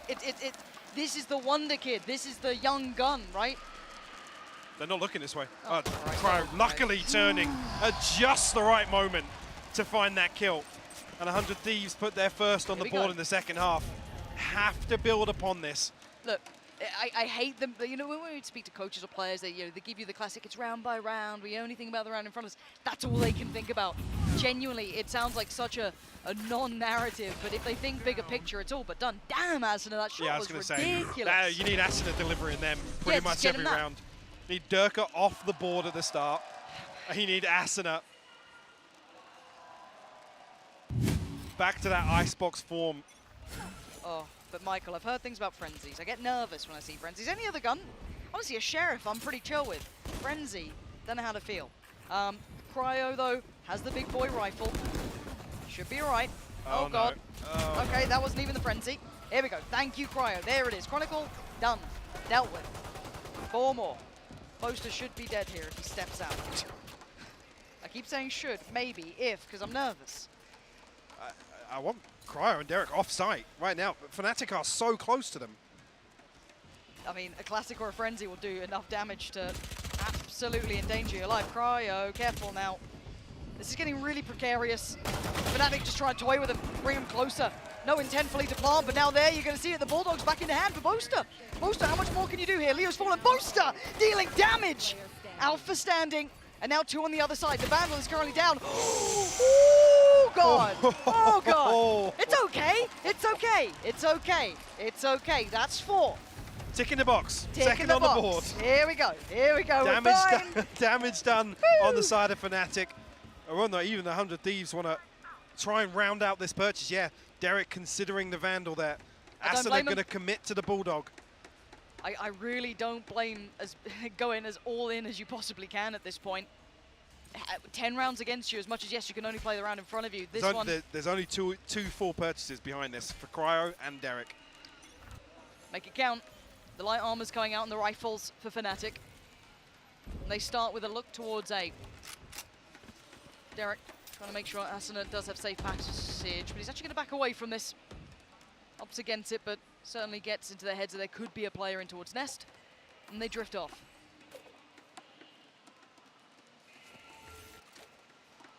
Looks like Bang and Stella are going to be tested with this B-side hold. Now, one thing, just note whether or not Leo's going to be in a position. No shock darts, actually, so you can't deal with that first Nano Swarm. Something that was completely absent on the side of 100 Thieves. Punished time and time again.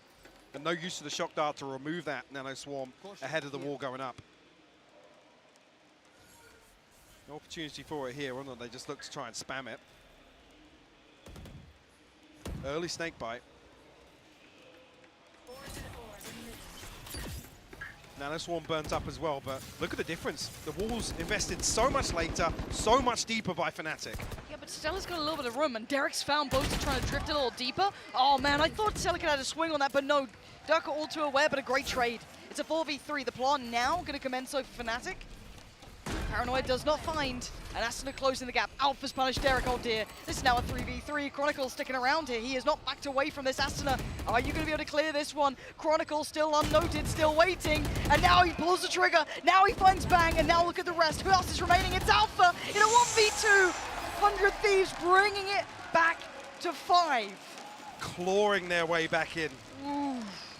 Again, you can see the difference. 100 Thieves are so conscious of giving away an opener that they concede all this space. And Fnatic have the awareness. Time and time again, 100 Thieves were investing the wall early, committing to the default plant, didn't really have any tangible information about what was going on behind default, towards connector, nothing.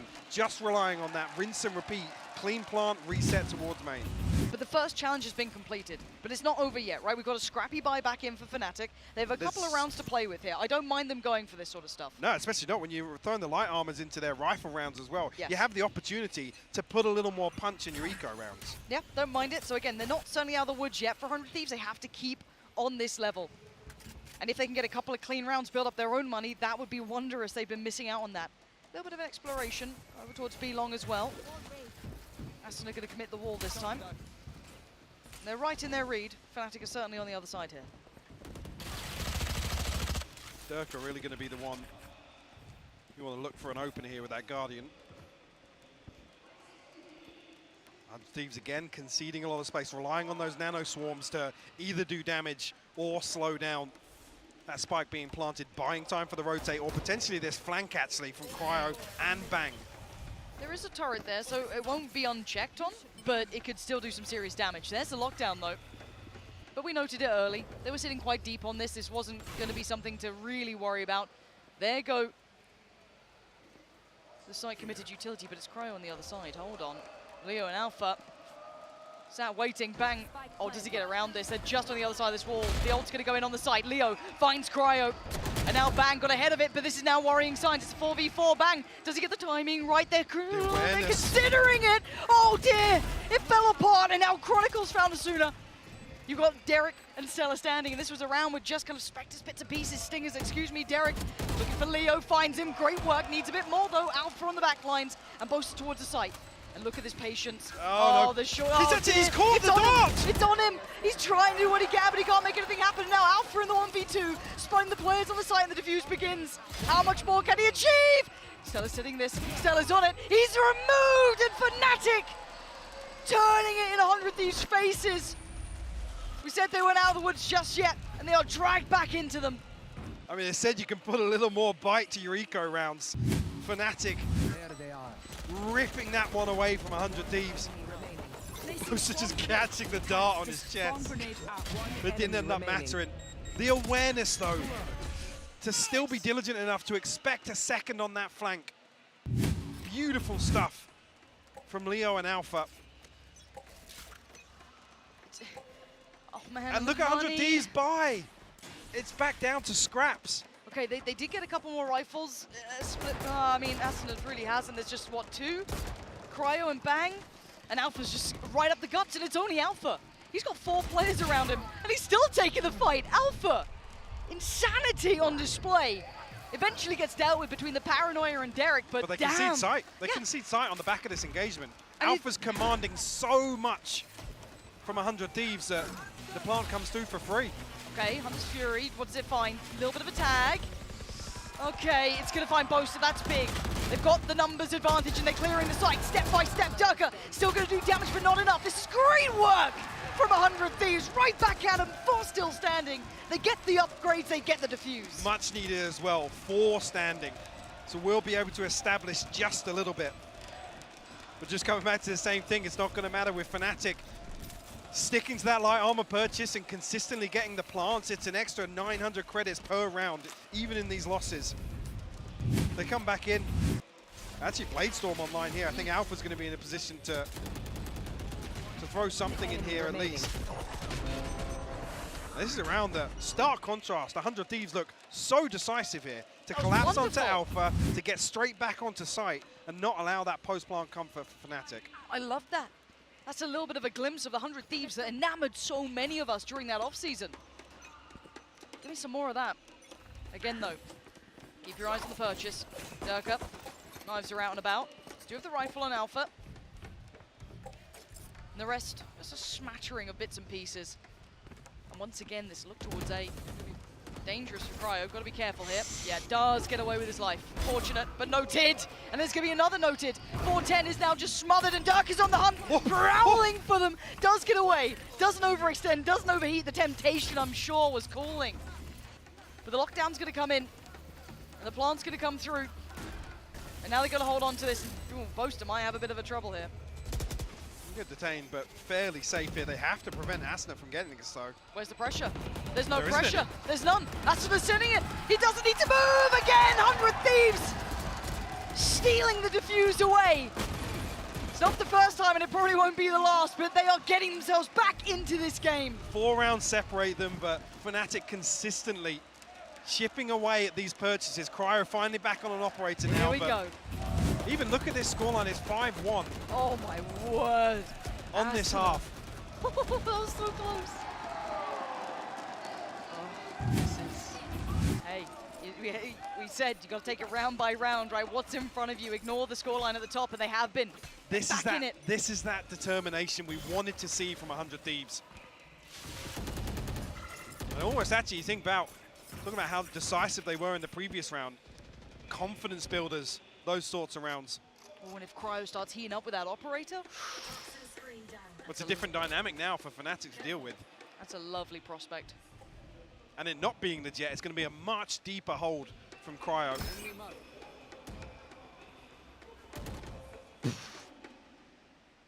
There again, a whole lot of information. That A does seem to be that desired end goal, but no big shift of the players just yet. Maybe still paranoid. Could be a lean back over. All gonna go up. Asuna got a little cubby to play in. Sitting toward the screen side here. 2 snake bites, still to invest here. Oh my god, oh my god! Durka. Durka goes straight towards Asuna, who's sat tucked on the site. But now there's problems. Derek's starting to heat up as well. Fnatic are not having the same sort of access towards the sites here.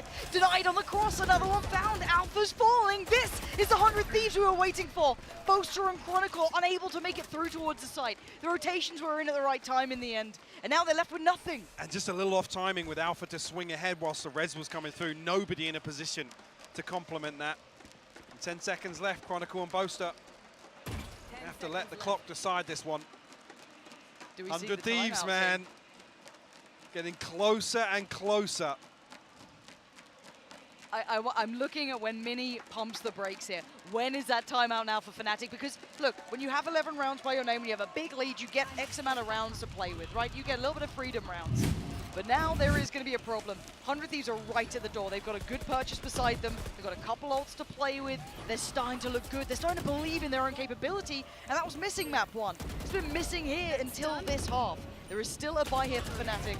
So there's certainly, again, still a problem, still a threat. But you're starting to see a little bit more life from 100 Thieves. And actually for 4 to survive there, gives 100 Thieves a little stability. Bang does have the Viper's Pit, Judge in hand.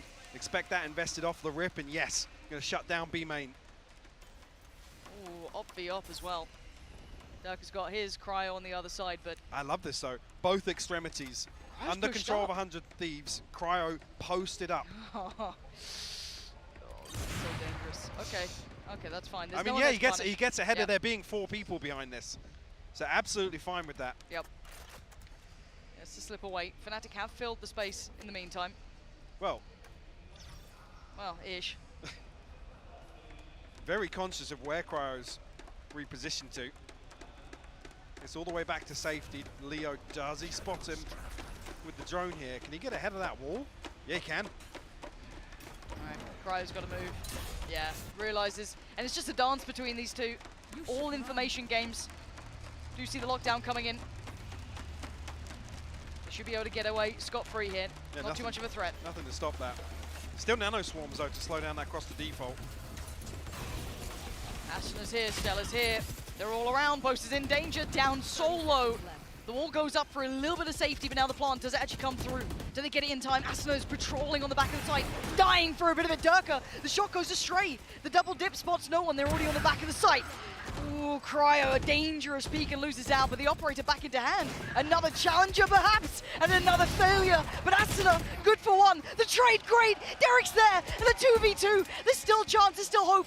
There is the Hunter's Fury though, and there it is, ringing off in the background. Sits on the first. Oh, it still has gone down. How much can Derek do on his own?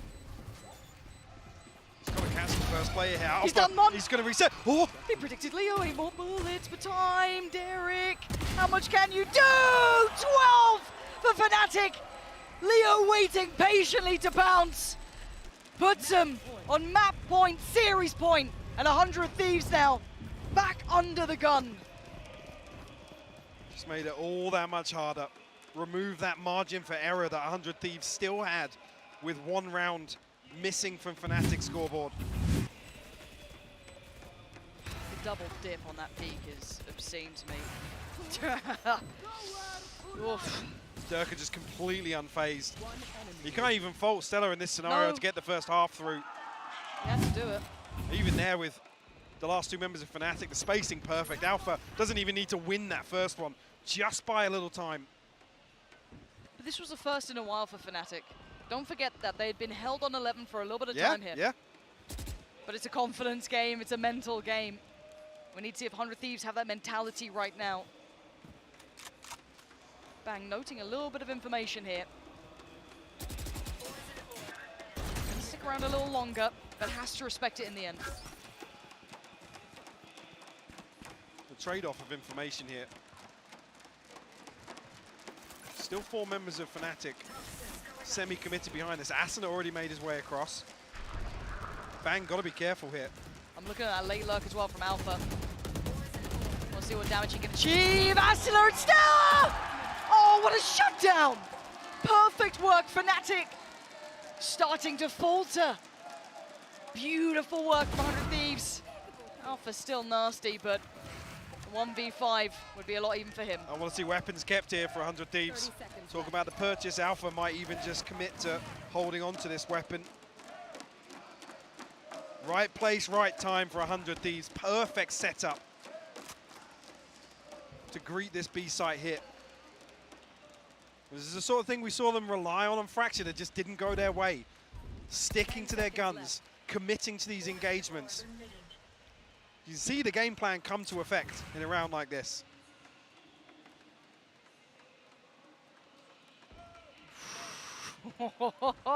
We might have a game now. 10 rounds and 100 Thieves truly are back at the door. I want to see where the money lays for Fnatic. I don't think it's in a great spot now. Yeah, I'm seeing Sheriff Stingers. They still have that rifle on Alpha. But outside of that, the wealth now starting to sit a little bit more comfortably for 100 Thieves. Just a couple rounds prior, keeping a couple more players up, certainly beneficial. But Rez on Asuna, locked down with Stella. Derek 2 away as well. I was going to say Durka won off the Blaze Storm, so he's going to throw a Guardian in here.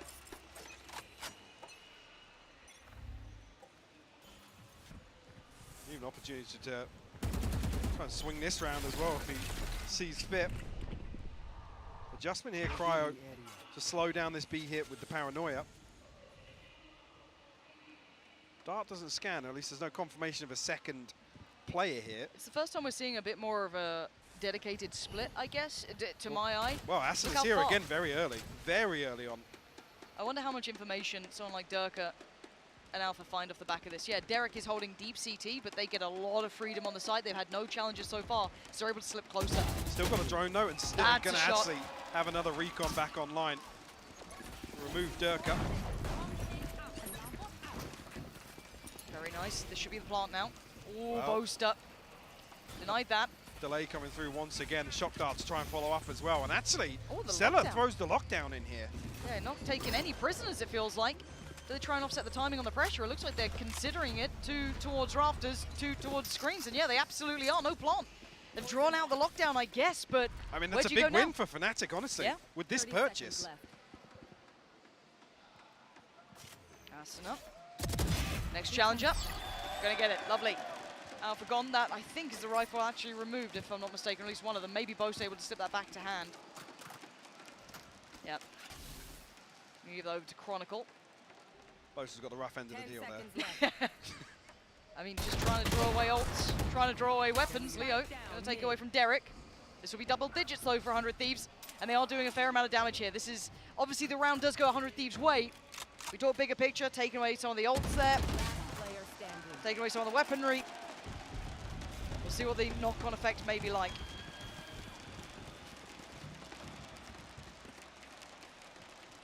Love the Hunter's Fury in the res here for 100 Thieves. Talked about Fnatic It's mini having time. that Blade Storm, yeah. Yeah, I mean, because it is getting a little concerning now. Oh, it's been concerning for a couple of rounds in my mind. This should have been impossible for 100 Thieves. Yep. I'm glad I didn't commit a tattoo to this one, because that was the throw from Sue there. You're like, you know, do you believe in miracles? Well, I might be at this point.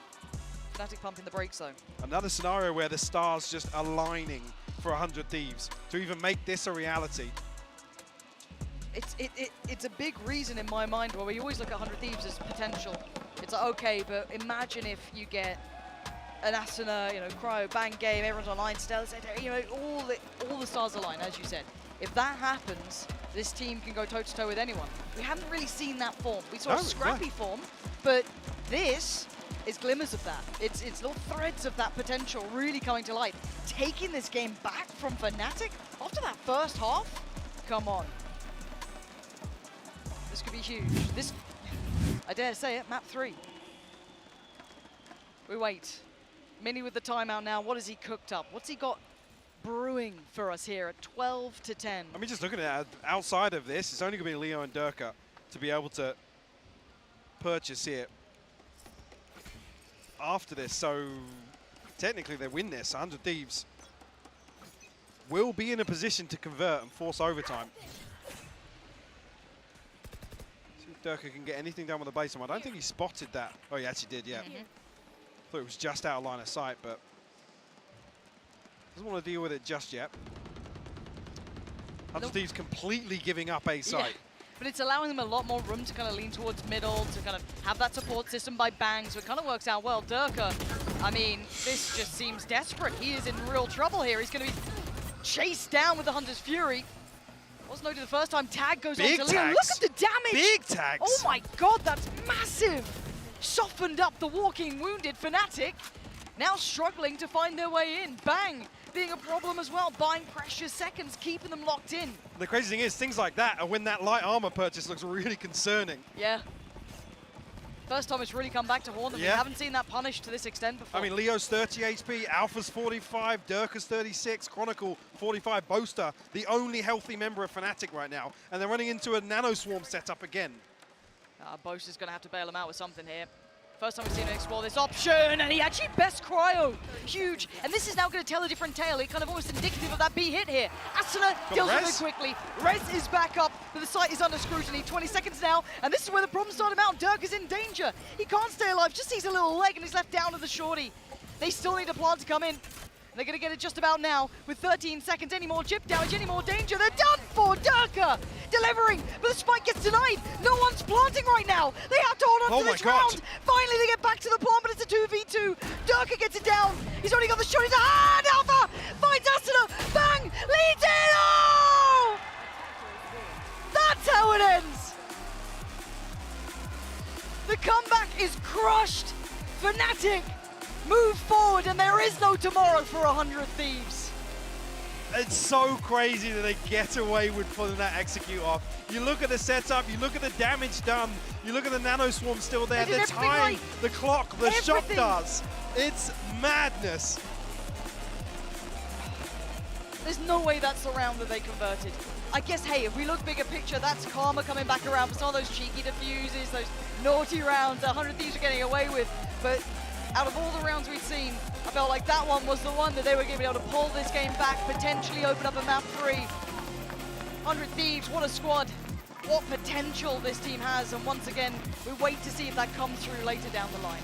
A tough event for them overall, like I said, stretch the distance in all their series, and even here, you almost want to see this one go to a third map. I'd love to. With that comeback, almost deserving of it, but yeah. Then take nothing away from Fnatic's performance. Yeah, these boys are looking incredible. A mean-looking team. Yeah, faltering a little on the second half, but that looks like the closest game we've had so far for them. And they still pulled it across the line. Stars aligning for these boys.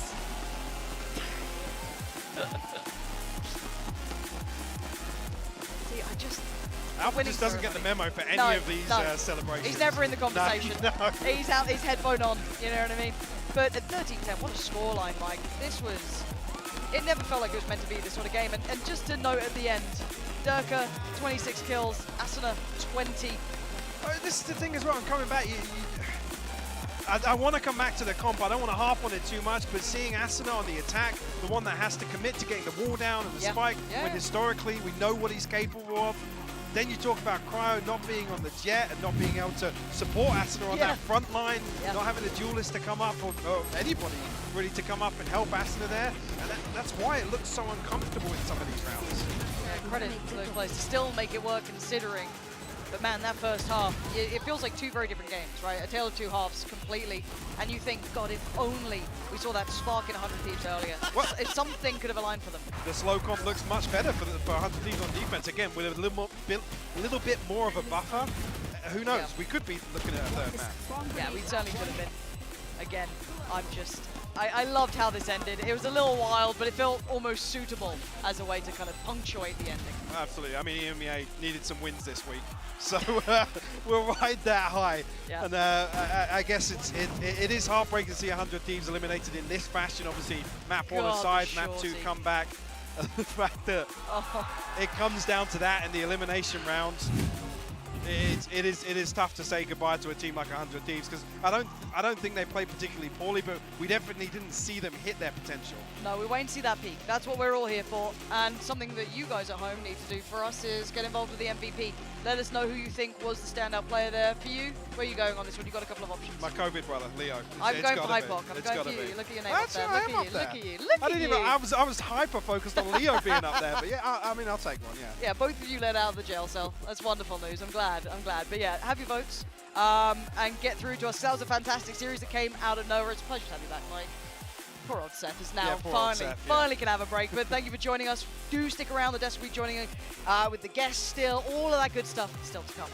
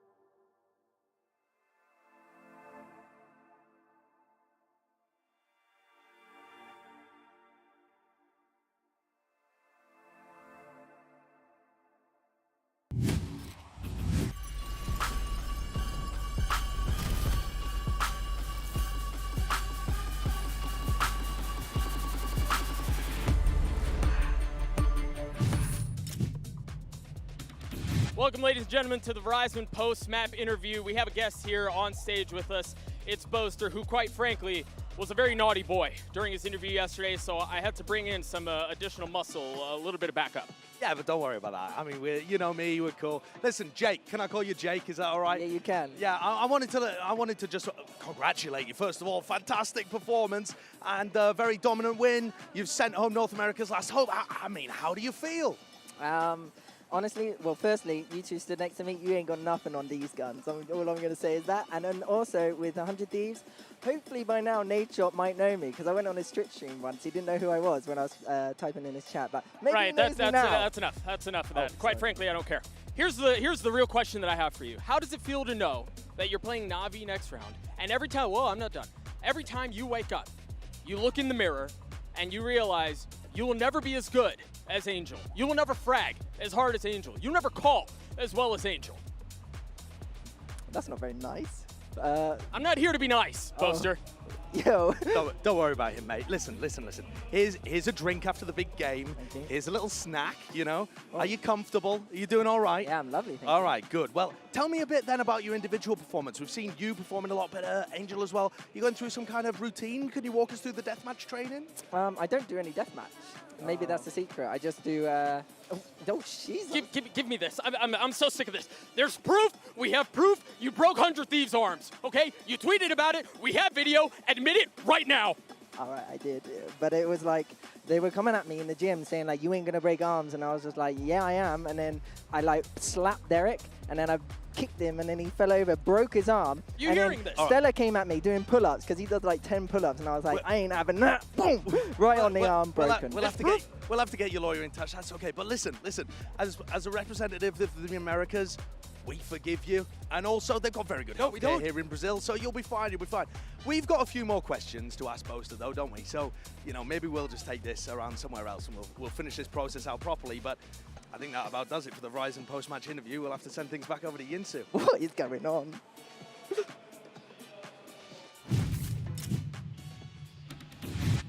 Well, Durka looks a bit different, but honestly, I feel like that Angel versus Boaster thing is going to be a bit relevant as we talk about everything else ahead of us. But that game nearly was a bit of a thrown addict, Vala. I know you were talking about it. They have a choke in them. I think very, very nearly we saw that side of them again. Yeah, I mean, even just a few rounds into the second half, I was getting concerned. I was getting scared. The fact that there's still that in them. There's still that in them against 100 Thieves, a team that they've already beaten, that they're comfortable with.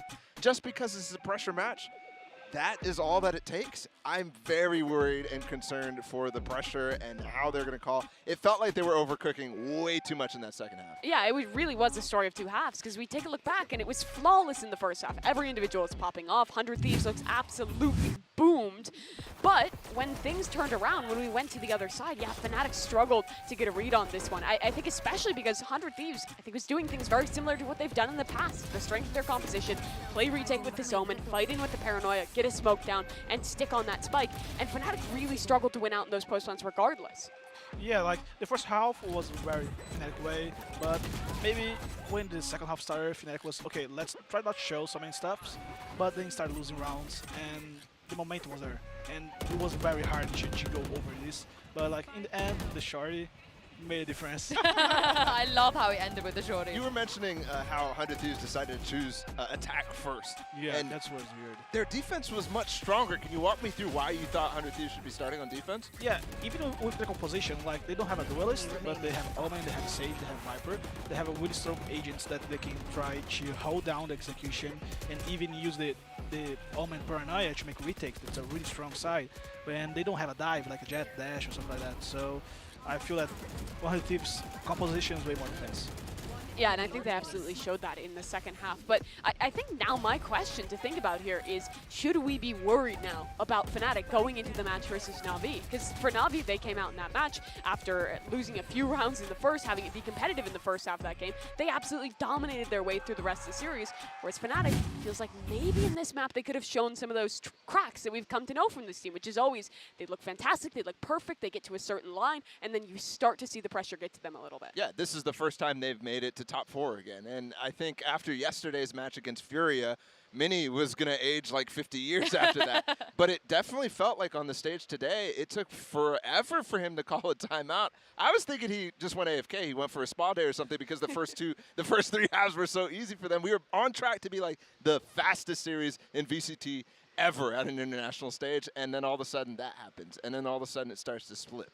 I mean, it's just a good thing that they closed it out, right? Because if they didn't, I think our worries will be growing even more. There, Mimi. We will see Fnatic again in a few days, but for now, we have to say goodbye to NA's last representative. Not the America's last representative, but just for NA. BZK, what did you make of their performance today? I know the first map wasn't the best, but it felt like they were showing something on Icebox. No, definitely. Even on Fracture, the first match, they played very well. They saw Icebox really good as well. But sometimes that's what the team needs to get to the next level. You need to go through some tough times, some hard matches, and even almost throwing a match teaches you a lot during the competition. So I think that's a good point of Fnatic that this happened now. Yeah, and 100 Thieves, they're going to be your rivals in the Americas. They are. How does the expectation change for you there? Are you looking forward to playing them? Is that an easy fish for you guys? Yeah, like for me, I don't like too much to see about our opponents. I like to really focus on our team and like do our work. So like it doesn't matter much, you know, like we're going to keep doing our work and keep focusing on our team. And I'm sure that 100 Thieves is going to do the exact same, right? They're going to take this as an opportunity to learn, as this team always does, and come back and make some improvements off of what happened here. Well, before the break, we asked you guys to vote for the player of the match. Let's have a look at the results. I have a sneaky feeling that this might go to the king of Icebox. Of course, it is Durka. Put some respect on his name. Mimi, he was great last year, and it's good to see that he's carrying that form on Icebox this year as well. Yeah, it really has been a continuation for this guy. He put on an absolute masterclass in that first half, dominant in that one, and even rewinding further earlier into the series, it was this raise as well. I think what's made Durka so impressive is that what we've talked about a lot of other Star Jet players, like even Cryo, for example, they struggle a little bit when they have to switch on over to these other roles. But for Durka, he's always been fantastic, no matter what you put him on. Yeah, and I think actually the Cryo point is interesting because one of the things I thought for 100 Thieves was Cryo coming in actually frees up the rest of his stars. And I think the super team that Fnatic has formed has freed up Durka to go absolutely crazy. He doesn't have as much pressure on his shoulders. He can rely on his superstars in Chronicle and Leo to take some of the legwork out of it as well. And Alphayear, you can throw him into that too. He definitely should have the conversation too, because not only is he committing to another role entirely on that, Icebox is a different story, but I think Durka right now has freedom more so than he's ever had before. I do want to ask you, BZK, do you see this Fnatic team as a super team? Is this a super team for you? Yeah, like in Europe, I see two teams that are really strong. They're going to face each other next game. That's Fnatic and Navi. They're two really big teams. We had Liquid as well, but Liquid had some problems during the tournament. And I feel just EMEA, it's so strong right now. Like, yes. We have so many good teams. He said it. 2 teams in the top 4. I mean, but at the same time, America's still there, okay? So. But you said it. I'm just so glad you said it. Well, let's move on to the HyperX reflex moment of the day. We're going to rewind a little bit and give this to Sugetsu from match 1. And Mimi, again, what a player he is. Really on there representing. Which one of the clutches was this one again? There were so many from this team. And this one was absolutely insane. Leviat&aacute swing 3 players into him as he wants. Does not matter. He still wins it. Sugetsu is looking on championship form. Yeah, I think the stuff that he was doing on Ascent as well, just disgusting. I think the prep that this guy is doing, the research that he's doing, and actually being able to implement some of the stuff that he's doing is not only impressive in itself, but then he's able to pull off stuff like that. That you were impressed with that. I saw your reaction. Like, the amount of rounds Shao and Sugetsu got to win for Navi, even like they were in a bad situation around and they were just able to get something out of the hat. It was impressive. Like, they had so many good individual skill there in this team. So much firepower. Oh, and this matchup's going to be kind of crazy if we rewind and have a look at the tournament bracket. It is closed now. The Omega bracket is shut. You know, we have 4 teams left. We have Loud DRX in the Alpha, and then we have Fnatic versus Navi in the Omega. This is really, really crazy. BZK, we're not going to have you with us for the next test, so I want to get your predictions. Who do you think is winning both of these brackets? I need to cheer for Loud. Okay. My former teammates, my friends. So I'm gonna go for Loud, and in the second game from Fnatic and Navi. Oh, that's a hard one. Oh! Navi maybe. And then will Loud win it all? Loud winning all, yeah. All right, Mimi? Okay, I would have to pred right now. Navi for sure. The other one I'm so unsure about between DRX Yeah, that was tough. That and was Loud. I Since had Bazooka's DRX here, before, I'm but- predding Loud. We are in Brazil. We are in Brazil. yeah, We are in yeah. Brazil. Brazil. Loud We will are win. in Brazil. Number 1 team in the world. Yeah, I had DRX before, but I think Loud's, their form is really, really strong, and DRX had some ups and some downs, but super innovative. I can't wait for that match. I'm still thinking Loud, but who knows how my opinions change. It's like the wind. Yeah, I think whoever wins in these semifinals, the grand final is going to be absolutely insane. We're guaranteed to get 2 different international leagues facing off against each other. It's going to be such a great finals weekend. Yeah, we're going to have a lot of best of 5s coming our way as well. Thank you very much, BZK, for joining us. It was an absolute pleasure. Thank you, Bala and Mimi as well. We're going to have a couple of days to relax and have a break and prepare for the next stage of this tournament. Make sure you join us again on Thursday for DRX versus Loud and Fnatic versus Navi. We'll see you then. These are 2 of the best teams in this entire tournament going head to head. Angel looking to lead Navi to pick up another trophy, and King, they're just looking to make history for Leviathan, and so far they already have. There's one player at the back of the site, that's Xiao. Got to do the most. Okay, 2 kills. Left to that 1v1, Xiao. He set them up, but can he finish it? Finally does it, and then he lands it. Unbelievable. Good lord. Gonna be hopping and skipping, doing a little dance. Winner dance, guys. Winner dance. Navi will swarm the site. 10 seconds. Can't quite get it, but it is traded out. Taco, knives out. Right click, and no more time to plant the spike. That was, where was that from? What? A warbang angle from there? So hard, and CNED, man, he's taking the fight right to them. Map 1 completely finalized and finished up there. Navi, what a way to do it. It's up to Sugetsu. 1v3, first shot found. 1, 2, 3! That is absurd! One tops, one tops, one tops, one tops, one tops. We have time for massage. Don't waste my time, guys. Focus. Rolling Thunder now, pushing forwards, but that's not the weapon for the job. None of those angles. Nice, nice, guys. Well done. No chance in hell. It's Navi taking it 13-3. You couldn't make more of a statement to showcase that Navi are on their hunt for a second trophy. It's the 3rd time we've seen both of these teams at lock-in, and Leo is finally able to join Fnatic on stage. This could be a tough challenge for 100 Thieves. Poster? How's he found Bang like that? Like I said, he was noted with that reveal previously. Cryo. It's done for the Turkish superstar, the kid himself. Oh my God. Darker in unison. Yeah, we got it. No one's escaping us. Let's go full focus, full comms, keep the trust, keep the confidence. Let's close. But Durka gonna pop the ult. That's Stella gone. Everything is fabulous. Cryo dead. Durka buries him. Fnatic look formidable. The run remains untarnished. Fnatic looking unbelievably good. 13-1. Now a tap on towards the diffuse walls there. Aster leans forward, takes down Bosto. Chronicle answers back. Doubles down into it. And now just one like deleted. Chronicle. Nice, Chronicle. Oh my god, they're all there. They're all there. They're all there, and they're all his. Durka is just devious with it. My map. Placing swarm grenade. How much more can he achieve? One enemy remaining. Stella's on it. He's removed, and Fnatic turning it in 100 Thieves' faces. That's my boy. Finally, they get back to the plant, but it's a 2v2. Durka gets it down. He's only got the shot into hand. Alpha finds Asuna. Bang! Leads it! Oh! That's how it ends. The comeback is crushed. Fnatic move forward, and there is no tomorrow for 100 Thieves.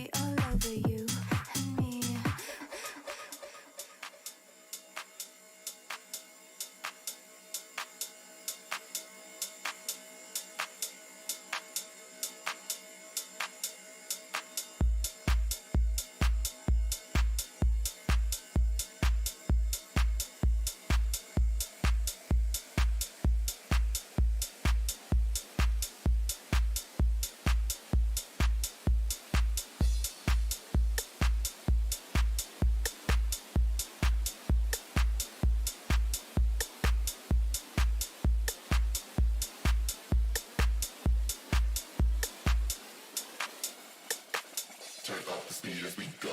Switch and repeat up the flow. You feel the beat and tempo. We've got the complete control. Turn up the speed as we go. Switch and repeat up the flow. You feel the beat and tempo. We've got the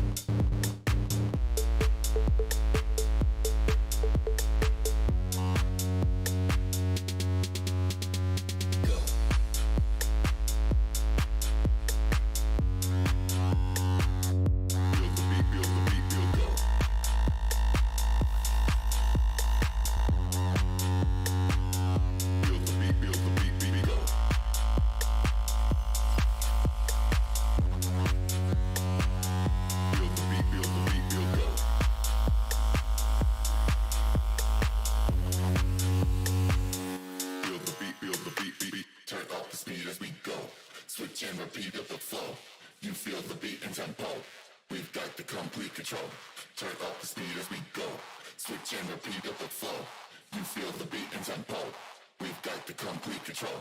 Turn up the speed as we go. Switch and repeat up the flow. You feel the beat and tempo. We've got the complete control. Turn up the speed as we go.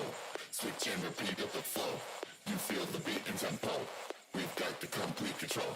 Turn up the speed as we go. Switch and repeat up the flow. You feel the